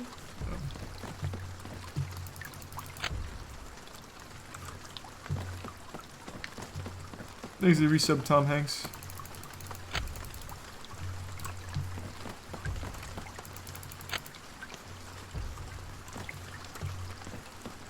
I need to grow this Hindu Kush before I forget. I'm very close to the grow room tiles though. Actually, hold on, give me 1 second. I'm gonna go to the bathroom real quick. Where's the cat? I don't know. He's walking around. Ugh.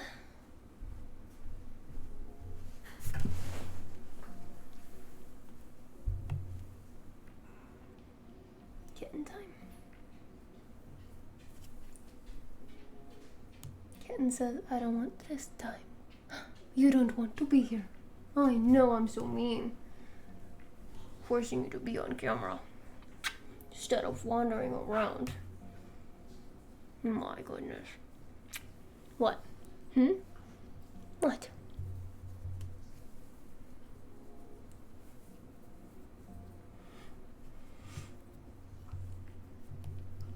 I'll just play with you as my hand then.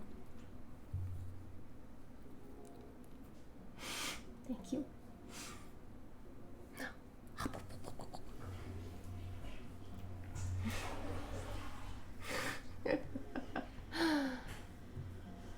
Okay, fine. Dad's coming back anyways. Go.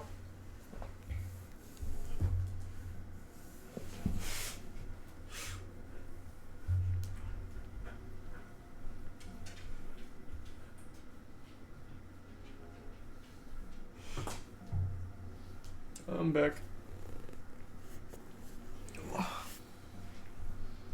There's a resub arena in the Prime Zach. You going downstairs? Huh? Oh, okay. Have fun. He's a bitch, Coco.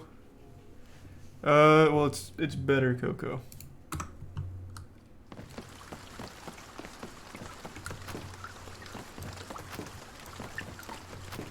There's the resub Shooter and D-Day. And the resub Arthi.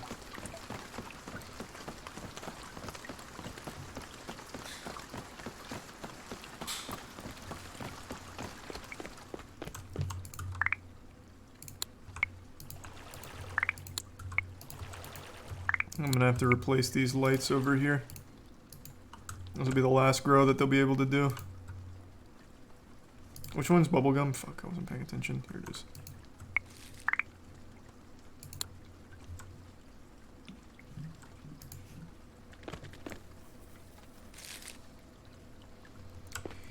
$500 more.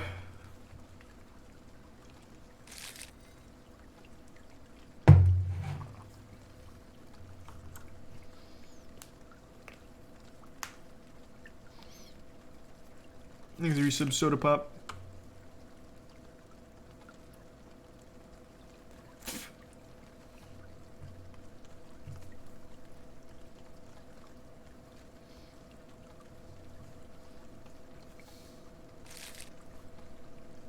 One more. Let's go. We got it. Alright, this will boost our popularity. This will be good for us. Here's the resub dupless.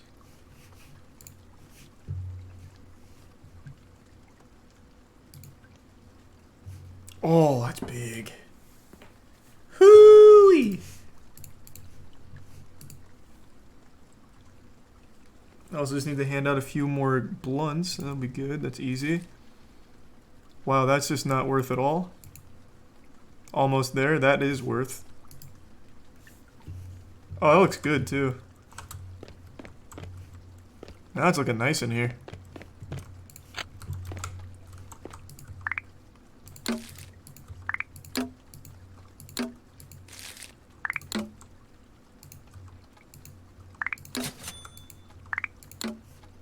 Damn, I actually need to keep one of these for smoking.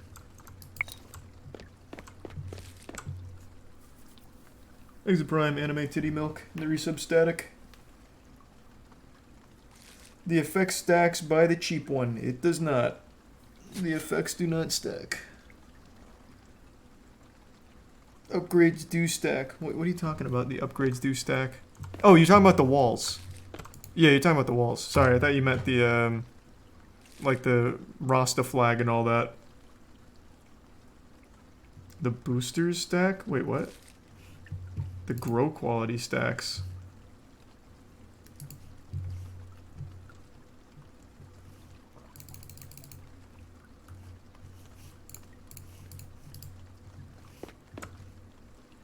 So I can stack grow quality. I can do advanced, regular, and light.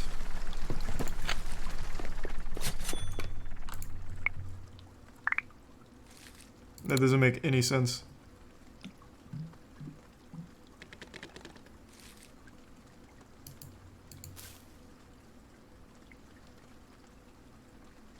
No, it didn't work. It clearly didn't stack.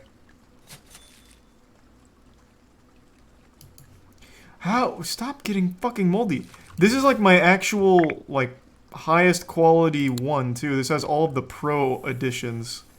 And it's the only one that keeps molding.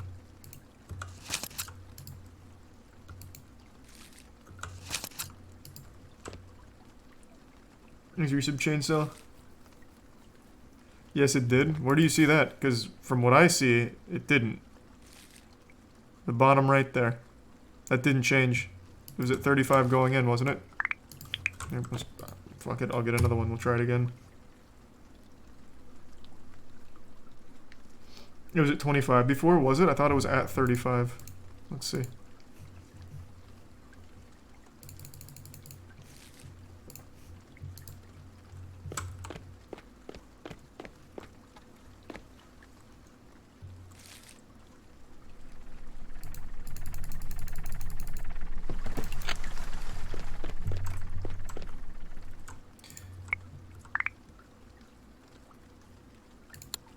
Alright.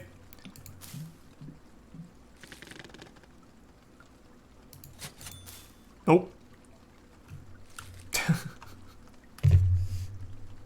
Okay, that didn't work.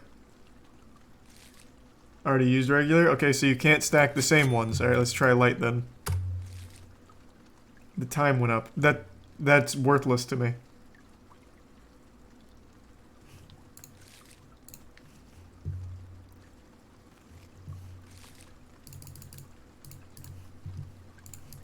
I don't care about the time going up. Thanks, Resub Mars.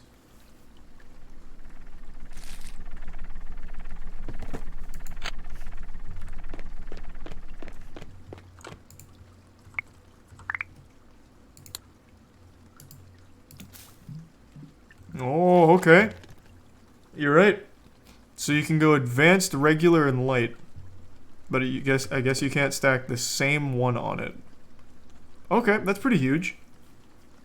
That'll be a big save.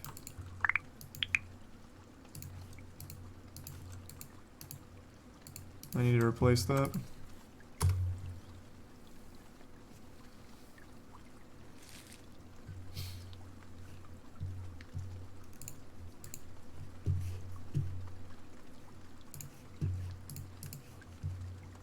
I'm not super impressed with the Pro, but I'm gonna get it anyway.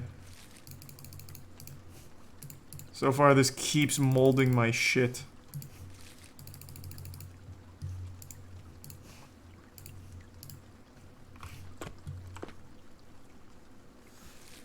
Oh. We were so close, too.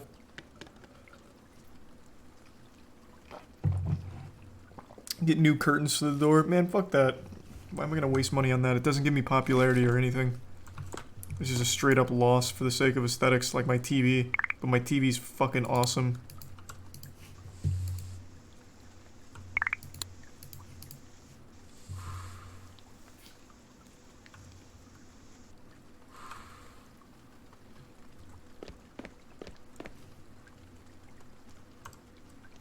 Less issues with plants. Where are you making shit up? What are you talking about? Getting new curtains would mean less issues with the plants.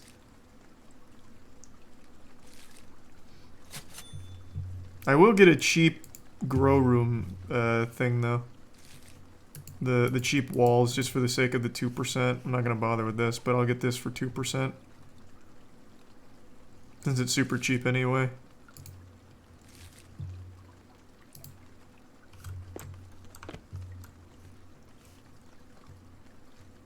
At least the new curtains wouldn't look like ass, though.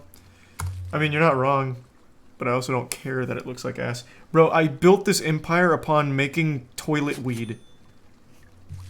I don't care if the curtains look bad. Here, I'll get the cheapest ones. Man, that looks so much worse.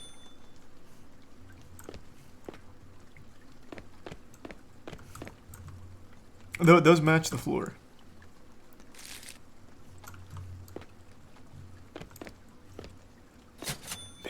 They really do love the bongs.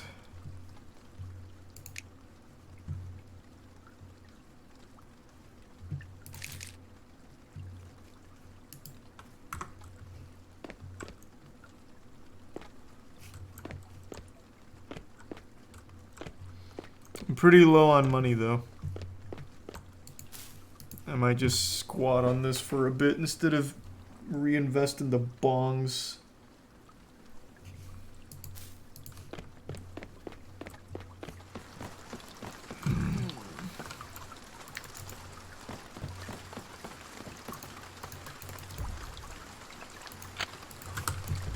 The second I leave, it's fucking crazy.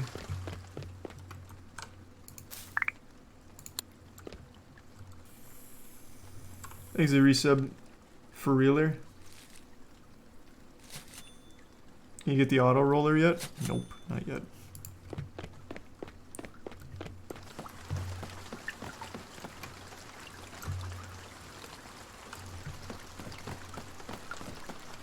Yep, we got the $75,000 item I needed.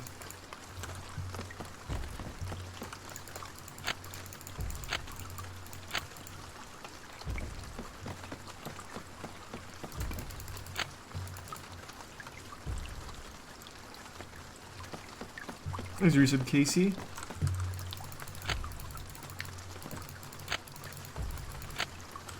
Damn, trash cans are packed today.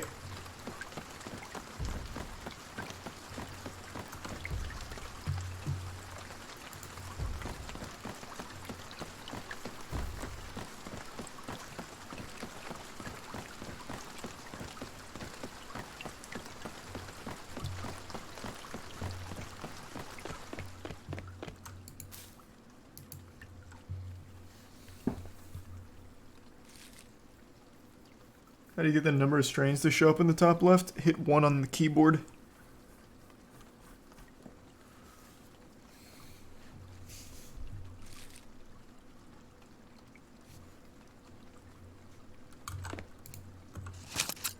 Ooh. They really give so much. I need more pots.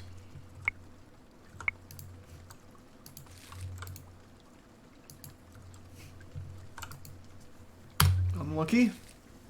There's a tier 1 tea bag incorporated.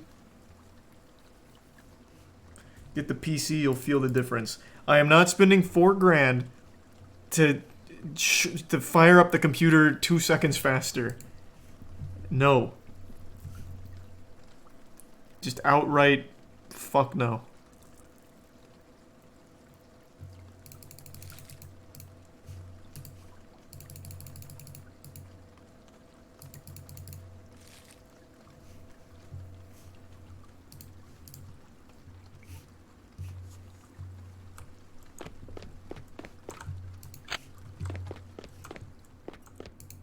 Which one of these needed it? This one.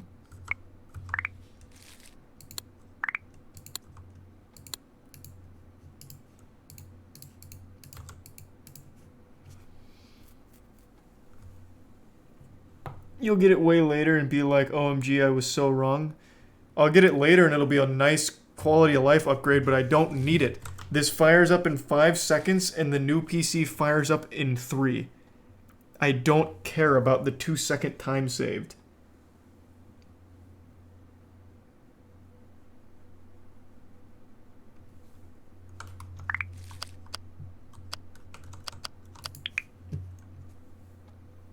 It all adds up. I don't need it. Not for $4,000. I'd rather save up and actually be able to start getting the locals in here.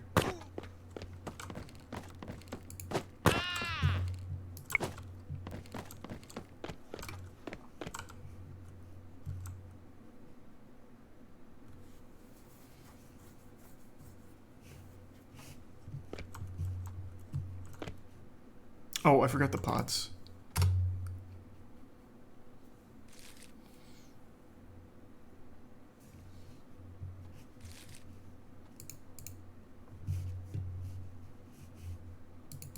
Yeah, plus I'm almost level 22 anyway.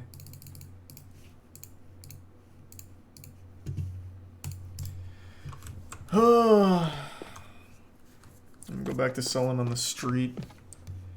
Speed this up a bit. Why would you do that? What an asshole.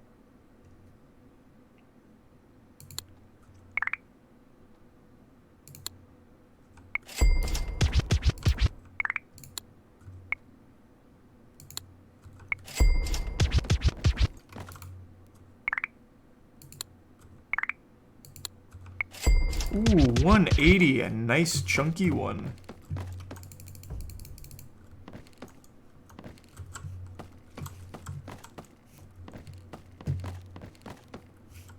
There's a Prime Mitchell.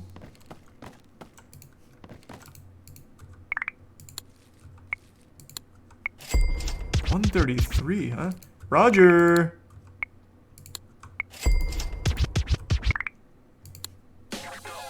Unlucky.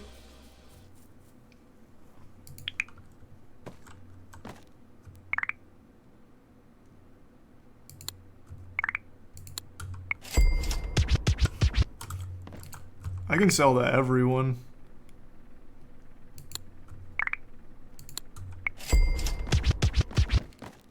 We're popping off right now. There's big sales everywhere.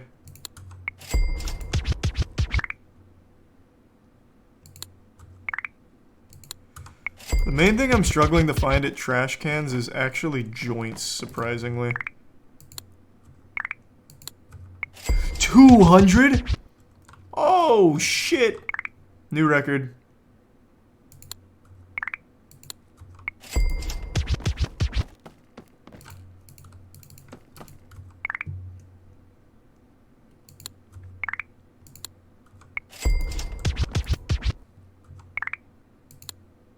Damn it. This is big popping off right now. Okay, that was rude. Let's check the pawn shop, even though I don't think there's going to be anything here. Oh, it's still the same inventory. Why not raise the price? Just curious. When I sell on the street, I'd rather the guaranteed sale as opposed to getting rejected.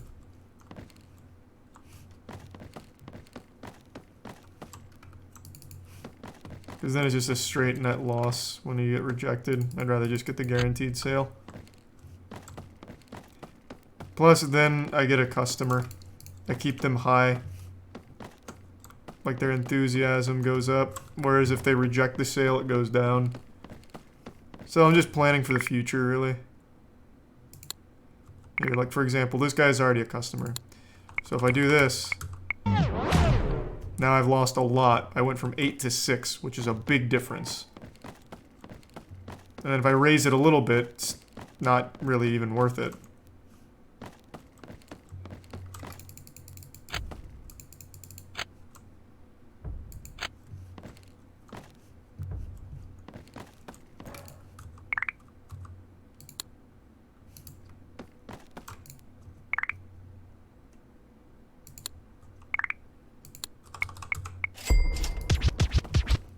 See, it's only the difference of like 10 bucks, 15 bucks.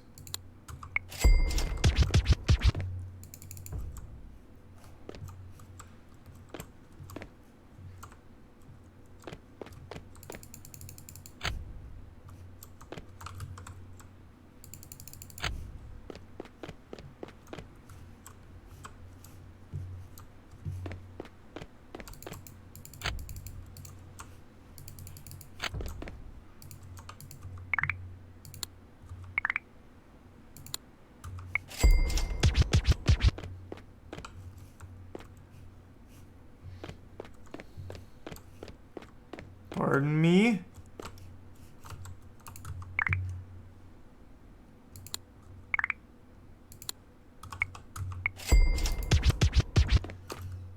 See, there's a little baby markup. Oh. So his goes all the way up to 462 on a single sale. The locals really have deep, deep pockets. Here, I'll go for this. There. That was an extra 25 bucks, I think.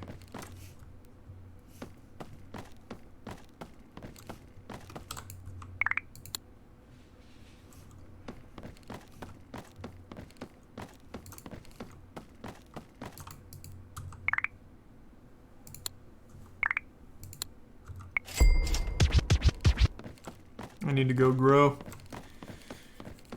I'm running low on inventory.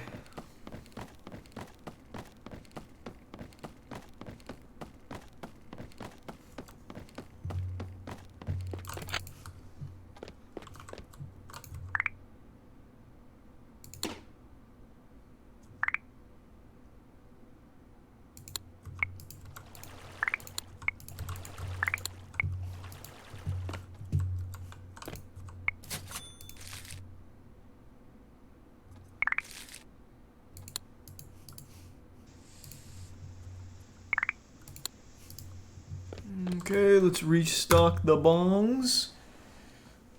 Or wait, did I get bongs? I don't remember. Either way, I'm still gonna get it.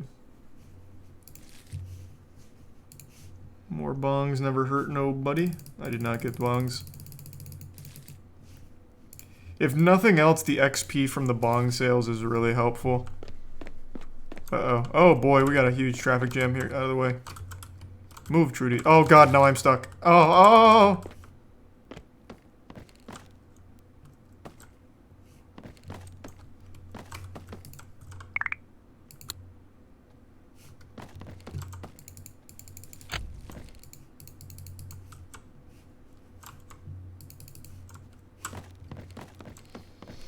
Don't forget security if possible. I can't have security yet. The only one that can do that is Randy, but he's like my best salesman. So I have to wait till I'm the proper level. Then I can get security. But we haven't seen a single crackhead, so I don't even know if it's worth.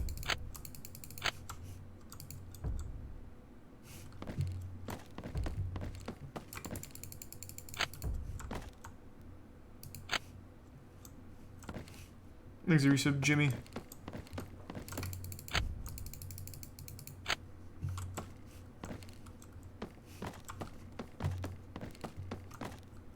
Does it alert you if you get robbed? Well, it tells me when a snitch goes in, so I imagine it'd be the same for a crackhead. Would be my guess.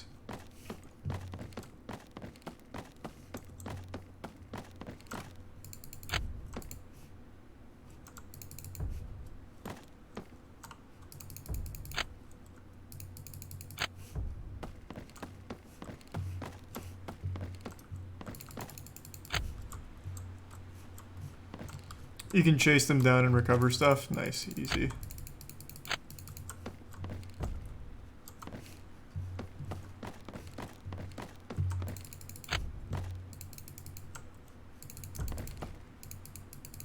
We've been making a lot of progress tonight, though. We got a $75,000 upgrade, the most we've ever spent. So it's coming along. I think we're pretty close to locals.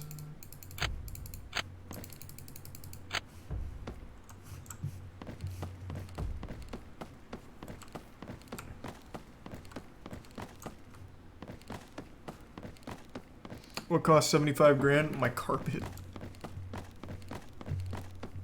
It was really expensive weed carpet.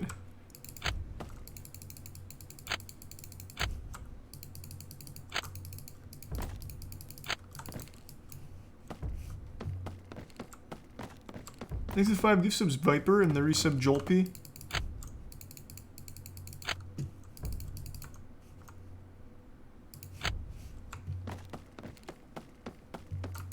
Oh fuck, I forgot I was growing. Oh god, don't get moldy, don't get moldy.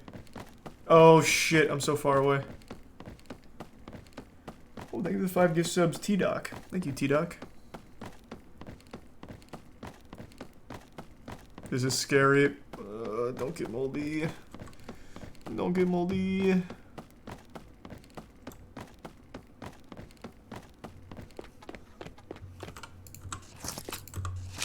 Thank God.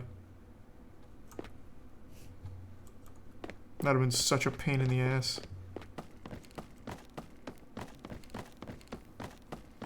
Thanks to the resub lost.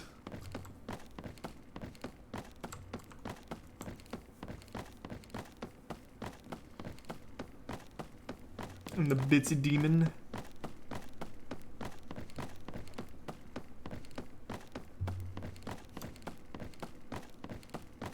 Man, nobody is buying sour diesel from my shop, only when I sell it to them on the streets.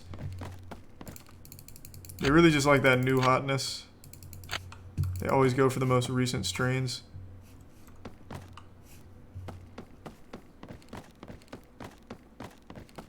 Is there an option for an auto harvester? I think I can eventually hire someone who can tend to them.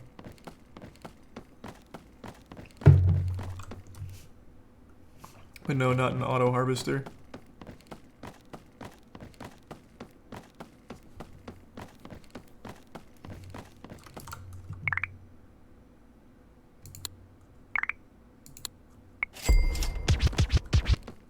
I'm gonna keep passing out joints to tourists and blunts to locals for the sake of my missions.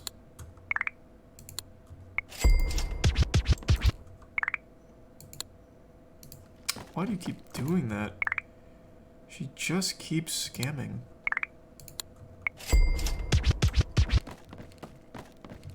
There's a prime dagger.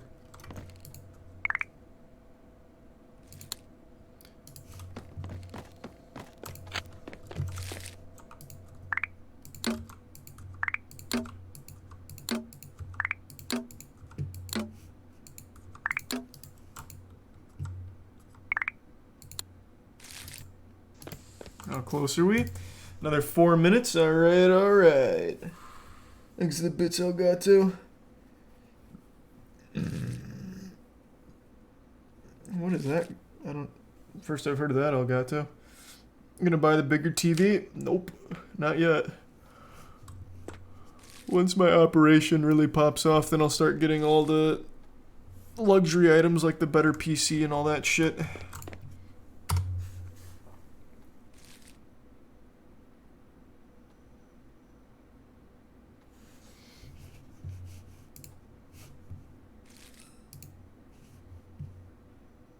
I need a level 7 saleswoman.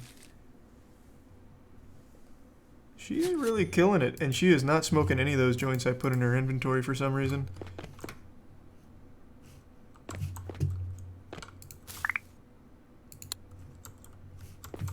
Need a few more cures. I'll just get a whole nother load.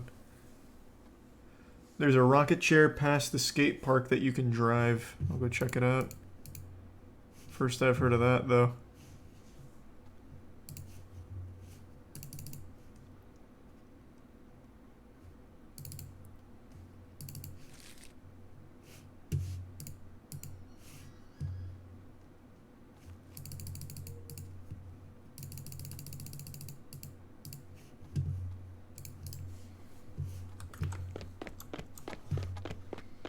There's a tier 1 Zinkra and tier 1 Jerome.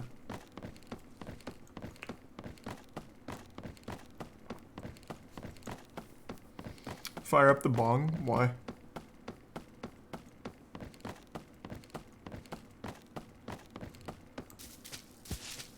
About to level up anyway. Why would I waste the weed? So where's the rocket chair? Go down to the alley on the right.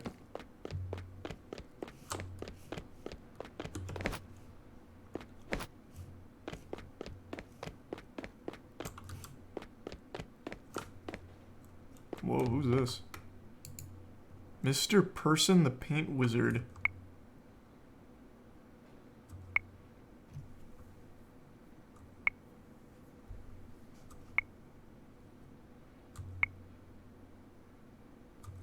Okay, so this guy's addicted to drinking paint. How does that help me?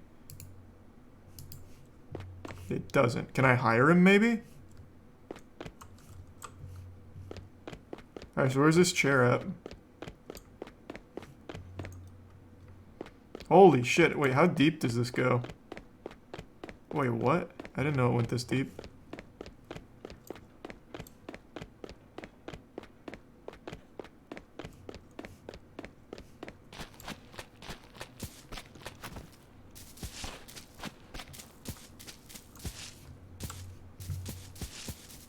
Man, no wonder it takes so long for some of the fucking characters to get all the way back. Jesus Christ.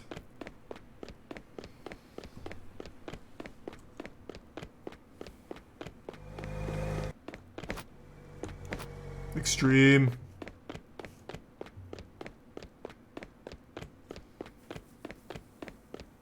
Or past the chair? Was it in the alley or where? I need to harvest these plants real quick, but was it in the alley?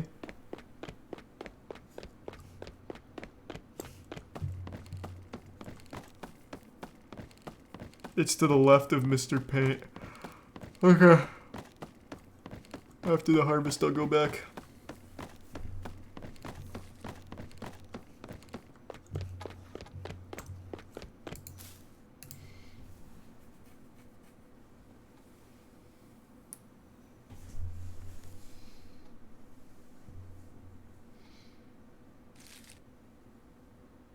Thanks to the gift sub Hyperdoobie and the Prime Quatin and the resub McButter and Mucho.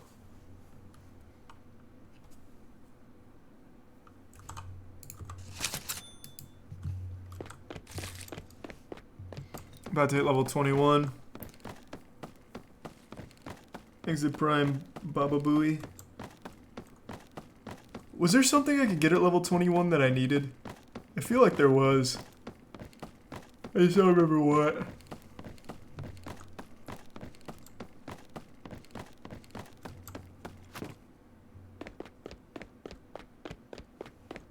Ooh, what's this? Ooh, secret area?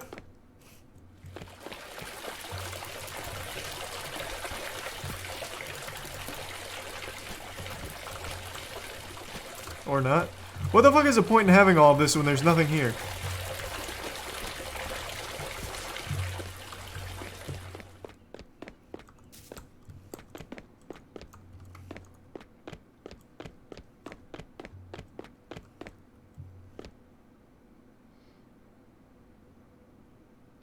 Future farm. That'd be pretty cool. Alright, let's go. Here I come! That is pretty fucking intense. Let's go! Okay, God, hold on. This is actually going to be really helpful for selling. Okay, let's see how quick I can go end to end. Get the fuck out of the way, idiots! Oh, wow. Now, if I park this inside my shop, will it always be there, or does it despawn?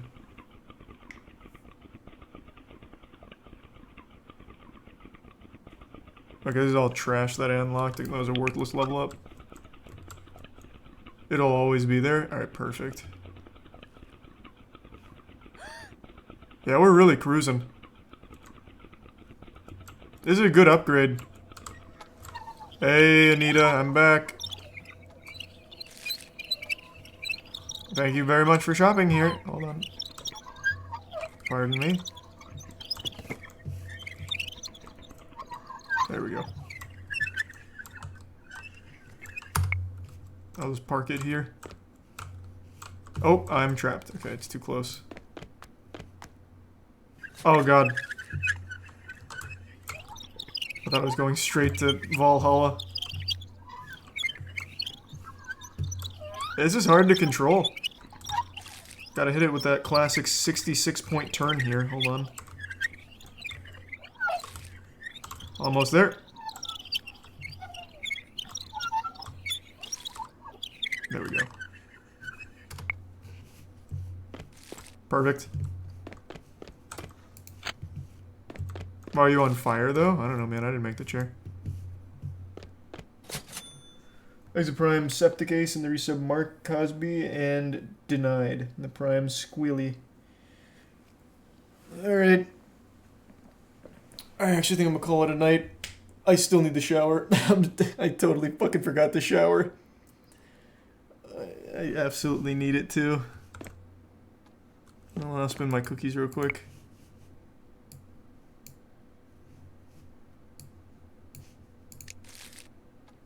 Okay. Let's save.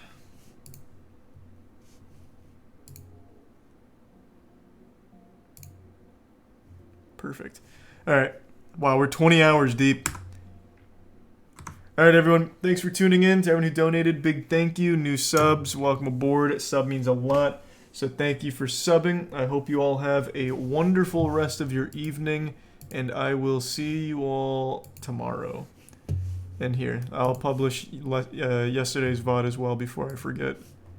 Let me see who's streaming. Someone said Muda's streaming. Is he still streaming? He is. Alright, I'll toss you to Muda hard. He's playing some Payday. Alright, have a great night, everyone. See you tomorrow.